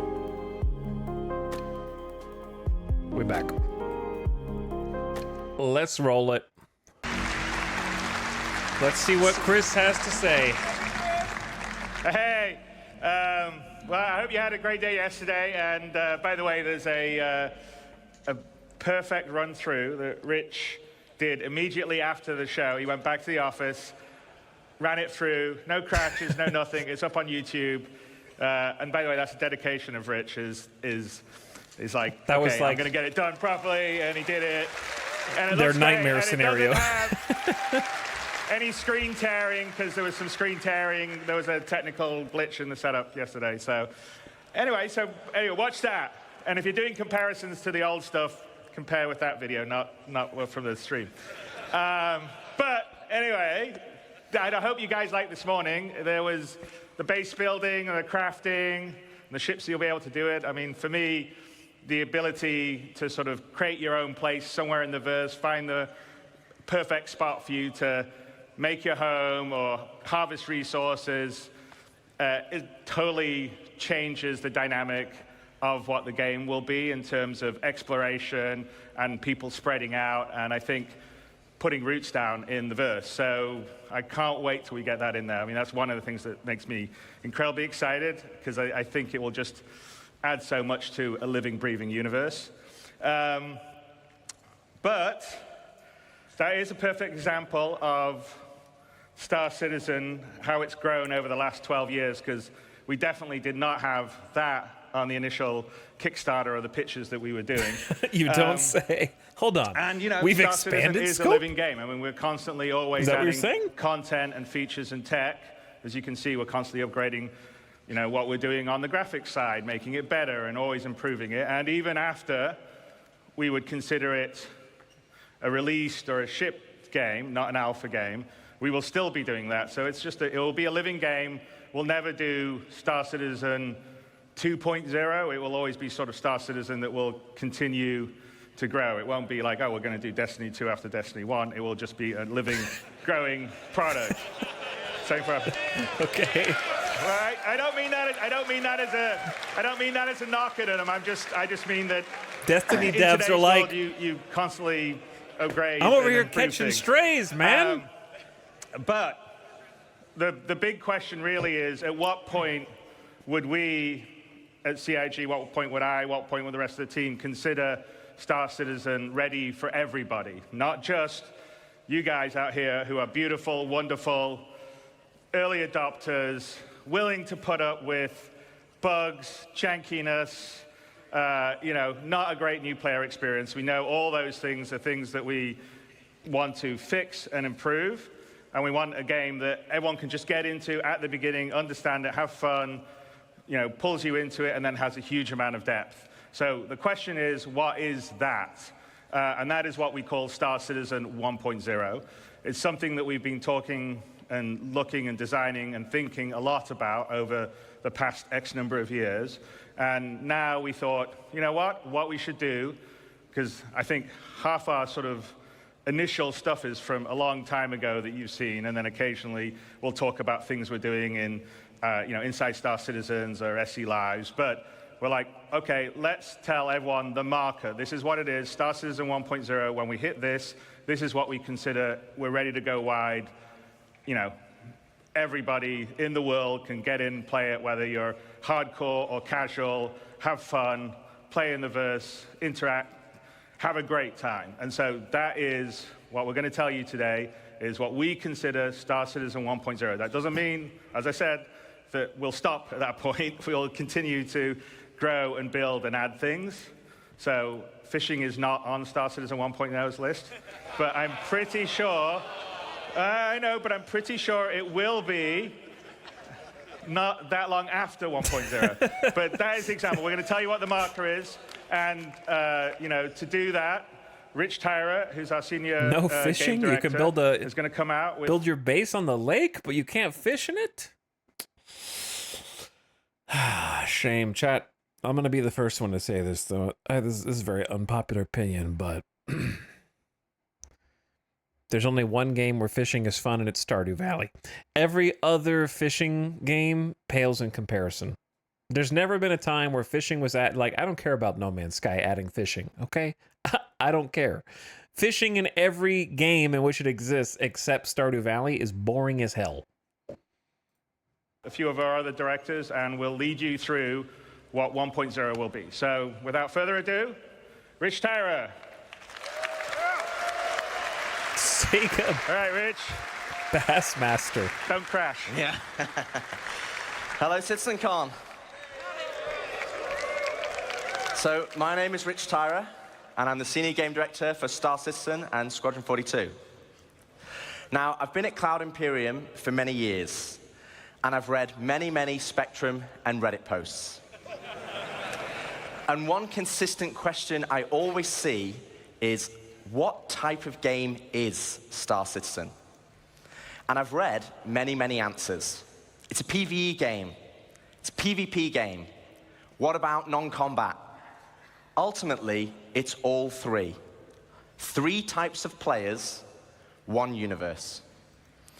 So how do we connect those players to create a cohesive game, and not just a set of features bolted together? And it comes back to that elegant, simple question. What type of game is Star Citizen? It's well, a space game. We're going to find out. That's what everyone in chat always says. Okay, so my before we get space stuck game. into Star Citizen 1.0, I think I need to clarify a few things. Firstly, what about 4.0? Where does that fit in? Well, 4.0 is the patch that contains server meshing and pyro. And fundamentally, it's an alpha development patch, which means it's adding further tech, features, and content to our alpha version of the game. Today, though, is beyond 4.0, all the way to 1.0. And the big difference is that 1.0 is the full release of the game. Okay, so what does that mean? How will it be different to a normal patch? Well, firstly, let's look at the 1. The 1 means we're committing to higher base performance and minimal bugs. No longer will we reference that the game is in development. This will be a fully released and polished experience. It means fully rounded gameplay loops. Chat, how are we going to finish Star Citizen? Well, glad you asked. First of all, let's look at the 1. The 1 means we're done. We finished it.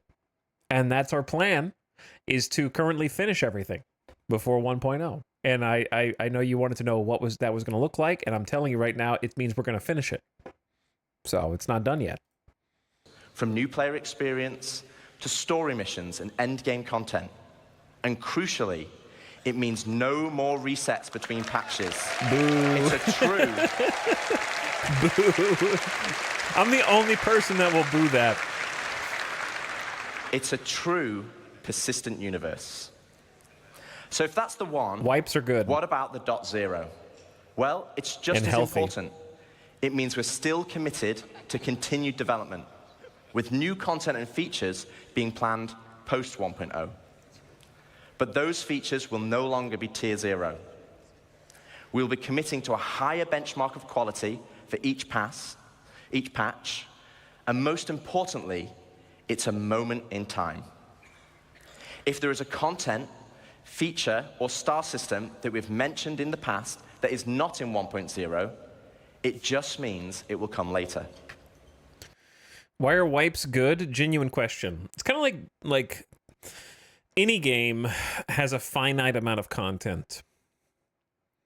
So in a game like Star Citizen, you will have done everything, and there will come a point where, unless they drastically change the core mechanics and rules of the game and how it works, that there's nothing left for you to do or progress or achieve.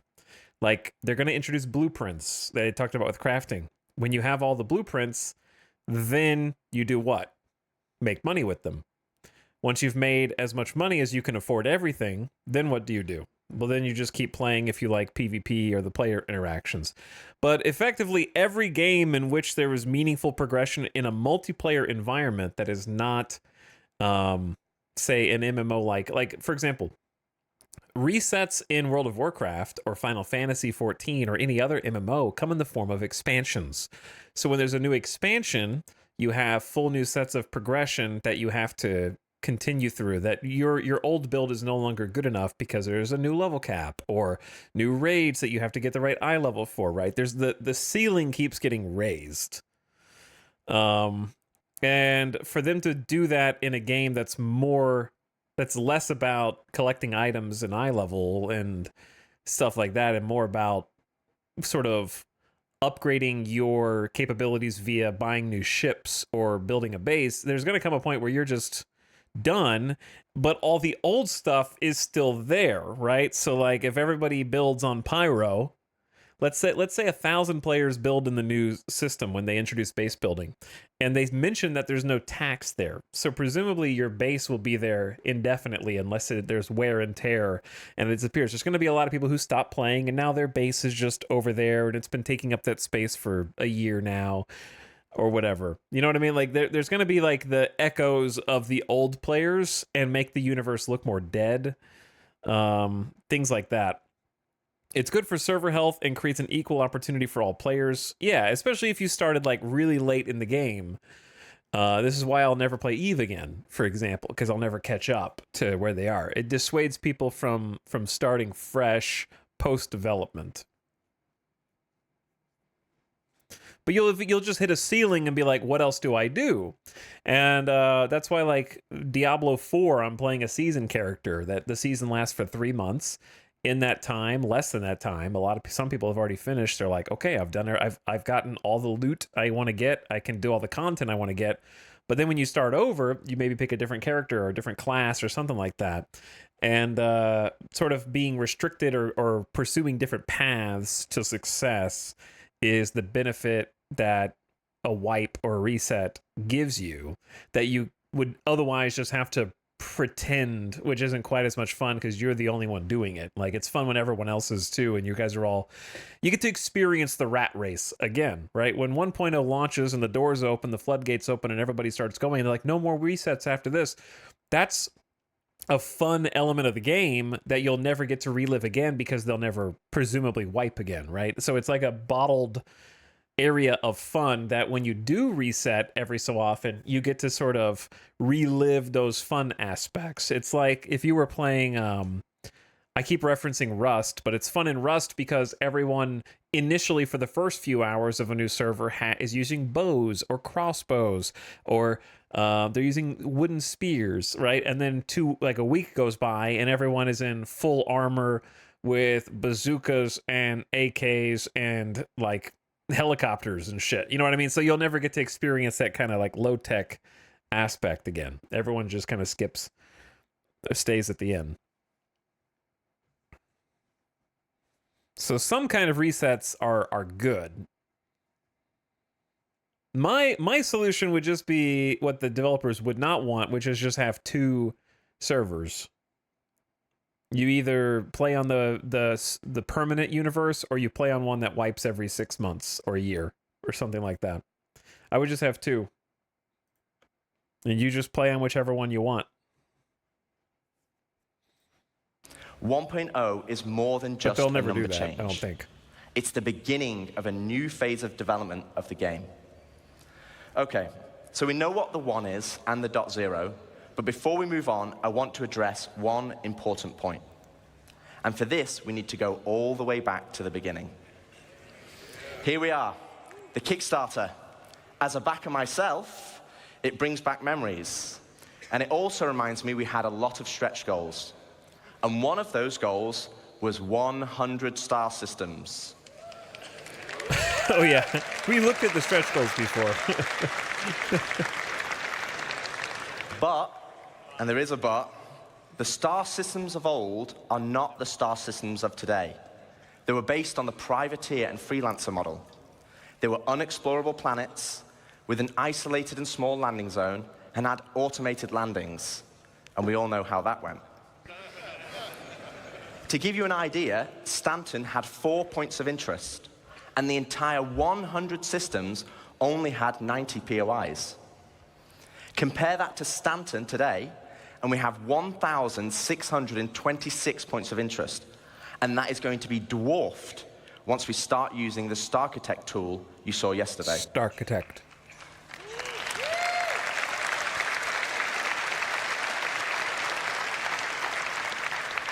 So where does that leave us for 1.0?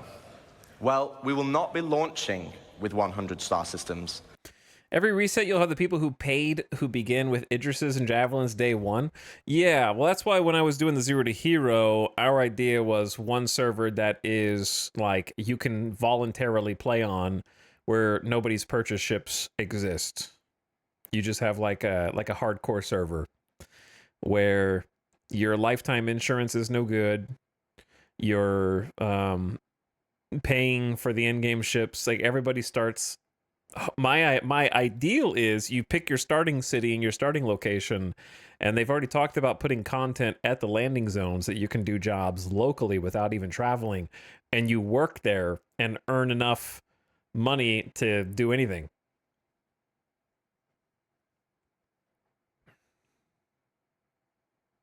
Like that would be my perfect world, yeah, where you just do a server that does wipes every so often. It could be 6 months, could be a year. And you don't start with anything that you've purchased on your account, and you just work for it. If you want to crew somebody's ship and they pay you, that's a great way to get off the ground early. That sounds cool in theory, but the current backers are rioting in the streets. I mean, if it's an optional server, they can just keep playing on the regular persistent universe where all of that stuff is going to be the same as it would be now. So if anybody was rioting in the streets about that, it would just be evidence that they feel like they are paying to win. Otherwise, there's no... If you're not paying to win, then you have nothing to get upset about. Right? Logically. Because the game we have today was not just the game that was pitched back then. It's more rich. It's more diverse, and fundamentally, you'll be getting a whole lot more, and I mean a lot more. Okay, so now I've defined what 1.0 is. Let's get into the cool stuff. But it's the same reason Tarkov wipes. Star Citizen, by its very nature, it fixes is a sandbox the economy MMO. too. Today, you as a... If your economy gets completely screwed, it stays that way. Like, I don't like Tarkov now at all, and I think the direction they took the game is terrible. And their development team is making bad decision after bad decision, but their wipe cycle drives interest in the game and gets new players to play it all the time and keeps the economy resetting whenever it allows them to make changes to the core mechanics of the game. The problem with a perma universe that never resets or wipes is anything that they change after launch, like let's say it's way easier to make a base at 1.0 and then they like nerf the resources that are required and it needs 4 times more resources now. Well, are they going to delete the old players' bases? No, you're just going to have to deal with it. So like as the game evolves over time, the legacy of what happened at the beginning of the game can stain the future. Because if somebody has cornered all of the tier 3 copper in Pyro or whatever, and then they introduce a new thing that requires a shit ton of copper, you know what I mean? Like anything that they do to change the game afterward is going to have butterfly effect repercussions on everything that has already happened. If you can never reset the economy. Player have to find the fun. You have to figure out what you can do and how to do it. If you want to be a hauler or salvager, you have to know those professions exist. You have to know what ships support that gameplay. I want to be all 3 of those. And you have to rely on outside resources for help. As it is now, the game is not set up to help you. So we're going to add a soft framework, a nervous system, that connects all the professions, ships, and content together. And to do this, we're going to add a main story. A main story? To help... Didn't we talk about this? In the Zero to Hero?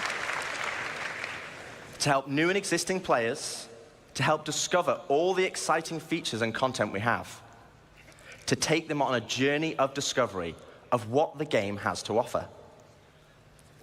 This story will become the spine of the universe and help onboard players with understanding how to play the game and understand what's available to them. This story will also introduce each of our guilds and what professions we have to offer. Like the United Resource Workers, our core industrial guild, which supports 2 of our main professions, mining and salvaging. They also support many other features and professions, like repair technician, crafter, and builder. What is a breakdown engineer?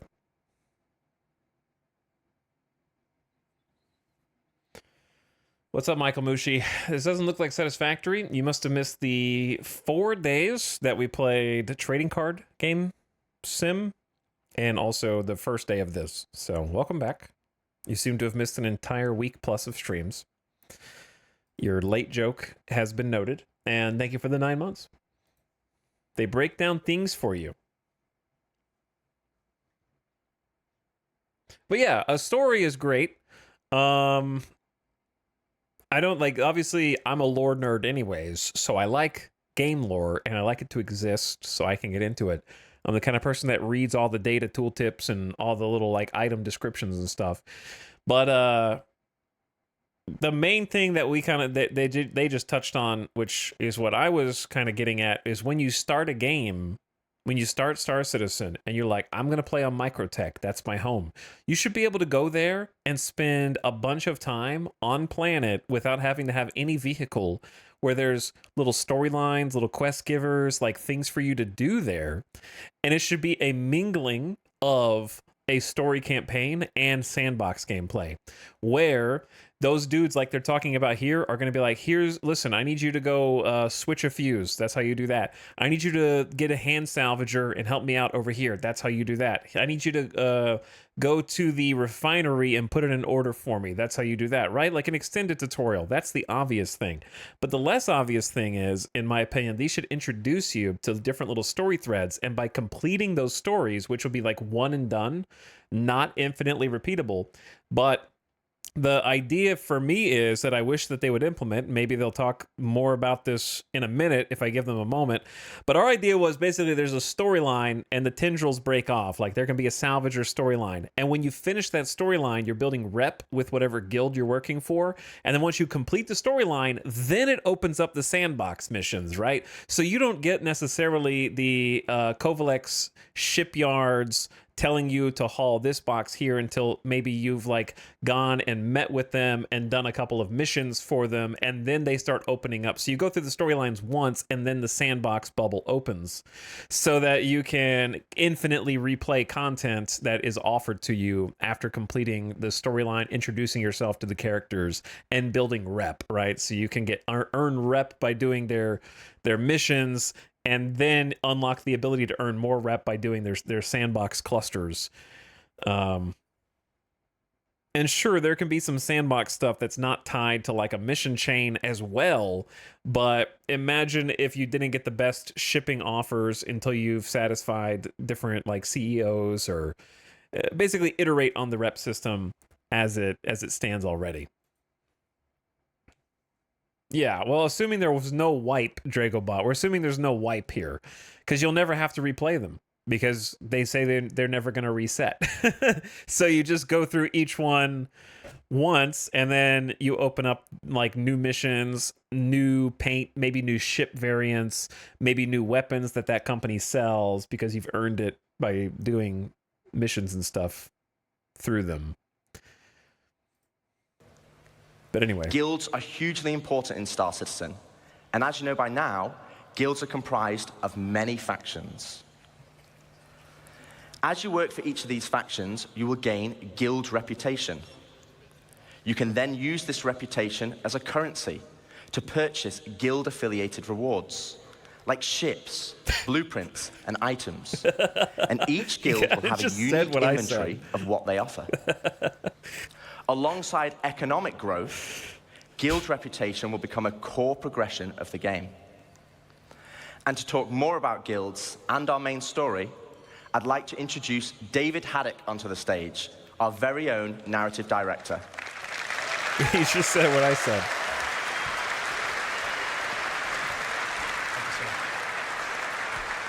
Thank you, Rich. Hello, CitizenCon. How's it going?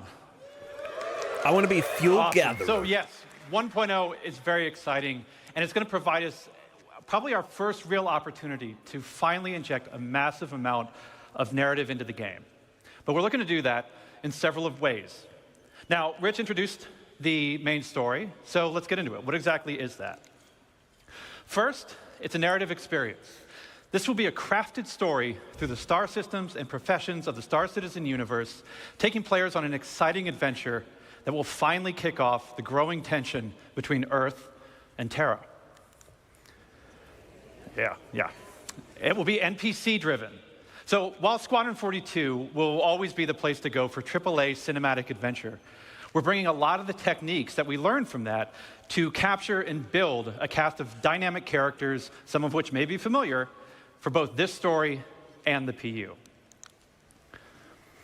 And the main story is also designed to be sort of like a tour bus structure where you can hop on and hop off at any time you want to. So we're not also requiring you to do it. So if you want to log in day one and just go off and do your thing, you can do that. Or maybe you want to put the story on hold so you can go explore a new facet of gameplay that you just discovered. Go for it. The point is that you can complete it at your own pace. So that's the what. So why do you want to do this? What's the motivation to want to go on this ride? Like Rich said, for new players, it's a great way to ease into sort of the vast lore that we've been developing over 12 years. The gameplay, the locations that the game has to offer, and also give you a sense of upcoming stories that are about to come. But you've been playing Star Citizen for years. You probably know the lore better than me. So what's in it for you? Now, of course, we'll have rewards along the way as you complete missions and whatnot, but we're finally going to offer a big prize for completing the story. Citizenship. You're not a citizen.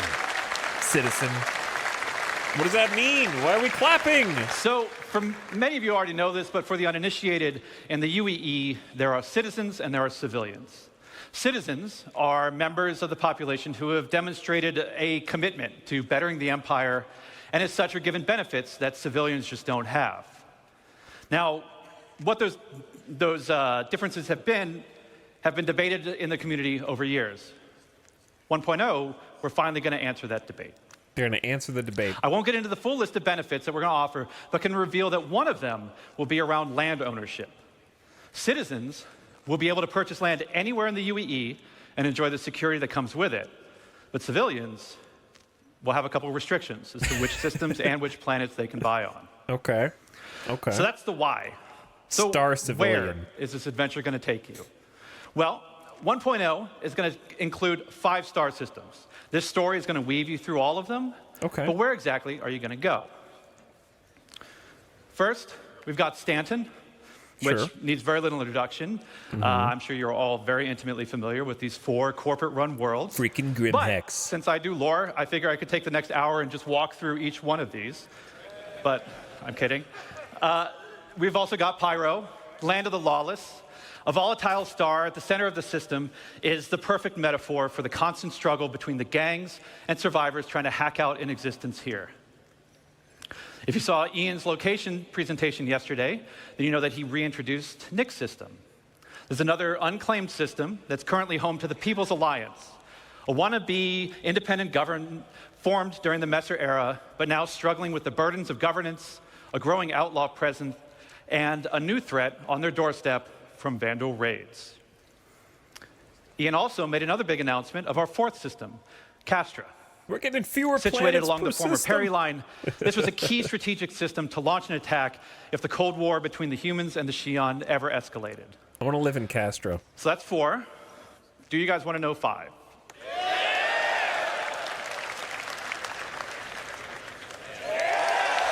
The Terra system! Yeah. Terra is a mainline Super Mario game confirmed. We got the fire level with Bowser. We got the water paradise level. We got the jungle. And we got the moon level from Mario Odyssey. Yeah.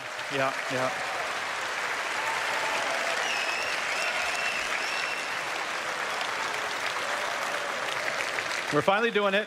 Considered by many to be the new jewel of the Empire, Terra has been a shining star against the more imperialistic tendencies of Earth, even in the darkest days of the Messer regime. It is a classic. Now, many believe that Terra should be the new center of the UEE. I don't know how you all feel about that. Yeah, a lot of division. But that's our starting 5. Each system and each planet will be featuring the massive level of outposts, POIs, stations, biomes, and exploration options that we've been perfecting with Stanton and Pyro, and you've been seeing in some of the other presentations this weekend. But we're adding one more level. We're also going to be adding location stories. Now, these will be short, NPC-driven missions sprinkled across our landing zones and cities that will exist outside of the main story, but will help provide an additional bit of lore and character to the location that they take place in. So, that's our main story. Yeah, they need to do the SWOTOR thing. He mentioned they were going to be short, which makes me feel like it's going to be like one and done. But what they should do is do what SWOTOR did, Star Wars The Old Republic, which is have a main story that your character goes through, but each time you go to a new location, now, I don't expect this on every single planet, but they should pick the most important planets like Terra, and then have a self-contained storyline that is all about something that's going on, some struggle in that particular planet. And so when you're leveling in the old Star Wars The Old Republic, you would go planet to planet, and each planet would have a planet storyline, and that would sort of like coincide with the main storyline, and they were all optional, and usually quite good. In fact, I really enjoyed playing SWOTOR, but then if you do complete them, obviously rep, rewards, or benefits with that particular planet would be good. So what's going on over here? Structural salvage, hull scraping, and component salvage. Interesting. I like the idea that they're going to make component salvage more important, because right now it is not worth doing. Structural salvage, there should be some actual like player bases and buildings you can salvage, hopefully. Gather hydrogen and quantum fuel, which we have no idea how that's going to work. Towing! Yeah! That's what I'm going to do. I want to be a tow truck driver, man. Refueling, FPS mining, ship mining, and ground extraction. Okay, so the 3 types of mining. Repair infrastructure. They got to come up with a thing that is repair, that isn't pointing... Listen, pointing a laser at a rock is more interesting than pointing a laser at something you need to repair, because there's actually like give and take with the mining laser. You know what I mean? So they got to make repair more than just point green laser and fix. Equipment, crafting components and vehicles, refining materials, builder of buildings and space stations. Spoilers.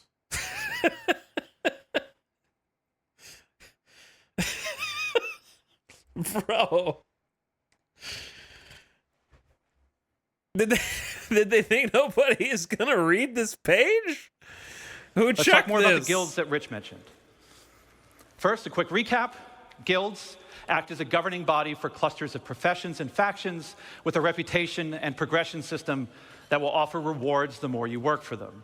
And I want to call out 2 things. One, I'm not going to have time to dive into all of the missions that you're going to see on this board, but just know that every mission type is either in the 1.0 roadmap or already in production. And second, we're also looking to move missions away from the Moby Glass whenever possible. Sure, yes. It will always be an easy way for us to get additional game content in, but we want you talking with people. So... Correct. So to aid that, we're going to be adding characters to represent the factions that you'll be working for that will help sell their personality. Now, some, they'll still interact with you via the written word, but some will call and check in on your performance. And others, you may have to meet in person from time to time. I'm going to block their number. So, let's walk through them. Here we have the first guild that Rich showed, the United Resource Workers. Whether you're eager to earn credits, mining valuable resources from remote corners of the universe, but okay, sifting through detritus to try and salvage some valuable components, or even just acting as a technician, you'll find plenty to do with employers like Shubin Interstellar, United Wayfarers Club, and more. Next, you have one of the oldest unions in the UEE, the Interstellar Transport Guild. Yes. This will be the go-to place for everybody looking to make their fortune hauling. I want to do all of these. Some of the factions that many of you already work for now, such as Ling Family Hauling, Redwind, and 100%. FTL. And we're going to be adding something special for the Yes, maybe. If you can make it more interesting. Racing pilot mining. What?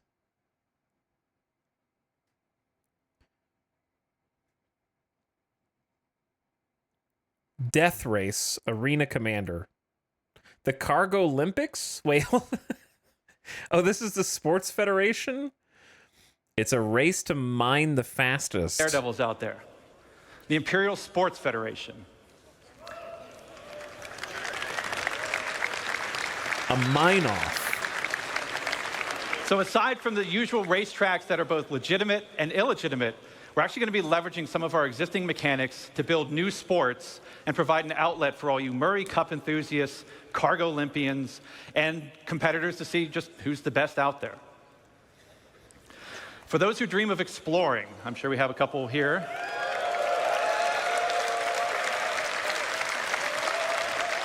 We had the Academy of Sciences that was brought up yesterday in the social presentation, if you saw that.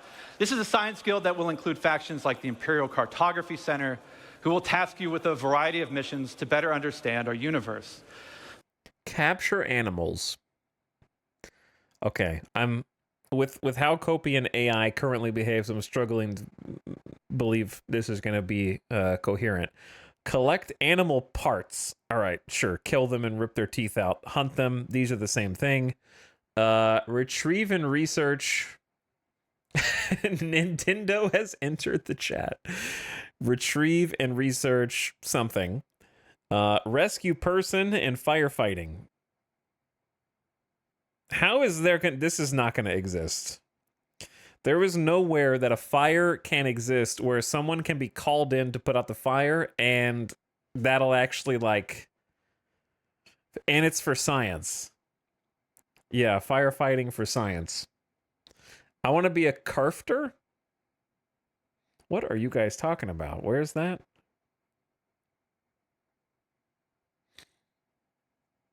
Oh, did that guy just say carfter? But then is it? I thought it was written on the screen. Are you guys just writing what they said? Bottom right?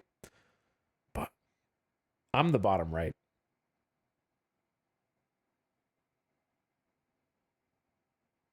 Big first message carfter. It's the group under farmer. He doesn't know. Okay, hold on. What? Bottom right. Chemical Rayari Inc. Food Terra Mills. Core Terra Mills. Animals Terra Mills. Find and collect. High Point Wilderness Specialists. Read all the headers. Oh, the headers. I was not even looking at headers. I literally could not see these words. I did not see the headers. They just appeared. They spawned in. I could not see Carfter. Such as sending you into a nebula to do deep scans, or finally seeing what's at the bottom of that planetary canyon. We're going to have a new faction called High Point Wilderness Specialists, who will offer missions associated with the various fauna that we're starting to get into the game. From population control missions to harvesting specific resources for research. Oh, that's supposed to be crops? Not, I thought it was like cores, like clan or guild, like a corp, like the core, like the farmer core. Population control missions to harvesting specific resources for research. Now, I don't know if we have some people who'd like to do combat, but our combat guilds were doing something a little different. Now, previous to this, these are all of our profession guilds. But for our combat guilds, they operate a little differently. See, these two are diametrically opposed to each other. So once you pledge allegiance to one, the other marks you as an enemy. On the lawful side, we have the Mercenary Guild. Oh, man. Okay. They represent Mercenary Guild, Law and Security Guild. This is so many lines that I just... Investigate VIP. Okay, just let them talk. Factions like Eckhart Security, the Bounty Hunters Guild, and even some military contractors. So whether you're pulling together a team of specialists to go assault a ground base, hunting down an elusive criminal. Got another typo, XCS data. Location mapping, scan area, scan objects. Okay, we got to get more detailed than this, I think. Or putting together a recon run to drum up some intel. Mercenary Guild's got you covered. On the flip side, we have the Council. Now, this is a shadowy group comprised of representatives from various gangs, syndicates, and outlaws who mandate criminal activity throughout the verse. You'll be able to throw in with rough-and-tumble gangs like the Headhunters and the Dead Saints, or work your way up to join highline criminal syndicates like the Atonis or the... Wait, they have access again? Yeah, it is. Access. Is this English? Is this the British spelling?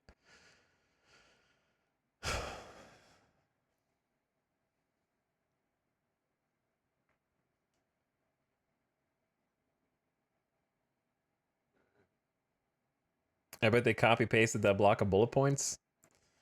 Oh, from the other page. Okay, yeah, that makes sense. Anyway, the problem with this is it's kind of like you advertise it as a bunch of different things, but here's the problem, right? We have violent criminal, organized criminal. Those are two different things. Crafter parentheses illegal. I guess you're making drugs. It's just funny. Like, okay, kill VIP is the same as kill all, because you're going to have to kill everyone around the VIP to kill the VIP, right? So these are functionally the same. Destroy objects means you have to kill everyone and also shoot things on the ground. So these three are basically the same. Patrol is you're patrolling, but then you're going to have to find people to kill, because otherwise it would be really boring, right? You can't have a mission where nothing happens. You could, but you're not going to. So if you patrol, it's just you walking a little bit and then killing everyone. So these four are the same. Defend the VIP is kill all minus one person. Defend location is kill all who are at this spot. And rescue VIP is, again, kill everyone except for this person. So they're all the same mission without much functional difference in how... Like, you got to tell me, how do these actually... Dropkings separate from one another? But remember, the underworld is a dangerous place run by greed and power. So mercenary guild reps might not be the only people you have to worry about, as the syndicates are always looking for loyal soldiers who will hurt their competition these are the same missions. And tip the scales of power. This one you get the favor. burn stuff, though. That one's cool. So as you can see, there's going to be a universe of exciting storytelling opportunities for you to undertake in 1.0. But one more thing. We're also going to revitalize our social behaviors. But it's just like, just focus on like a handful of doable jobs, right? Like, I understand you want to make crafter a person. I'm blocking it, but crafter, builder, miner, salvager, courier, hauler, trader. These are things I can see happening. But like researcher, still have to identify what exploration gameplay looks like, because I don't think it exists yet. Crafter is back. Search and rescue, don't know what that means. What is it? Hunter, like of animals? What is a marksman for like the sports thing. Industrial athlete is definitely an interesting phrase. But like pirate / shipjacker. I don't know. Some of these are just too vague, where it's almost like trying too hard to make me convinced that there's going to be a lot of jobs. I'm already convinced. Like, there's already more different kind of ways to play than any other space game I know of. You know what I mean? But you don't have to convince me to make the populations not only feel more alive and reactive and off chairs, but better reflect the tone and flavor of the areas that they're inhabiting. We want to see the people of Loreville slowly trudging through the streets, overburdened by the ruthless contracts, just as much as we want to see the tourists of Orison gleefully moving from attraction to attraction. And all of this is what's going to make Star Citizen be the experience we set out to make. A diverse universe with a rich tapestry of stories, characters, and experiences. Like, I get the storyline. That part is achievable. Like, we're going to make a storyline. It's going to be threaded through the planets, and it's going to, like, kind of lead you through all the cool things that you can do in Star Citizen. Good. Like, that's perfect. But then we're getting lost in the weeds of, like, you can be anything and do anything and make it your full-time job. And it's like, oh, yeah, no. Like, if I play one play session of Star Citizen, you know, I might hunt Copian once, but I'm not, there's never going to be enough to be a hunter, I don't think. You know what I mean? Like, it's kind of like these are all one mission you can do. A few of them are things you can do full time, like mining, salvaging, hauling. For you to live in. To talk more But about most how all of this them are feeds like, back into player if we have one mission of something, it doesn't mean it's a full job. progression, I'm going to turn it back over to Rich Tyre. Well, the story is do it. Good. Thanks, Dave. Smashed it. By the way, thanks for the sub by Ishtar and Dr. Skelly. Hey, guys. Thanks, Dave. Appreciate the sub. Okay. Thanks, Dave. So we have a main story to connect the universe. We have all the guilds and their associated professions. And we have location stories to give the world depth and life. Crucially, though, we have a new core progression in the game, guild reputation. But what about our other core progression in the game? The economy. Sitting. Oh. So, as we've discussed before, we'll be implementing a Star Sim-powered dynamic economy. That's what I want to know That will about. automatically adjust the in-game prices based on player activity. That's what I want to know about. That's the thing I'm most interested in. But for credits to actually matter, though, we need to have an economy where credits flow out as well as in. This means transactions such as repairing, refueling, and restocking need to have value. Good luck. If everything is too cheap and the money coming into the economy is too great, we'll have massive inflation. And this is where taxes and insurance come in.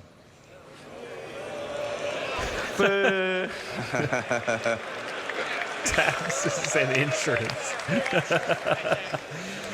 We'll have two main taxes, inheritance tax as part of Death of a Spaceman, and security tax for your base that will cover the cost of planetary shield tech. Insurance, on the other hand, will be split between medical insurance, which covers your hospital imprints, and probably the most important one of all, ship insurance. Now, as we have Death of a Spaceman, we also need Death of a Spaceship. They're kind of saying Death of a Spaceman like you already know what it is, which understandably they expect CitizenCon to be watched by people who are already interested into Star Citizen. But the short version is there's going to be consequences for dying. That's like the... So they want there to be consequences for dying and consequences for your ship exploding. I want there to be consequences for the server being responsible for both of those things. Losing your ship should be significant. Right now, for example, over 90% of all claims in the verse are for ships that have not been destroyed. Guess what? I did have lost matter in Star Citizen because the last time I sent my Reliant core into the hangar, the game lost track of it, and now I don't have a Reliant core anymore. I bought it with in-game money, and now it's gone. So, consequences.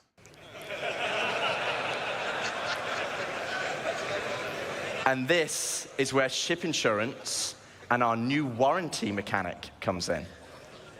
First up, we'll have 3 tiers of insurance. Interesting. With level 1 being chassis insurance.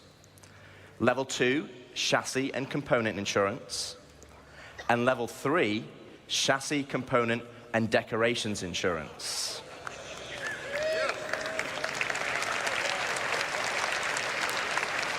Give me the decorations back. Now, insurance by itself will only pay out credits based on the wear and age of your ship. Insurance, I think you want to listen to this bit because it's important. Insurance with a warranty, though, will give you back a new ship, plus any other equipment or decorations based on the tier of insurance you had. Okay, so this is the bit you need to listen to. All ships bought on the pledge store will come with a permanent warranty and their appropriate insurance. Okay. I feel like that didn't clarify. This means you will always get your ships back if they're attributed to your account. Other ships, on the other hand, will require a transferable warranty, and these are rare. You'll be able to earn transferable warranties in-game, such as by completing the main story, as an example, and apply them to any of the ships you own. But there will be a cooldown for transferring it between ships, so choose wisely. Now, what about claim timers? It's another fun topic. And getting your ship back without a claim. Well, we want claim timers to be proportional to the crafting timers. This means it's more beneficial for you to go back and get your original ship. For this, we're going to be introducing a shuttle ship, just like a courtesy car.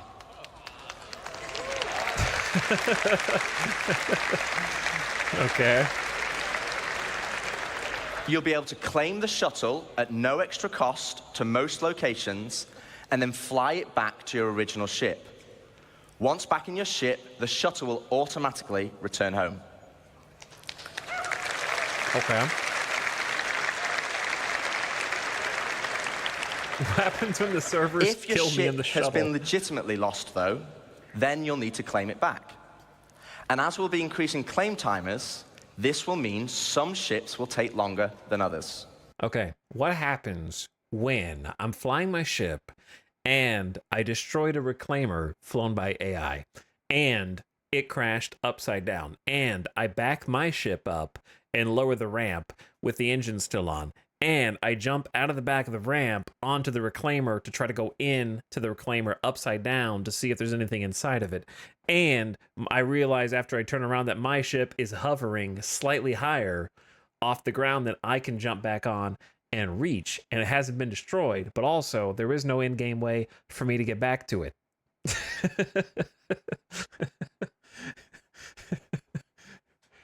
Sounds like a skill issue. Okay, but what if there's weather? Because they added weather on the first stream and the wind blows the ship away and I didn't realize it was so windy and a storm comes in.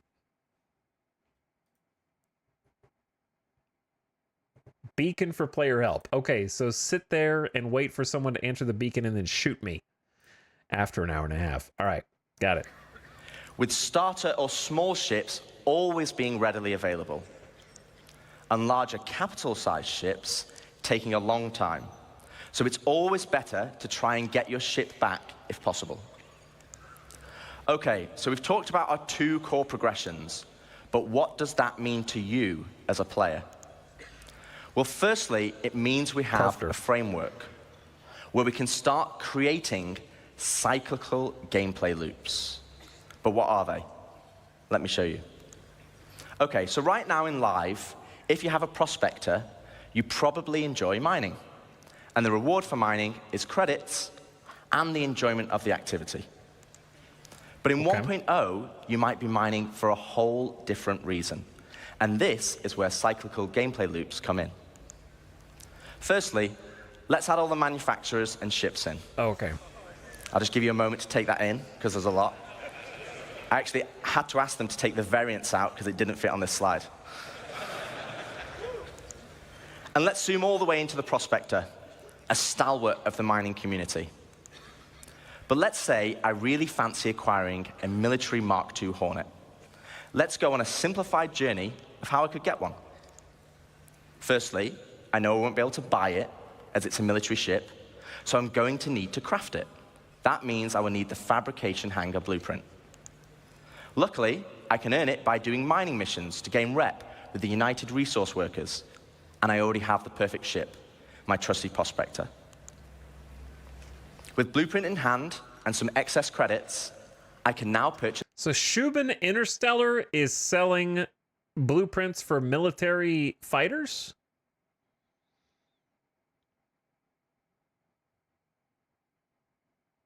We got what I'm... No, okay. Okay. Shubin has the blueprint for the fabrication building. All right. I'm just following along. I'm just trying to follow along. A small plot along. of land on Stanton and build my fabrication hangar. Step 1, complete. Now I need to grab the Mark II Hornet blueprint. For this, I need mercenary rep, and more importantly, a combat ship. With that in mind, I will do a few more mining contracts to earn enough credits to purchase a Mustang from the dealership. Now I can start doing combat pilot missions for the Mercenary Guild, so I can unlock the Mark II Hornet blueprint. Okay, step 2 of our simplified loop is complete. I have the Mark II blueprint, but I need the resources to craft it. So I come full circle back to my prospector, but this time I'm mining for resources instead. As you can see, this closes the loop. No longer am I mining just because I like it, and there's nothing wrong with that.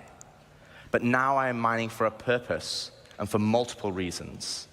For credits, for reputation, for resources, for blueprints, and ultimately as a stepping stone to crafting my own ships to enjoy other professions. And this is just one of many loops. This is the core of Star Citizen 1.0.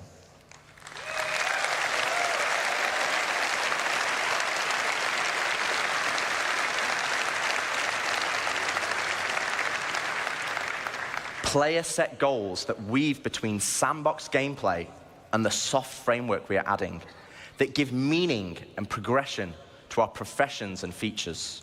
Okay. That sounds cool. But it's pretty much like kind of what they've already been talking about. However, what I want to hear is a commitment that all ships that are not currently part of some kind of brand deal with Intel or whoever else are going to be made available to craft and acquire in-game, including F-8Cs and everything that might be released in the future. It's providing the framework for motivation to play the game. That's the journey, though. What about the destination? So Dave has already discussed citizenship and the main story, so let's collapse that for now. Let's talk about endgame content. The content that is designed for experienced players and keeps them engaged. Basically everyone in this room. Blowing up other players' stuff. So how does that look in 1.0? Firstly, we'll have open world content, including missions, group missions, and server-wide events, like we have today, but tailored to endgame players. While the sandbox element of Star Citizen will allow for large-scale battles, we also want to provide challenging instanced content that will take full advantage of not only multi-crew ships, but fleets of ships.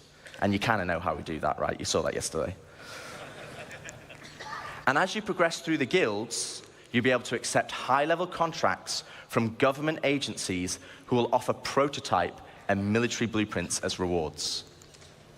These missions will require the full coordination of multiple players and an assorted fleet of capital, support, and fighter ships.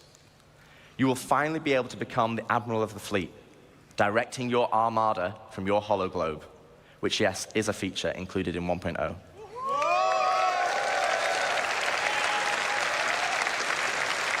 What did he just say? We will also be offering more specialized on-foot missions that see you enter the depths of distribution centers and municipal works in small, tight-knit squads that provide an outlet for our more FPS-focused players. On top of all this will sit a dynamic layer powered by StarSim. While StarSim will be the driving force in our dynamic economy, we'll also be offering more specialized on-foot missions. Are you okay, that see you enter the depths of distribution centers and municipal works in small, tight YouTube, are you okay? squads. On top of all this will sit a dynamic layer powered by StarSim. While StarSim will be the driving force in our dynamic economy, it will also track player and AI activity and dynamically spawn events based on their actions. For example, if it tracks large amounts of resources being moved from one home location to another, it will have a chance to spawn pirates to intercept. All this combined will provide just a portion of the endgame experience, and I'd love to delve deeper, but that's for another day, as we still have a lot to show. So we've discussed non-combat professions and guilds, cyclical gameplay loops, and endgame PvE content. But what about PvP? What about player versus player content? Is it PvE, though? Well, that dude was going to make a military ship as part of the PvE loop. What are you going to use that Hornet for? I'm not convinced that was a PvE loop. As you know, 1.0 will contain 5-star Who's going to systems. defend me while I'm mining? 3 of these being lawful in Stanton, Castra, and Terra, and 2 of them being unlawful in Pyro and Nyx. So what's the difference? Let's take a look at Stanton. Lawful systems will be a mixture of high, medium, and low security areas. Each of these areas will be monitored by law enforcement agencies. And depending on the location, would dictate the emergency response time, with high-sec areas being the fastest. Initially, this response will be measured, but over time will escalate to overwhelming force. This means if someone is attacked, if they can just hold out for a short duration, help will be on the way. Pirates will be able to disrupt this monitoring by shutting down the nearby commerce. I need to watch this again. Is he talking about, like, spawning in security ships to help people who get attacked in high sec? To look at Stanton. Lawful systems will be a mixture of high, medium, and low security areas. Each of these areas will be monitored by law enforcement agencies. And depending on the location, would dictate the emergency response time. With high... Am I crazy, or in the lore, isn't Stanton a low security system? I don't think it's actually high security in the lore, is it? Am I crazy? I always heard that Stanton was considered low security, and Pyro is supposed to be lawless. Areas being the fastest. Initially, this response will be measured, but over time will escalate to overwhelming force. This means if someone is attacked, if they can just hold out for a short duration, you're going to get a wanted level will in be GTA. On the way. Pirates will be able to disrupt this monitoring by shutting down the nearby comm arrays, but this will be highlighted in your star map, with dynamic missions being generated to bring it back online. Don't do those missions. It's a trap. They're turning the comm array offline and then camping the comm array. And then they're going to kill you when you go try and turn it back on, okay? Don't do it. But just this is the PvP you already know and experience right now, just without security forces. But before we jump into an unlawful system, let's explore what options you have if you pirate a ship. Okay, so first up, let's discuss ownership. All ships and high-value items that you own will automatically be assigned to you. This means if someone steals your ship, you can mark it as stolen, either via an insurance claim or in your Mobi. Are we going to get to change the plates? This will then trigger a dead man switch on the stolen ship, meaning it will cease to function after a period of time. But what options does this leave as a pirate? Well, you can still salvage it. You can tow it back to your fabrication hangar to dismantle it for resources. I'm going to be a pirate tow truck. Or, if you have a high enough rep with the council, our criminal guild, you can get the dead man switch disabled and pay for a new title deed to become its new owner.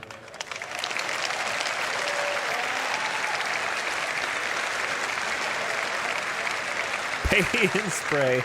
Also, if you're in a lawful system, you'll need to find a transient jump tunnel, as all major locations and POIs will have custom security that will scan you on arrival. Okay, so with that out of the way, let's look at the unlawful system in Pyro. Unlawful systems have no laws at all, and with that comes opportunity. Pyro, as an example, has an abundance of high-quality resources and is a hotbed of criminal activity, the literal definition of high risk, high reward. With crafting now requiring resources, you're going to want to create bases to mine and extract them. This is where base raiding will become a new form of PvP, and it's founded on a combined arms ethos. Not going to work. Defending players will be able to add defenses such as walls, automated turrets, walls? And most importantly, ground shields. A localized version of the planetary shields used in lawful systems that absorb the most powerful of weaponry. No longer can you just turn up and drop a Moab. Okay. Good.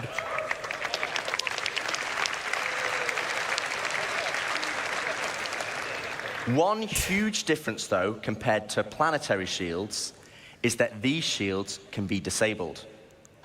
You will have to strategically assess each base and punch your way through its defenses on foot to eventually bring down the shield generator.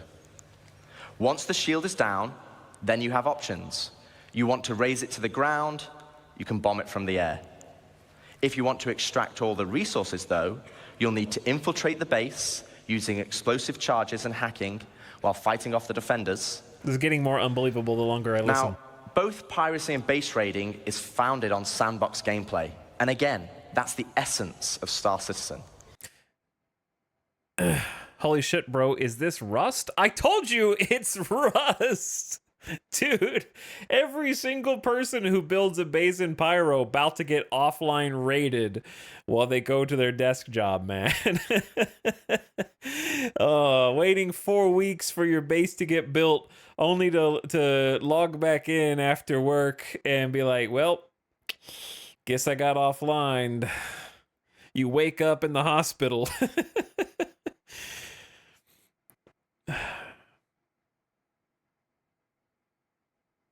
Like, the base rating always sounds like a good plan until you actually think about logistically how it's going to work, man. People can't play 24 hours a day. It doesn't matter if you have... Like, the only people who can are massive guilds and organizations, and they will take literal rotations to guard their stuff. And it'll just be like a lifestyle that... This is different from Eve. Because Eve, as far as I know in Eve, you can't just be like, you know what, I feel like building, I'm going to go over here and make myself a cute little cabin on the lake and live in it. Because it's cool. And then another player comes along and is like, yeah, screw your stupid cabin. I'm going to nuke it from orbit. So it's a little different. All the stuff in Eve that's like player fought over structures and things they don't have that micro level of building. It's all like big macro stuff.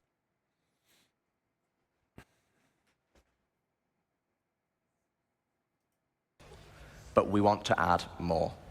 Something where you can log on and immediately find the action and fight for a purpose. So first up, let's go on a history lesson. But yeah, raiding always sounds good, but it'll never play out like they're describing. In their mind, it's like an action set piece where you have a big base and you're defending it. You just happen to be sitting around staring at the sky, waiting for someone to attack it, I guess. And you're not off in another system doing anything. Luckily, you're not 3 jumps away doing anything outside of your base. You're just sitting in your base waiting for it to get raided. And then a bunch of bad guys show up and you guys have an awesome, epic cinematic firefight. You know what I mean? Like, the people who attack it will always have an advantage because they're human and you're going to be defending it with, like, a shield that they're going to be able to disable. And like base defenses that, like, we already have defenses on every single station in Stanton. It doesn't do anything. Pirates will just sit there around it, sit in the blind spot, and attack you anyways. There's got to be a good reason to not obliterate every solo player cabin. Basically, yeah. There needs to be like actual consequences for attacking and not just like free real estate. In the early 2600s, there was a fledgling corporation called SEAL that had developed a new system-wide planetary shield technology. But the other thing is, it's going to get widespread blowback because like 90% of the player base is the people that are going to be getting attacked. and like the 5 to 10% of the player base are the ones who are foaming at the mouth at the idea of attacking other bases, right?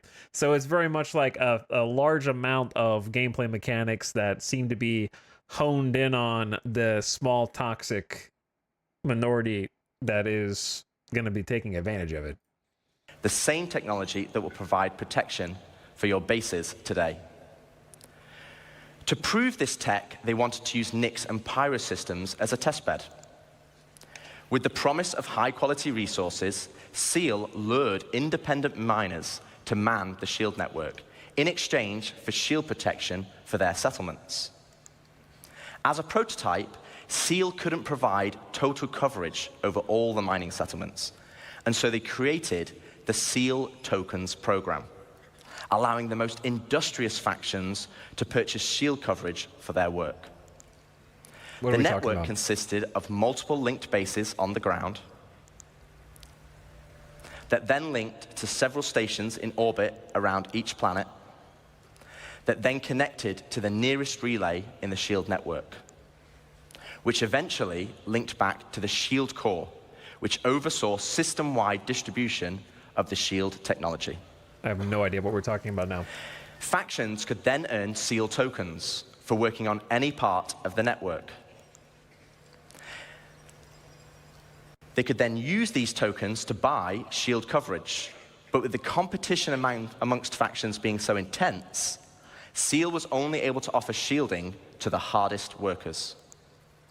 Unfortunately, due to outlaw interference, Seal eventually pulled out of Pyro and Nyx and pushed for a more automated solution in more civilized systems. So fast forward to present day, without Seal's backing, they had to pull out and leave it as it is. And welcome to Station Warfare.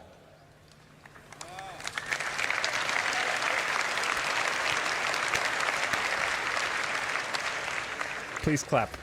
With the Seal network still in place, but lacking resources, orgs can take ownership of these structures to gain access to planetary shield tech. Which, as you know, would make their bases invulnerable. Getting restless. Unfortunately, there's a catch. There isn't enough to go around. And as in the good old Seal days, the system still works via the Seal token program. To earn tokens, you'll have to assault a location and then deposit resources to power the network. This begins with ground bases and ends at the shield core. Each structure occupied will then accrue Seal tokens over time, with larger structures earning more, and at the end of each week, you must then use these tokens to purchase shield protection. With shield coverage being limited, though, the system automatically selects the orgs with the highest bid from across all shards. Why is this turning into like a board game? Are we okay? I feel like I'm reading the rules to one of my board games that's behind me. What is going on here? Here's my understanding. There are some kind of shield relays and space stations or something. And you either do missions around them to earn something, and then also bigger bases get more tokens on the planet surface or something. And you also have to like earn the tokens passively and also bid them each week in a bid to get one of the finite number of shields that are available via the Seal Token Program network. And only the big orgs are going to be able to get them because they'll just boss everybody else out. What? This will never exist in the game in this form. Yeah, basically.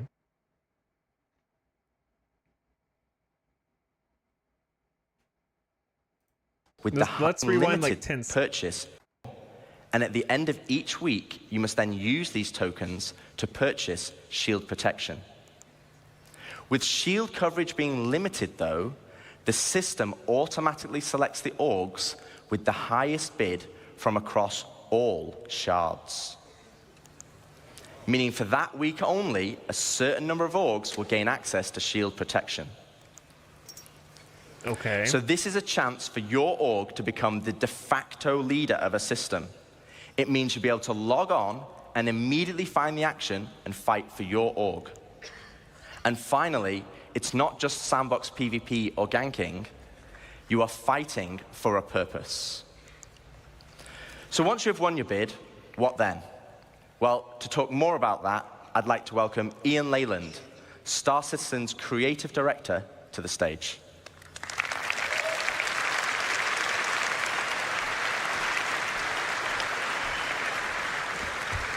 Good luck. Thank you. All right, hello, CitizenCon. Why randomly bomb small houses when you can get planetary shields for the week? And it's each week, too? Okay, the passive tokens, they're basically doing, you know, in Battlefield Conquest, when you have to hold a certain number of control points, it's basically like they said a lot of words to say that there are going to be a few control points, probably stations, and if your guild controls those stations, they passively earn tokens, and then you can bid those tokens on shield coverage. That's my understanding.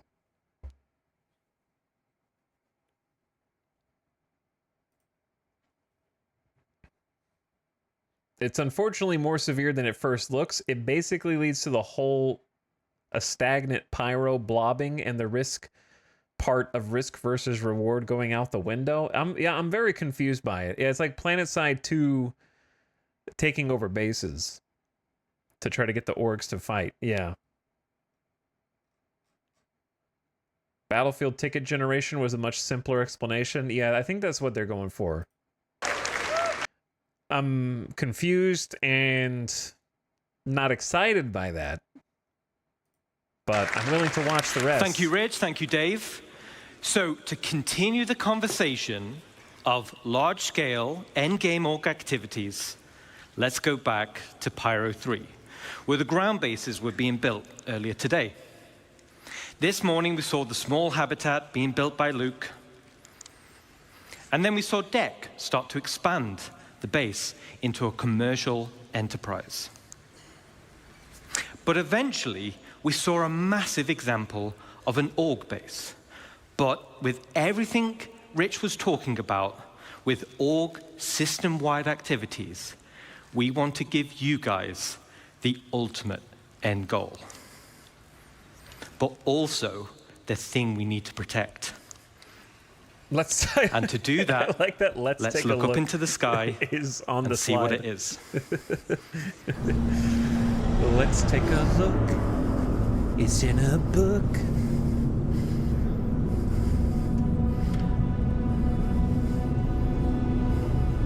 Breathing intensifies.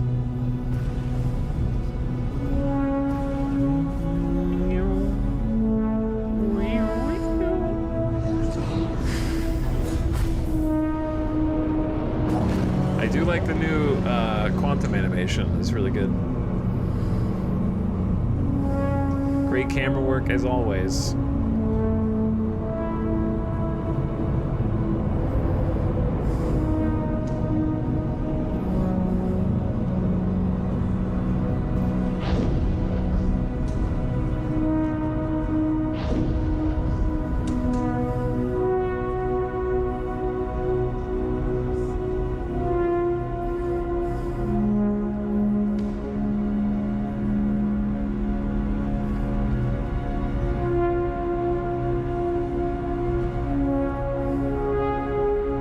This looks like something I can't quite place my finger on.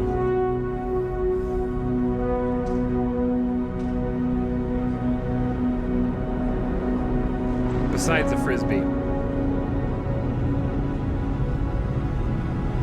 A little MPUV.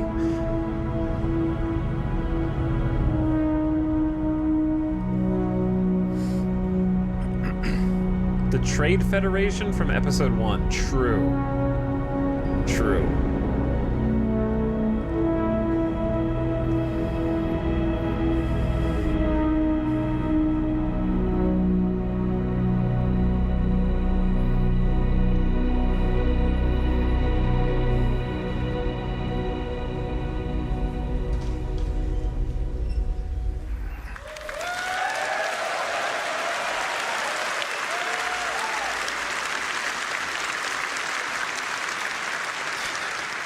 let me introduce you to player space stations. Finally, you can build your home amongst the stars. This will be the starting point for your base of operations for system-wide org activities. Let me be the first to say that I also played Starbase, which also had player-built space stations. And all I can say to these developers is Godspeed and good luck, because it didn't go so well for Starbase. They're still trying to make a big game, but I don't. It hard. It very hard, and good luck. It didn't go well for Eve either. What happened in Eve? But why is this an end goal? Well, first of all, to construct your own space station, it's going to require vast quantities of resources and materials. And also will be a large time investment. But how do we start? Well, it all starts with the supply bay. And the supply bay can only be constructed by the pioneer.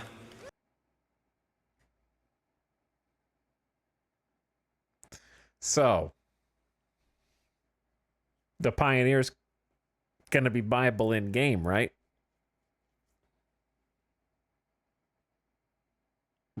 Right? Right, guys? The one way to build space stations?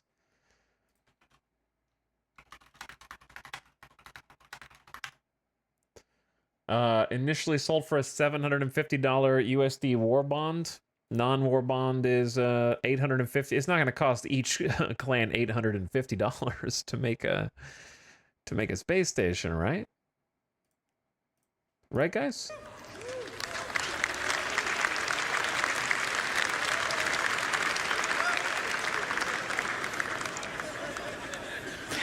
Once it's created, the supply bay then handles the creation of the station itself. Now, we're in gray box development phase, so the artwork's not final, but let's go on a journey and start building our space base. But yeah, it's just like, I'm not trying to be a negative Nancy. It's just hard to get excited about cool things when the cool things, they make no reference of it not being prohibitively expensive or restricted, right? Like, player-built space stations is an amazing goal that I hope is successful, because the idea is so good. It's just that the other games that I've played where that was attempted did not know how to handle it. But it's just like, I won't be able to do any of it, so it's hard to get super excited for it. And worse, it seems gated behind almost $1,000. So, like, if they made any mention of the accessibility, like, can a 50-person org make that without having to pay $1,000? Can't you buy that ship in game? The ship doesn't exist yet.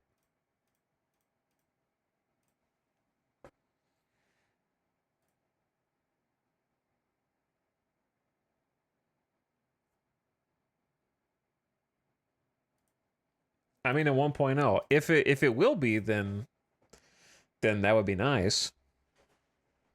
But yeah,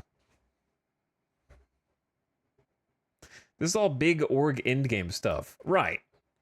But end game is going to be reached by more people than orcs. So what does the average player do for this quote-unquote end game, other than join an org, I guess?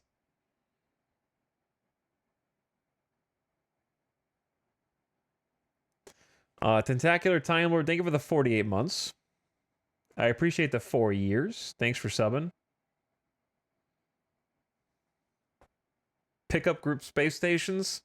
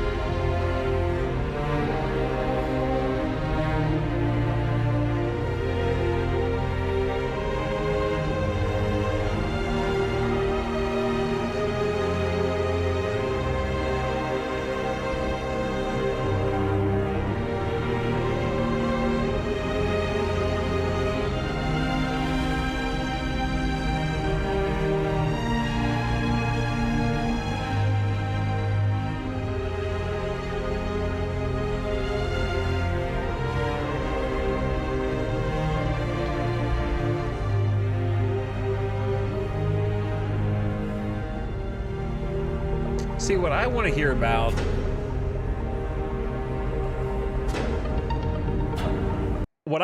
about is how the game will support interactions between, say, orgs and people participating in this and everyone else, right? Because a sufficiently large organization is entirely self-sufficient. So if there was a system that they would bring up, and there may be that I haven't heard of that they've talked about doing, where you can like contract people to do stuff, that would be more interesting to me.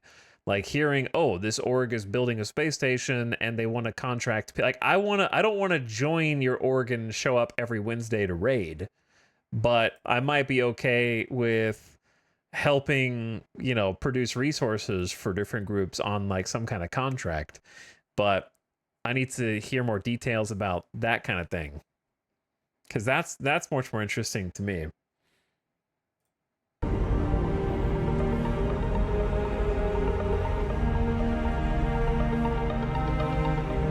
And making those necessary and not just completely unnecessary, because the org that is big enough to build the space station doesn't need anybody outside the org to build it. Right?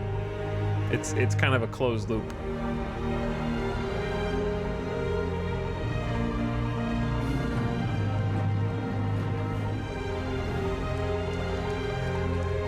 By the way, stations do not currently rotate around planets, so I'm not sure if this is, I think this is just an artist rendering. I know that they're supposed to, but stations are in a static lock with their planets' rotation.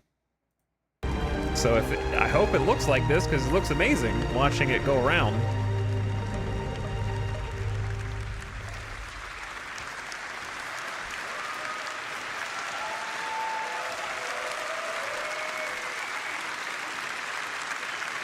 Awesome. Awesome. So as you saw, the cargo grid of the supply bay consumes resources, and the required resources will be substantial and will need to be topped up over time. So this means orgs will be encouraged to have efficient logistic networks to feed the supply bay. And as Rich outlined with professions, it's ideal if your org is well-rounded in terms of roles. Even the starter player can contribute. The supply bay has automated construction zones, which are used to create the station. And unlike ground bases, many drones are used at once to create the base. Once the station is built, the supply bay then integrates into the station itself. So here we are. We've built our core station module, and it's big. And out of the box, the station comes readily built with some core functionality. Let me talk you through it. Right on the top is the bridge. Okay, quick point. Imagine how long it takes for them to develop the big ships in the game, right? Months. In some cases, years. Now imagine how long it has taken them, or will take them, to get this module core feature complete and ready for people to walk through, interact with, and live on. Now imagine how many years it would take between that and the next variation of a core. Basically what I'm saying is everybody's space station is going to look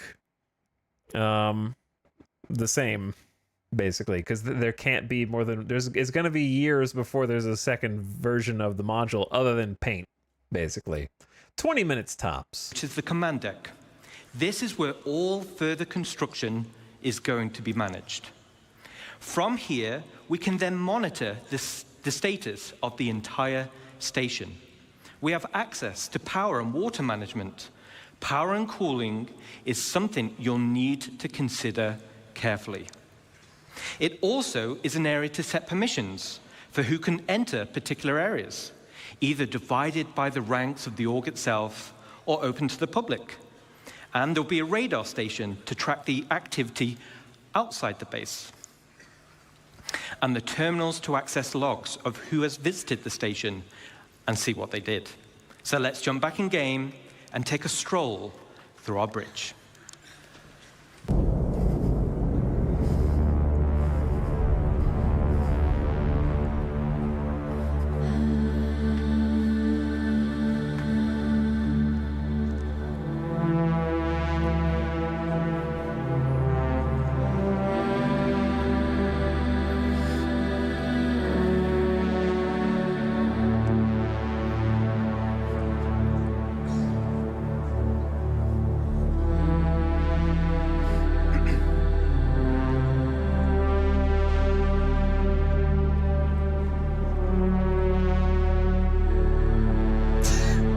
As this guy. You better work, or else.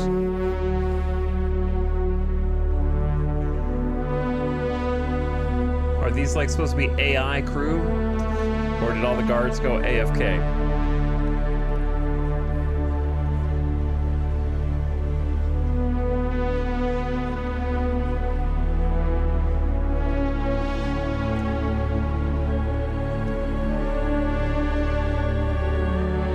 We got a clone vat on this where I can print new AI.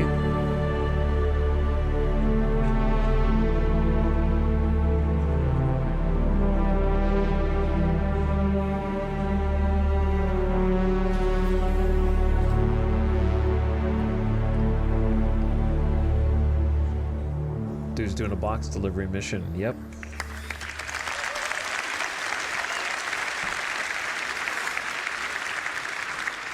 Super awesome. The back of the bridge leads to a centralized transit network. This spine physically connects the entire station and will provide access to the various decks.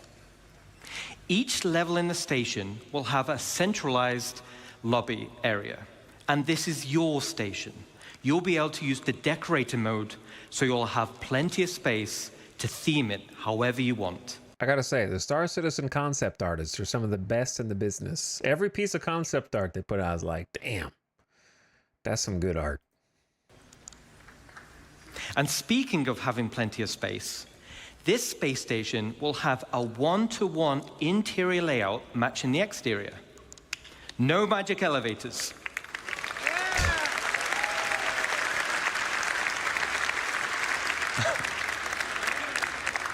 So you can circumnavigate around the entire perimeter, and it's wonderful. Okay, let's jump back in.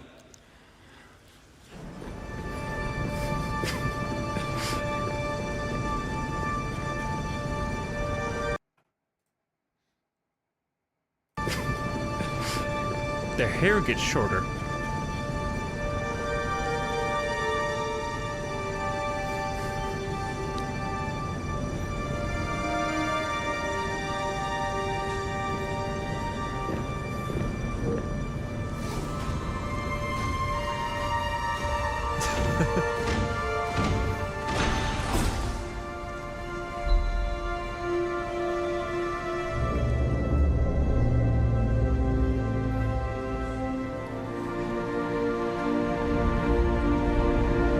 It's okay, that's dangerous, bro.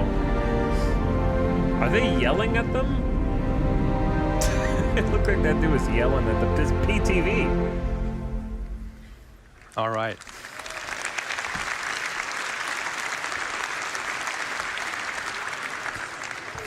As you can see, right at the bottom of the central transit system leads to the lower areas.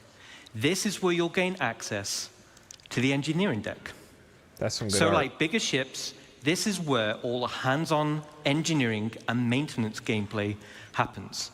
This will serve as the beating heart of your station.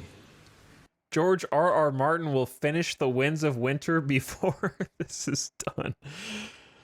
Is this for, are they saying that this is going to be for 1.0 or after 1.0? Because I hope to God it's not for 1.0.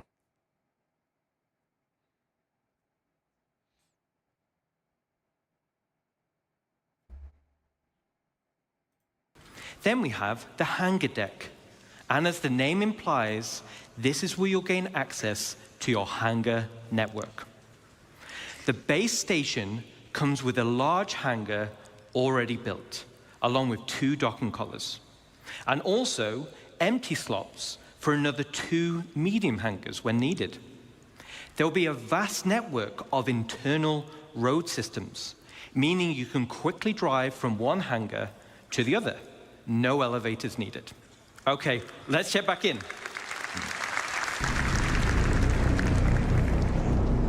The Super Star Lancer.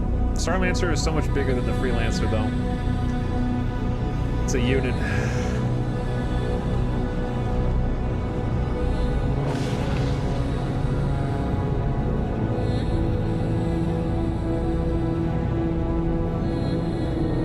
One Atlas, 2 Atlas, 3 Atlas, MPV, Mule, Ursa, Mule. That's a lot of vehicles, bro.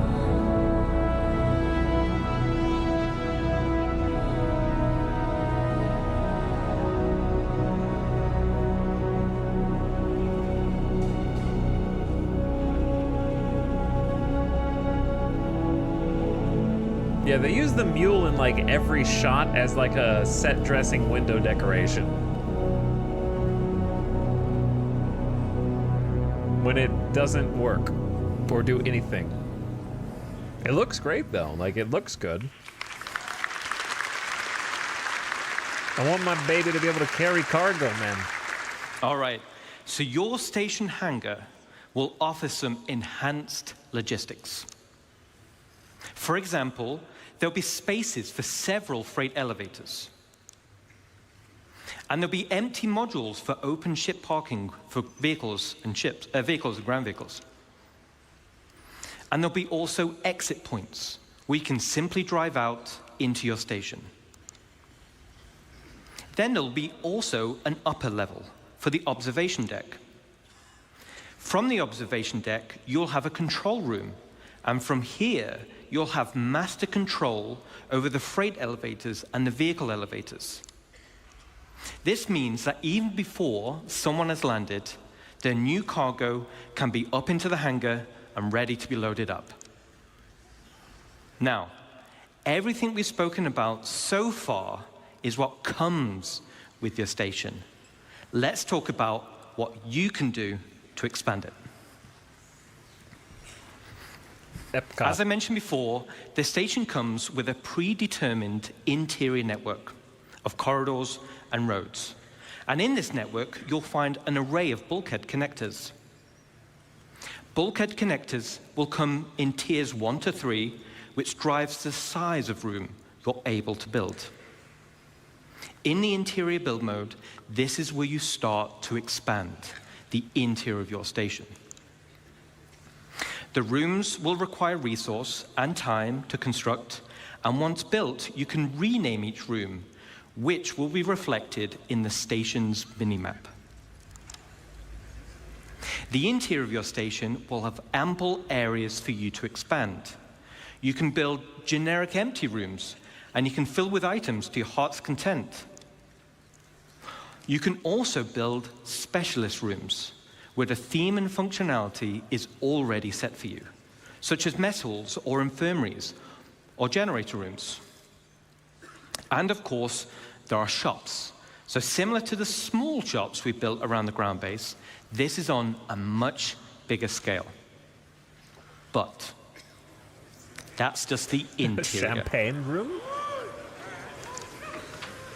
Let's talk about the exterior. On the exterior, we have minor hard points. These are attachment points located on the upper and lower surfaces of the station. Using build mode, you can customize your station with a variety of modules, which tailor it to specific functionality. Some modules cater towards resource collection, such as gas harvesters, while others are geared towards defense, like shields or turrets. Giant turrets, please. This goes back to bridge operations of power management. A situation may arise where power priority is needed. Then we have major hardpoints. The core station module comes with 2 hardpoint connectors. Major hardpoints are used to connect substantial wing additions to your station. The first example... Ooh. This is like X4.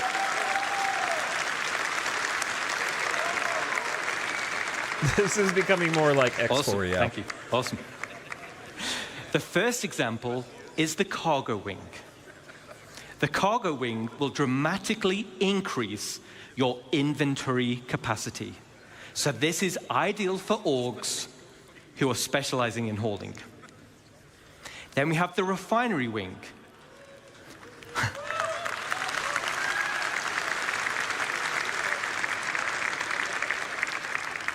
So you'll be able to refine resources on a vast scale. As it's in space, it's much more convenient than traveling to a ground base. Now, a player could buy resources from your cargo wing and then refine it directly in the refinery wing. And finally, we have the hangar wing. So, all right.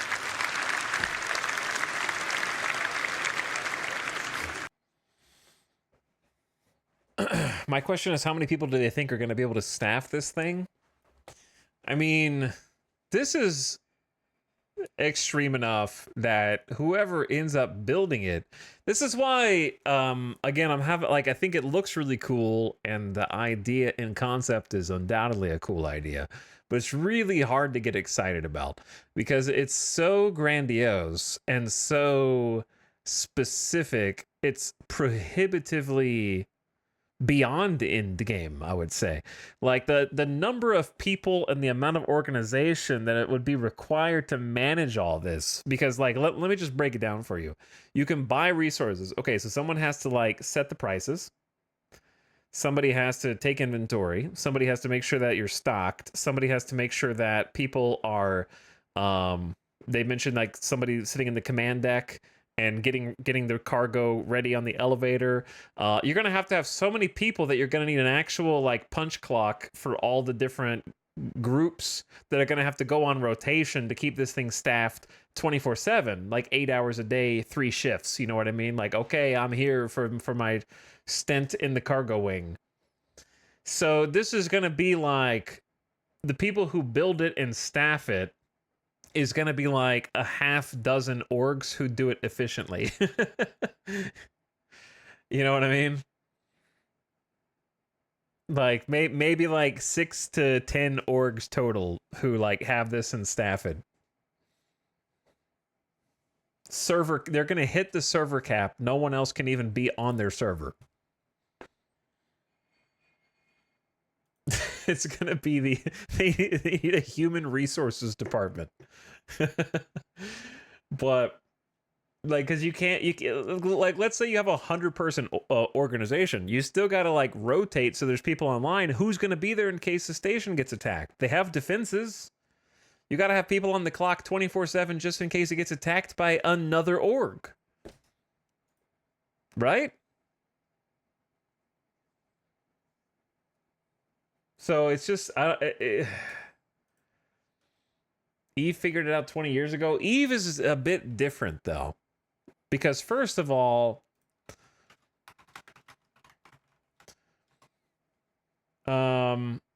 Eve is not a first-person game. So the jobs that you have to do, I know that you can like get out and walk around or whatever now.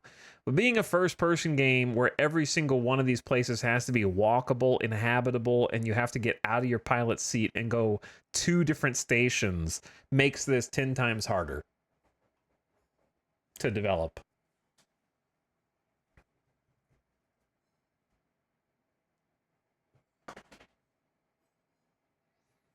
And I think like having to account for all the different people that are going to be moving through it, like Eve can just throw up a 3D asset that has no interior. That's pretty easy to do, where you're just in a ship and you fly around it. And most of your jobs involve like a menu. If you want to access your base in Eve, you just open up this spreadsheet, basically. So, the bigger your fleet, the more hangars you'll want. There'll be a variety of hangar sizes, as well as docking collars, to help organize your fleet's deployment. All major hardpoint wings are connected via struts, and like the rest of the station, the struts are also internally traversable. Okay, so let's recap on the exterior expansion wings. Minor hardpoints give us options on how to collect resources or provide automated defenses for your base. Major hardpoints gives us options on how you can specialize your base. Let's jump back in game and see how our base is getting on. Okay, before we watch this, that's another reason why this is going to be prohibitive, because they keep saying things like, as a starter player, you're going to be able to contribute to this, parentheses, if you join an org. Because now that there's going to be these giant, super ultra in-game stations that are prohibitively expensive to build, and they take insane amounts of resources to manage, and also manpower, the guilds that run them are going to be stricter than ever with who's allowed to do what. Because all you have to do is classic EVE Online, work your way into the guild, and cause havoc from the inside. So they're gonna be even stricter once these things get made, because they can't allow you to screw up this thing that took weeks or months in order to get built. So you're going to be able to do less and less as a starter player, because you will have to be in a position of trust to do anything that is going beyond like using your tractor beam to move a box for them, basically.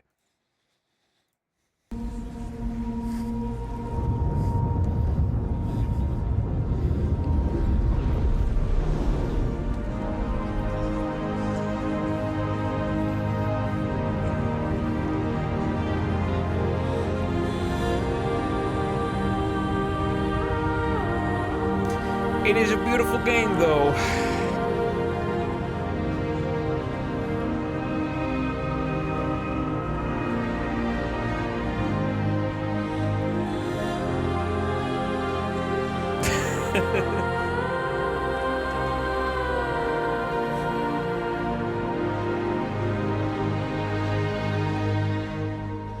That's the cargo one.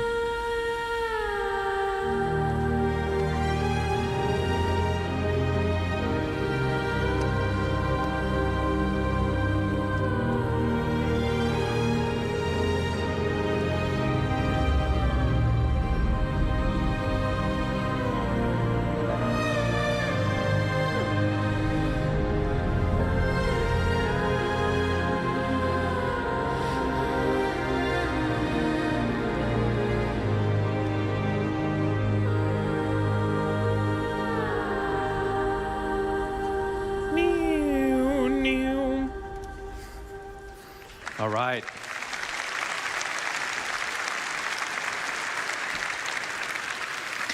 Yes, Pedro has been working with us on this as well, so thank you.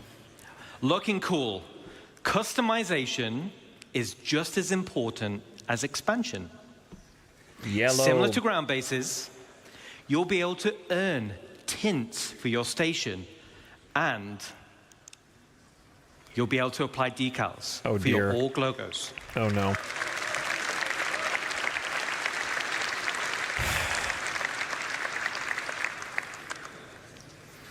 Outside they will heavily police of minor those. and major hardpoints, your station will come with 2 unique base expansion points.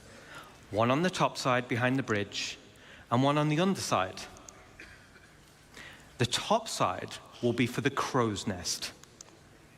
Now, all the other modules built so far have very specific functionality. So many ships are going to ram into this on accident and just blow up.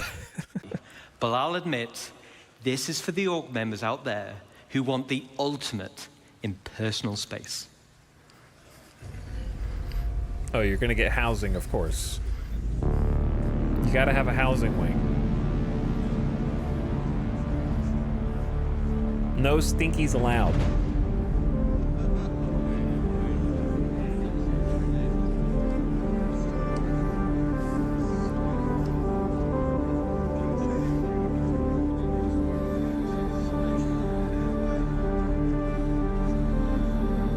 Guild members only.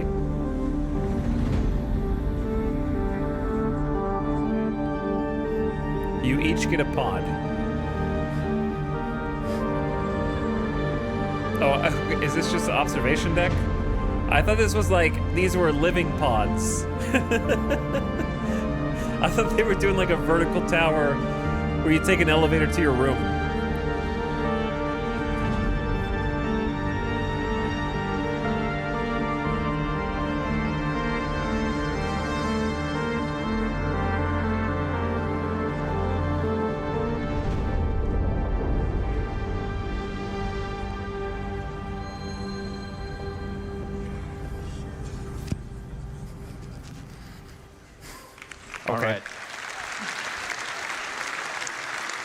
It seems odd to save the observation deck for its own announcement video.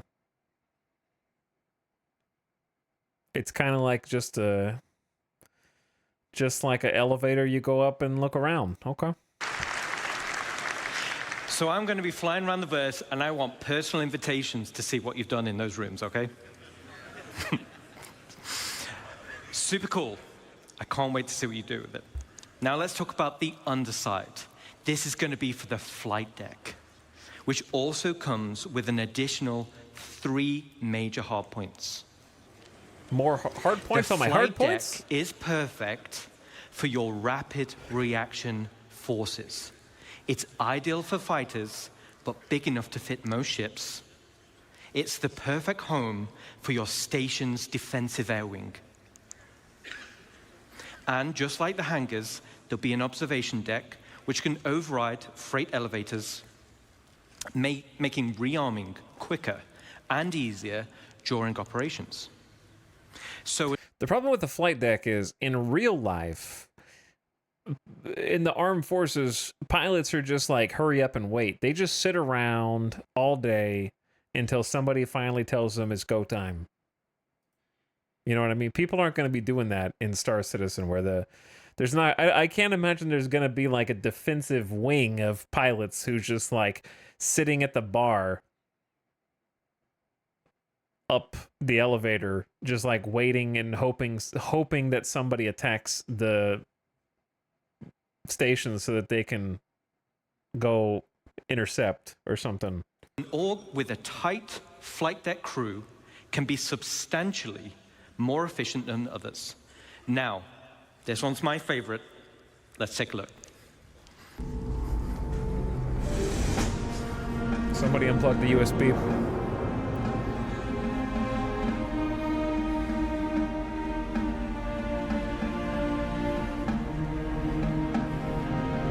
But yeah, like, the artist did a bang-up job on all this. Like, everything about it looks amazing. And of course the planets, all the concept art. The actual, like, station design itself looks really great. All the art is always 10 out of 10. And the music and the sound design.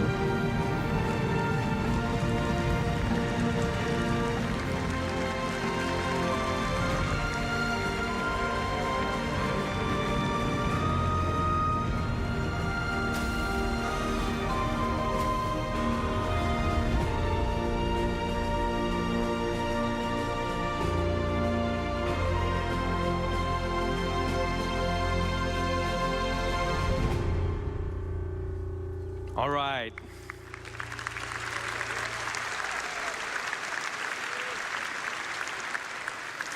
There's a few little Easter eggs in that video. But why do you need a flight deck for your rapid defenses force? Well, Chad, what are the Easter eggs? If you've built your super awesome station in a super lawless system, now you're the potential targets for others. Everyone will have their eyes on your resources and wonder what gear you've got in your inventories. And let's say we didn't win the station warfare bid that Rich mentioned. Let's take a look at the inevitable. That poor whole sea is about to die.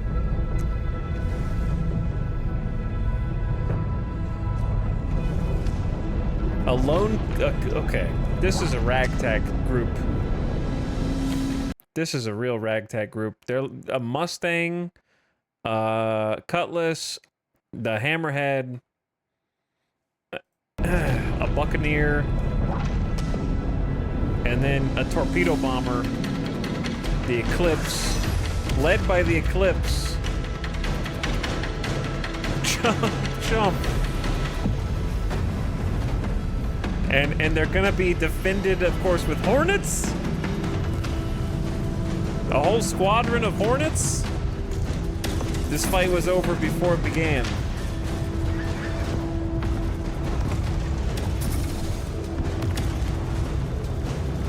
Bold pirate gang.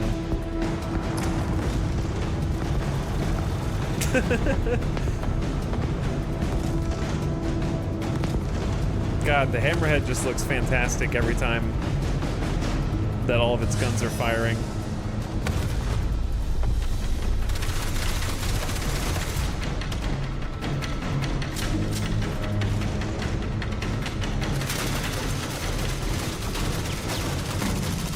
That's some suppressing fire right there.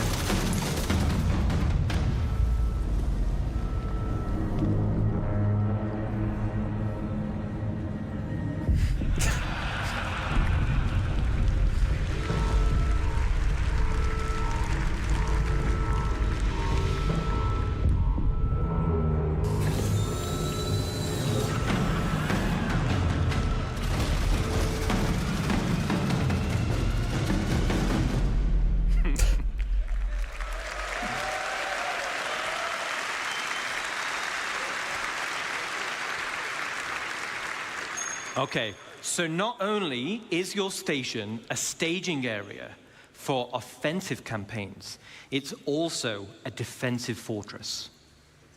The exterior of the station itself can take quite a beating. It's going to be very hard to damage. So the goal of attackers instead will be to punch a hole through the defenses and get inside. The optimal way to do this will be to infiltrate through the flight deck or EVA hatches and work your way up. Once inside, yes, the concept. Once inside and you've cleared out a hangar, you may also want to consider airlifting in a tank or two to clear some corridors. Raiders will have to hack freight elevators or bulkheads in order to gain access. And of course, bring enough ships with them to start hauling out the loot. Gaining control of the bridge will allow access to storage, which would otherwise be unhackable. I've played Eve and done POS sieges. People are going to kill these things. Yeah, I mean, I've played Rust, and I can tell you that what's going to happen is it won't be hard to infiltrate this at all unless anyone, like, okay, two reasons, right? Number one is the stations themselves just bring up so many questions that they can't possibly address all of them here, and I can't even fathom. Because if your station is a base of trading, then anybody can go into it, right? So you're not going to shoot on sight because you want people to come in and trade with you. So people are already going to be able to get in and just go places they're not supposed to be. Right? And if you can go places you're not supposed to be, then it's going to be impossible to tell who's good and who's bad. And then from there, Bob's your uncle. You know, like if they can't tell who's good and who's bad, then all you got to do is go where you're not supposed to be and spawn camp, basically. Like, figure out, because if the org is using this as a base of operations and they're going to respawn in the hospital, then you just base trap them. They're going to spawn naked, and you just stand outside wherever they respawn and just shoot them when they come out, right? While your org does the rest. Like, there's so many potential problems. Like Bribe says, I'm glad I'm not the one that has to figure out how it all works, because it just it's opening up a huge can of worms.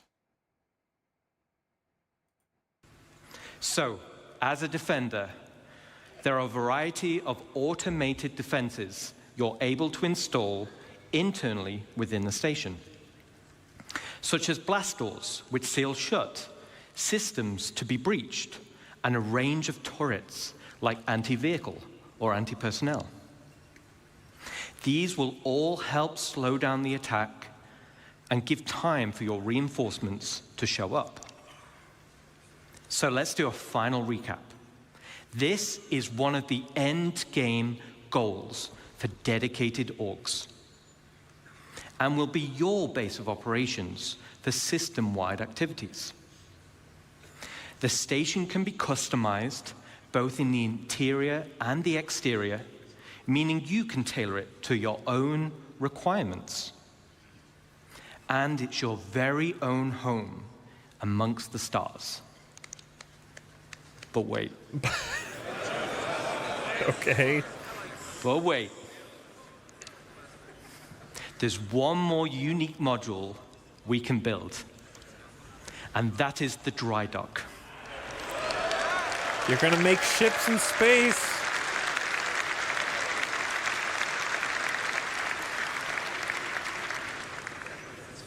This unique slot will be at the back of the station.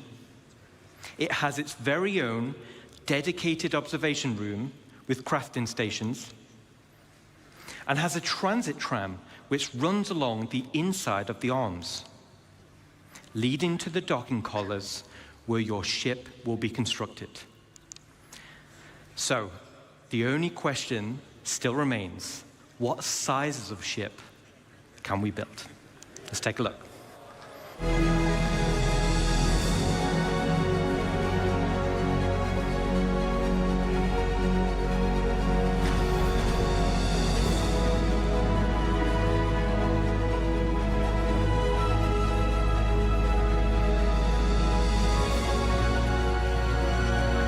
I bet it's big ones. It's gonna be big ones, dude.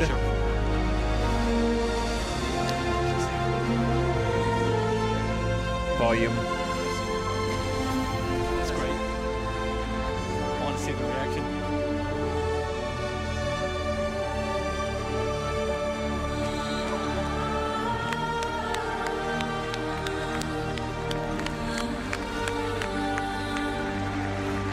Yes.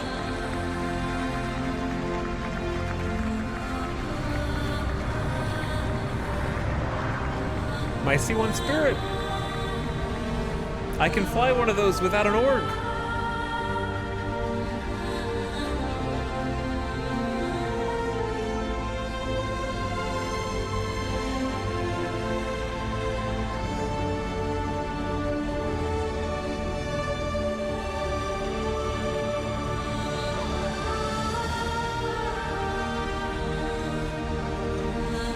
Chat, what is that? A constellation?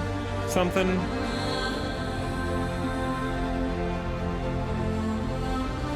A Bengal carrier?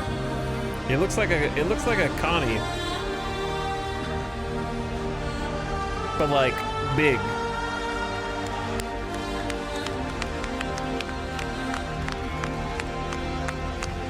They linked up all the space. Why would you even need this many space stations? Why? Okay, I figured it out. That we live in a simulation. You know, like, whenever people are posting on social media about putting stuff into AI, into ChatGPT, and they're like, ChatGPT, here's what I want you to do. I want you to show me a rendering of the Earth, but everyone in it is old. And it's like, okay, did you mean this? And it's like, older. No, did you mean this? Older. And in Star Citizen's case, everything is just like bigger. More. No ChatGPT. I don't want one player-built space station. I want a ring of 6. More. You can do even more than that. It just looks like one of those AI art images where you just keep saying like more to the as the prompt, and then it just keeps going crazier and crazier. Like, what would you even do with this mini? It's just here for wow factor. Like, I can barely wrap my brain around why you would even need one. I get it. There's cargo, you can build a ship, and you can live there. But, like, you don't need 6 hubs.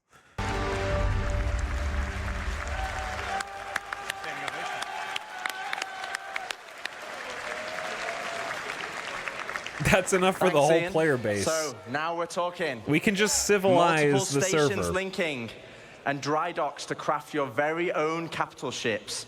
The ultimate end goal for any org. Okay, so let's take a step back. At the beginning of this presentation, I mentioned we had 3 types of players and 1 universe.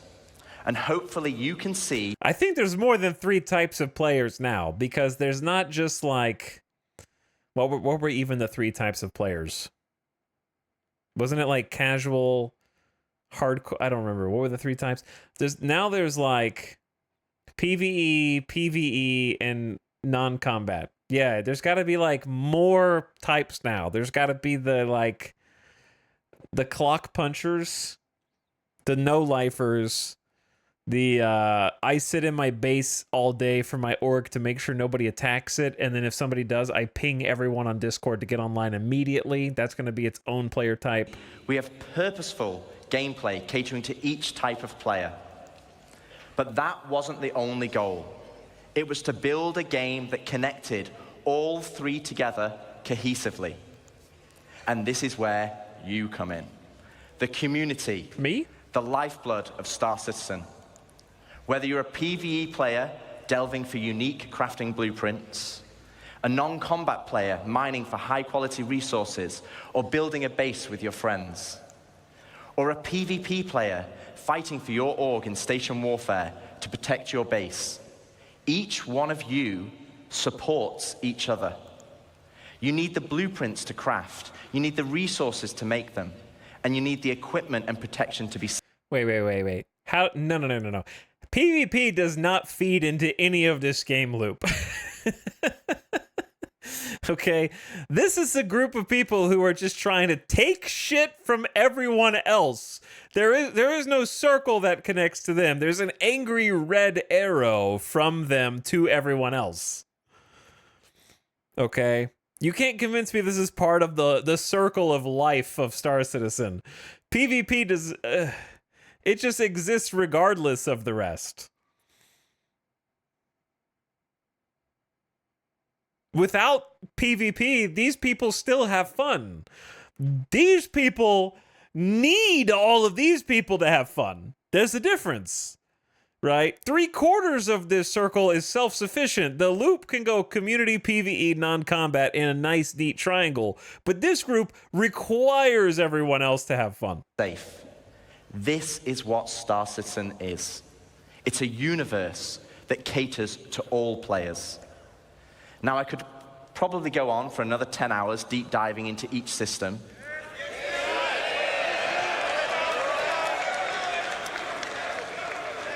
But I do Jared out of a job, and he needs future ISCs and SC Lives and CitizenCons. Today was to reaffirm what type of game we are making. And I hope you continue to come with us on this journey as we march towards Star Citizen 1.0. Thank you, CitizenCon, and can we welcome Chris Roberts? No? No. Jared? Okay. So Chris is not ready yet. So we're gonna ad-lib a bit. I'm here. Oh, well, LTI is warranty and insurance. That's what you're gonna get. I have it on my thing on there. Okay. Welcome, Chris Roberts. We're going chaotic now. There's a video. There's Chris Roberts. I was going 130. I don't know. Hey, you don't need this, right? Well, then they're going to scroll it. Thanks, Rich. Rich, Dave, and Ian, I hope you guys and girls loved what you saw there. It's having a definitive line in the sand is incredibly empowering for the whole team, and I think for all of you guys in the community. As I said, in introducing the presentation, we will never stop growing Star Citizen, even past 1.0. And part of what makes Star Citizen so special is the symbiotic relationship between you guys, the community, and us, the developers. And I know I can be accused of feature creep, but you only need to look at Spectrum, Reddit, and Discord to see countless great ideas and suggestions that come from people playing a live alpha and seeing areas that the game can grow and improve. And often we take these on board because they will make the game better. And in some ways, while you could say Star Citizen is a Chris Roberts game, I would say it's all our game. The developers, the community, building the game, we're all building this dream game together. And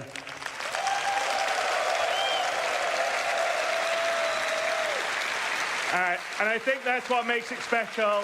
I think that's why you guys and girls have been here for as long as you have and have supported us through thick and thin, because we're doing something together. And I don't think in almost any other game you have the opportunity to be involved at that level and have your voices heard and impact what we do. Because, you know, occasionally we'll do things and you guys are like, no, that sucks. And we're like, yeah, you're right, we'll change it.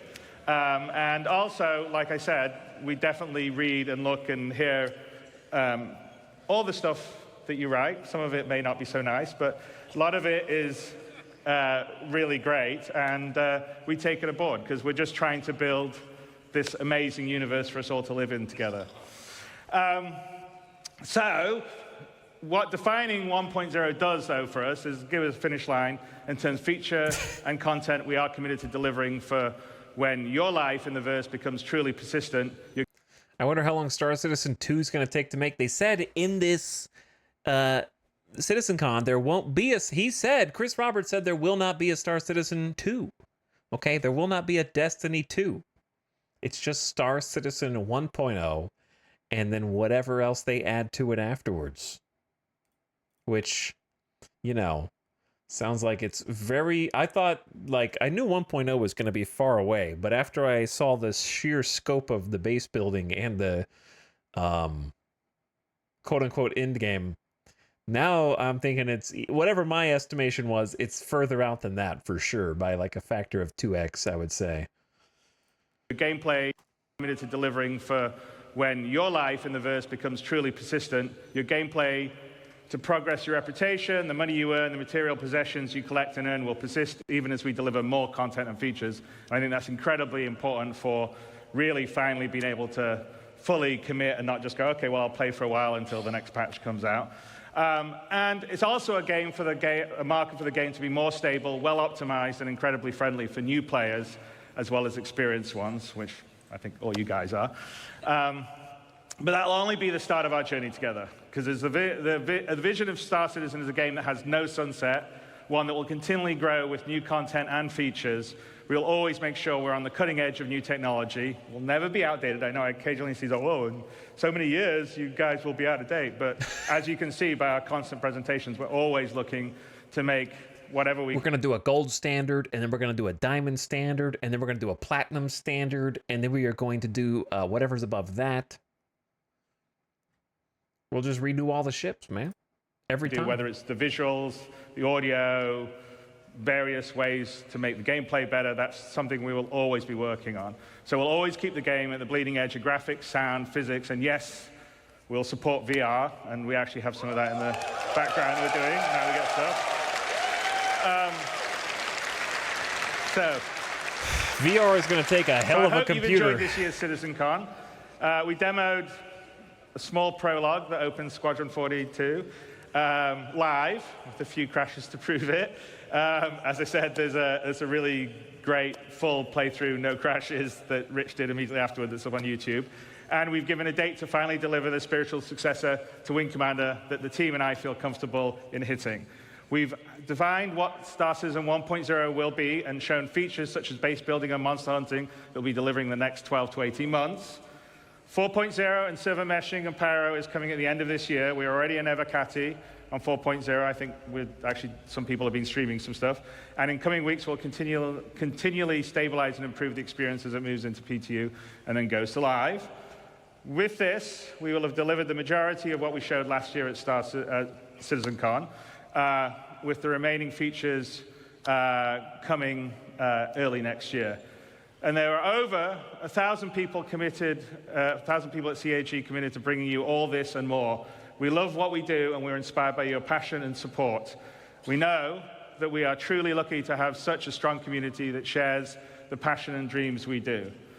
You allow us a privilege almost no other developer has, the ability to dream and reach for the stars. And I truly mean that, because as a developer, it's very unusual to be able to build a game of the ambition that Star Citizen is and Squadron 42 is.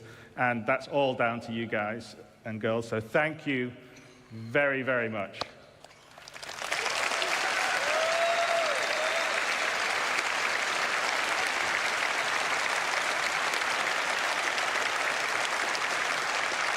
The Brazil flag.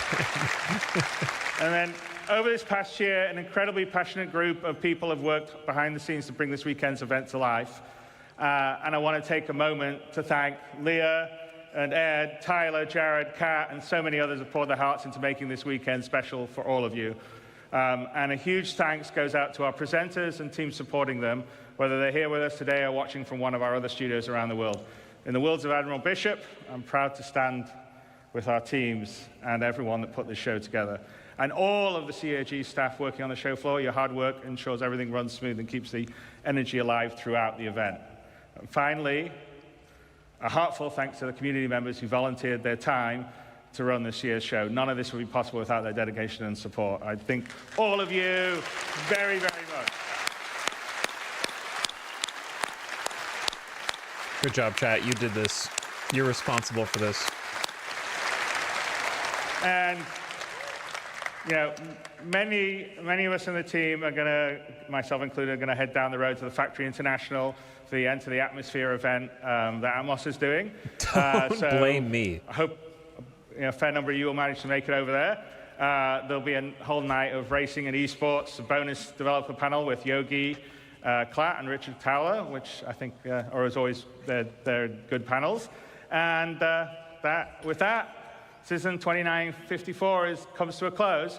I hope you enjoyed what you saw, made new friends, reunited with old ones, and marveled at the creativity on display at the community booth, which was pretty awesome to see. And, you know, CitizenCon always underlines what makes Star Citizen special. Camera? So that's you. You guys here coming together, supporting, watching, giving us, the team, the energy to make this game. So, thank you. And we'll see you in the verse.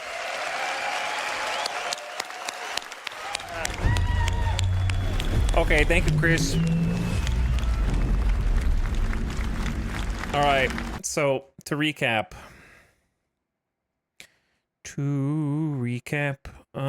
I would say that the most impressive bit from day 2 to me was the base building. I was not sold on the crafting examples of things. We've got hand mining and vehicle mining and ship mining. That's a lot of mining.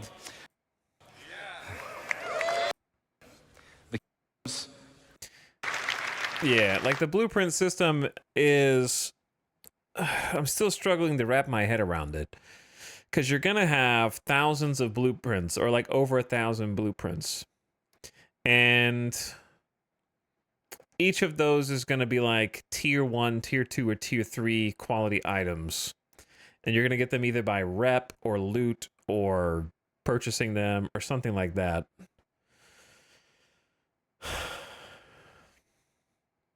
But the problem is the tier of quality of items is a great idea.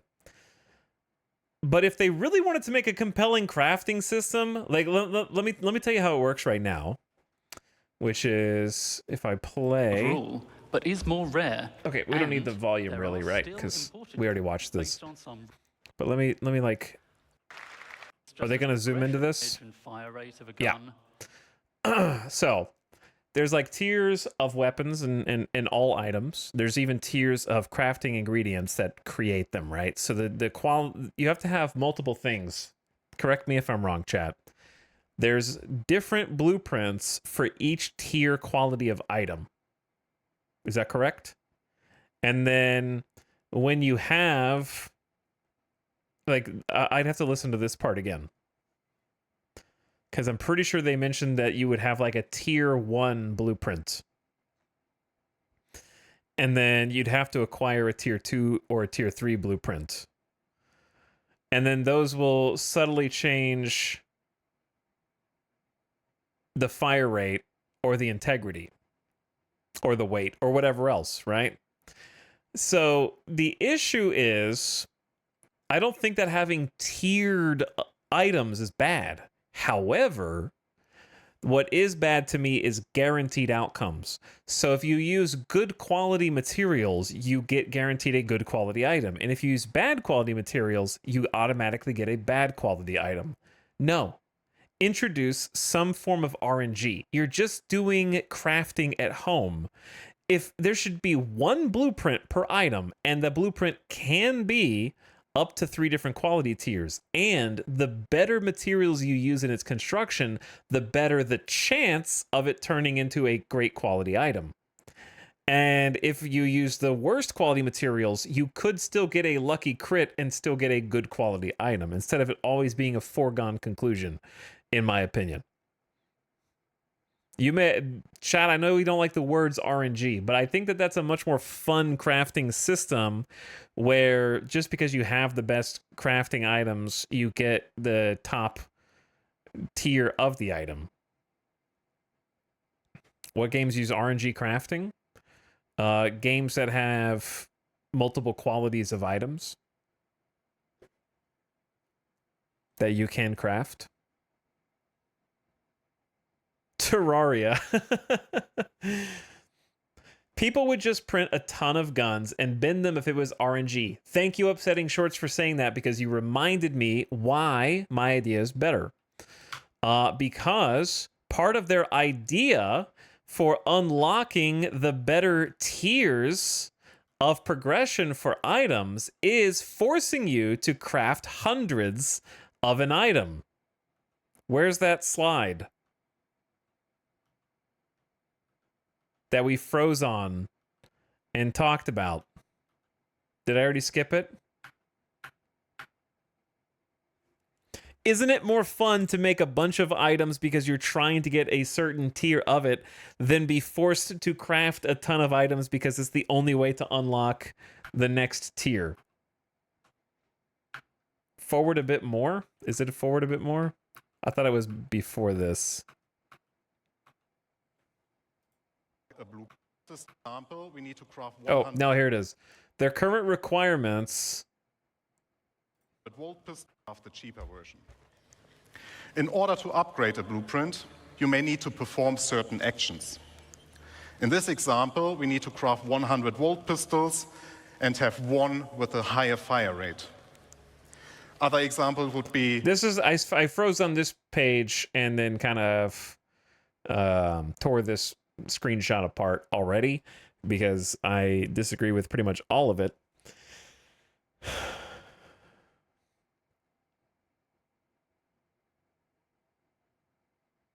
I think some RNG is fine, but I would want tiers to be different thresholds of possible stats. Yeah, I'm just saying that, like, if they force you to craft 100 of a thing before you can unlock the next tier, that's worse than just having all tiers be possible with the blueprint, and the quality of your ingredients dictates the likelihood of you crafting tiers 1, 2, or 3. I don't mind the RNG, but I would want ways to improve the RNG. Sure, they have catalysts and things like that. So they have catalysts that you can put into the crafting process as like a extra resource. 4 IRL days, by the way. It's I don't know. I could go back and forth on it. It depends on what it is. Do you think this is an artificial way of forcing people to specialize? Yeah. So like if you want to make tier 3 pistols, you just have to do a bunch of busy work. Basically you have to do Skyrim blacksmithing.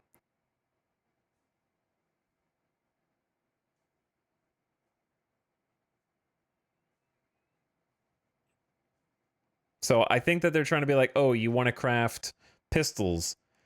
Well, then you're going to have to craft hundreds of them first.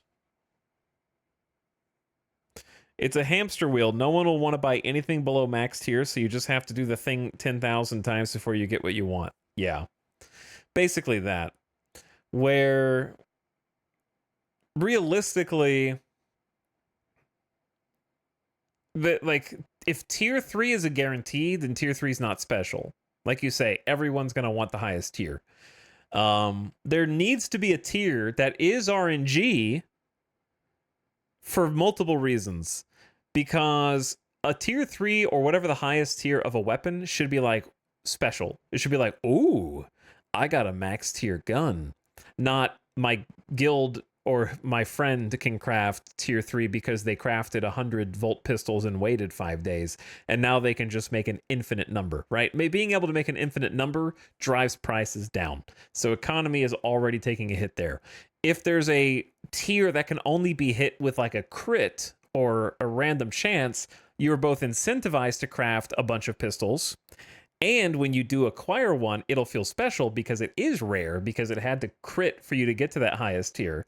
And then on top of that, it is a sink for resources because this is what they're trying to do. They want you to craft 100 volt pistols to sink resources so that people have to like actually use RMC or whatever else they use.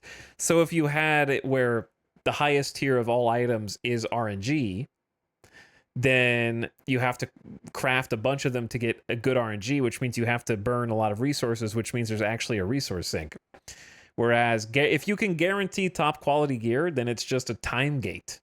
There's nothing special about having a max tier item. It'd just be a time gate.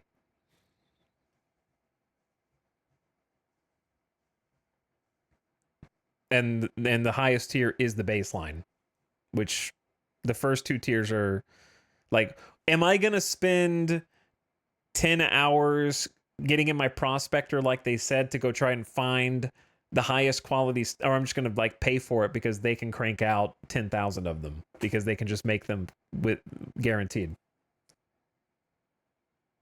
You know what I mean?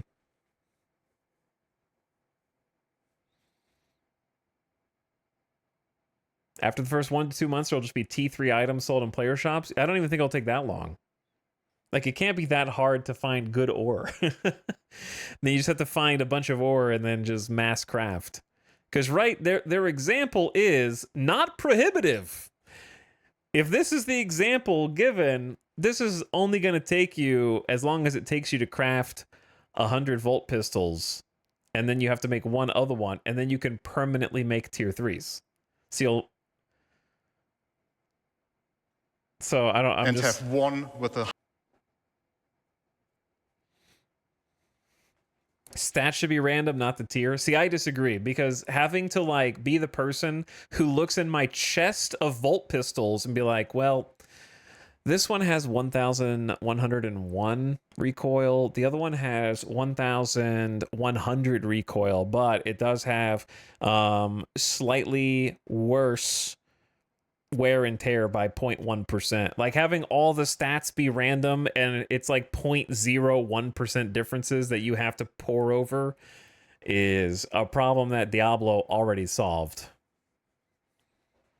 Nothing should be random. Your life is random. And you're wrong.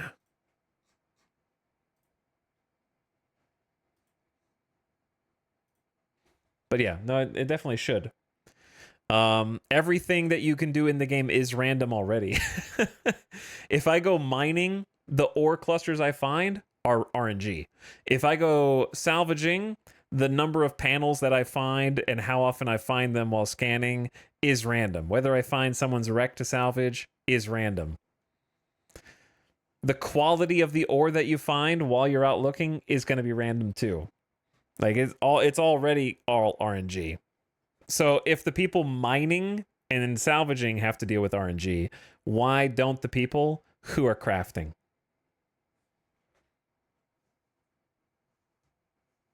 And it's a good I think RNG is good. It's like more fun. This system is not going to make it to launch at all. Nothing you see right here on the screen will be in at launch with the crafting system.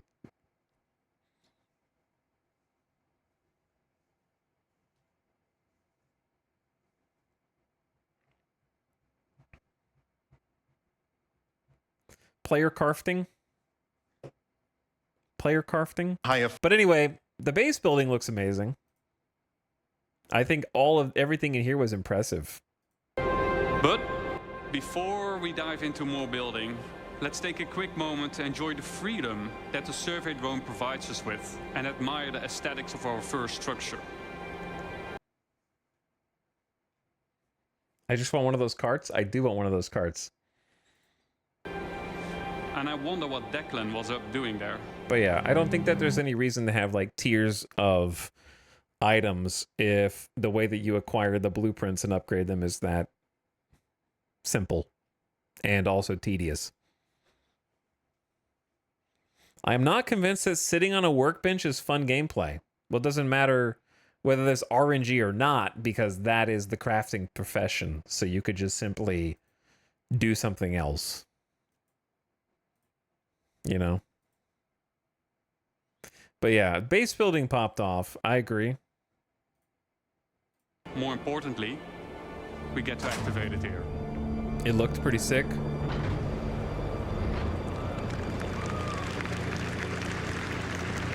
Like, this is everything that was in the base building demo was achievable.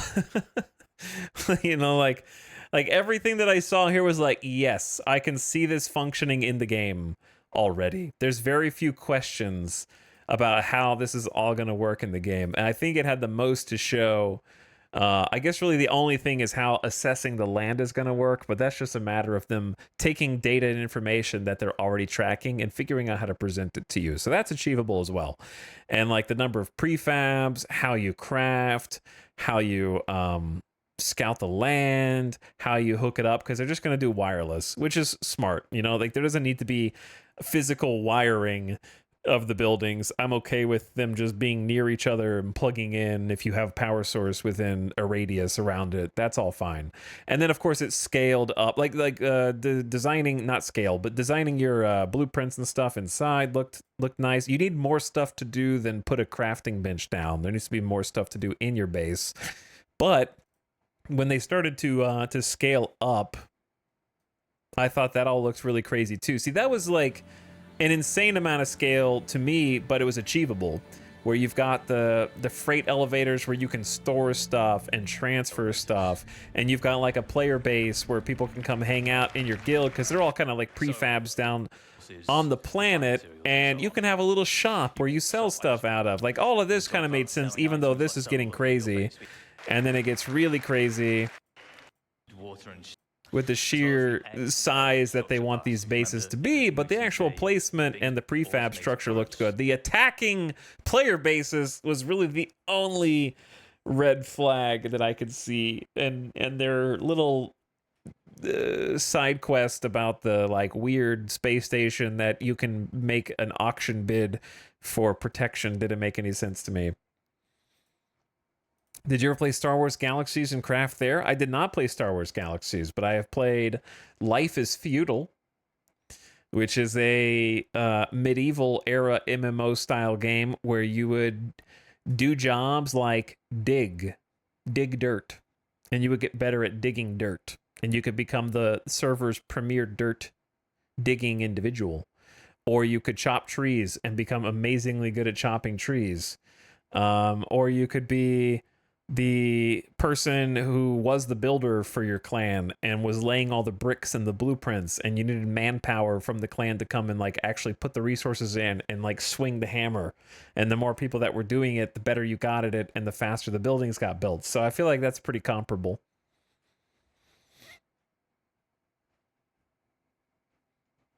Life is Feudal was a good time. PDC to shoot down missiles, But yeah, base building for me was definitely like the highlights. Not sold on the getting attacked.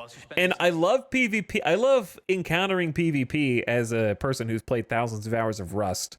The problem is in Rust versus Star Citizen, the sort of mentality is not the same.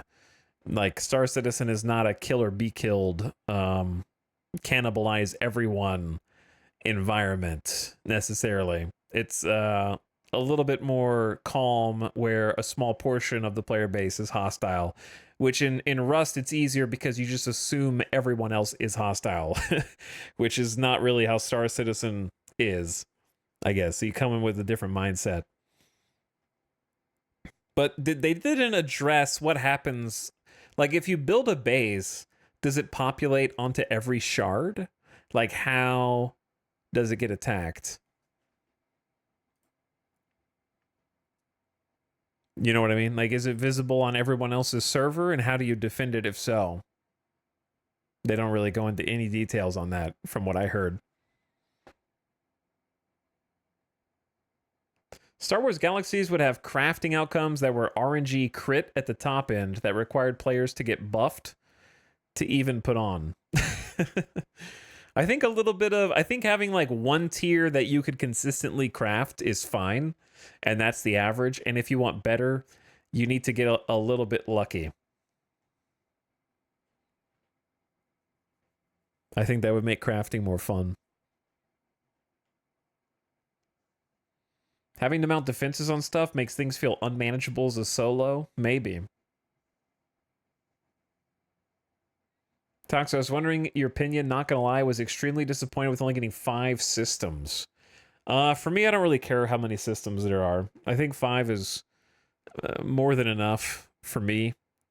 I don't think more equals better in Star Citizen's case. I think if you had 100 systems in the game right now, it doesn't get more fun. You need to have things to do in the systems. So until that exists, which is what they were talking about in 1.0, which I don't think is super specific. It wasn't as specific as I would have liked, and then it went off into left field for the giant in-game space stations for the majority of the presentation. Like, I feel like the presentation was supposed to be on what we expect in 1.0, but 60% of the presentation was about, like, guild space stations, which I wanted more details on the actual, like, jobs and professions and stuff that I don't think that they have. You also need a player population for 100 systems. Yeah.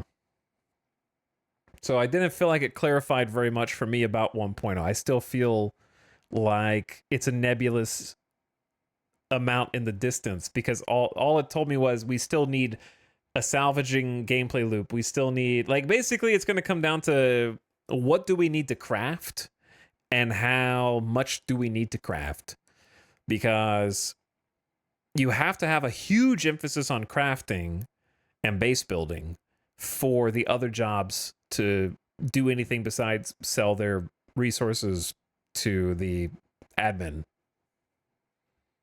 Or not admin, but the trading center on any place, any city. They pretty much said there's so much still to do. Yeah, they have to finish all the gameplay loops.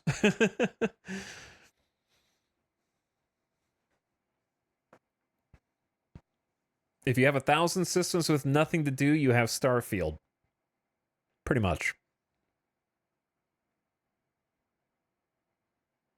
Each system is so big already. Yeah, they're already huge. 5 is going to be massive. And they each need the gameplay to be self-contained.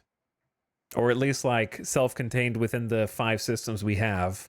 Maybe, like, going over to Pyro to gather resources and trying to take it back to your base in Stanton or something like that. The 1.0 was more about let's clear up expectations rather than a plan. Yeah, I'd agree with that. It's more like let's clear up the expectations. Crime never pays. Whoa, that was weird. Whoa. Since when can you do this on YouTube? That was really disorienting to me, actually. I've never clicked that button before. I thought the base building vehicles was cool. I liked the Argo. the base building Argo. The hauling Argo is I automatically hate because it just invalidates my mule even more. The Star Lancer was cool. I like the Star Lancer better than the Freelancer, but I don't think I'll ever get to pilot it. The giant ships, I'll never get to fly, so it's cool that they're being made and that they exist. But I'll probably never see them except via a IAE tour, probably. Which, funny, did I mention that?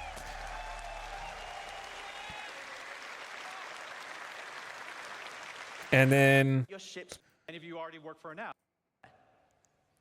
I think that the idea of needing all these resources to hopefully encourage gameplay around those loops is a good one. I just want to hear, how is the framework for implementing that going to be made? Like, are we going to have a contract board? Are we going to have, like, you go onto a space station, or you can access something on your Mobi-Glass and put in, like, I am driving an Argo SRV and I'm looking for work, and somebody reaches out to you and hires you, or like, how are we going to interact with other people?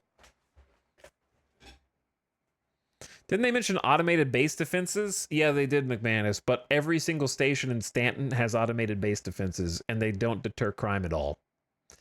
So they're going to have to figure that out. You can still be a pirate around pretty much any space station in Stanton at the moment.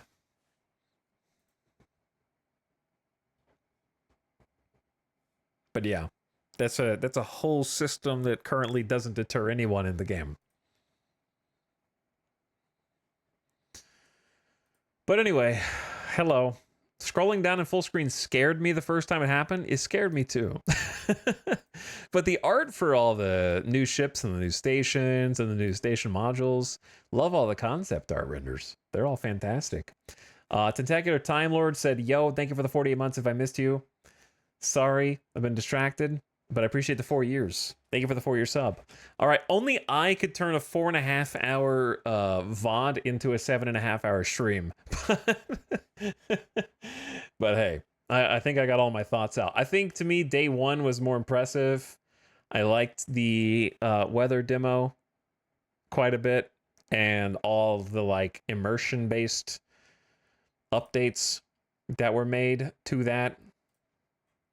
Where is day one? Okay, I hear ya. But yeah, all the pre-release stuff on, like, the new systems was cool. I liked seeing the new planets. I guess I just like graphics and exploring planets. I thought that the demo was good. I thought that, like, the prologue was pretty good. But seeing how dense all the wildlife is going to be, or rather the flora, and then the weather demo. Bah. Dude's just going, bah. I don't really care about the guild management stuff. They were super org focused, which makes sense. Dude! Okay, maybe we should have watched the cosplay competition.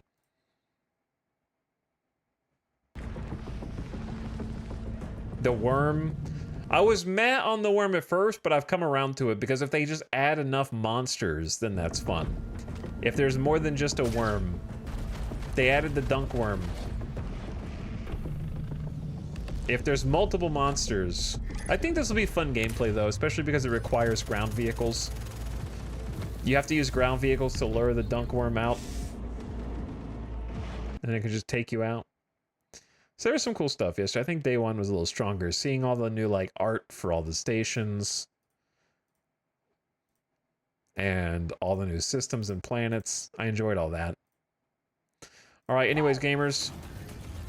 Anyways, that's going to be it for today. Thanks for watching. We are going to try playing some Star Citizen, but I think it's best that we didn't try today anyways, because they're still doing hot fixes for things, and they haven't solved that because we're still having degraded performances. We are working on resolving an issue. Enter at your own risk. So it's probably for the best that we didn't play today. But I just wanted to watch and catch up on all the CitizenCon stuff. So we'll come back and actually try some Star Citizen once they do some hot fixes, so I can kind of poke around in the recent patch, see what's going on there. So we'll try that out. We're going to do something else tomorrow, though. Give you guys some variety. Tomorrow will probably be, if I had to guess, unless something else pops up that's more interesting to me, then we'll probably start Crusader Kings 3 tomorrow and try the recent DLC. And we'll check that out. And be a vagrant wanderer in the lands of the 1100s or whatever. Or the 800s? I don't know. I forgot what year it starts. So we'll try checking that out. But anyway, I will send you guys off for now. Back into the void. Get out of here.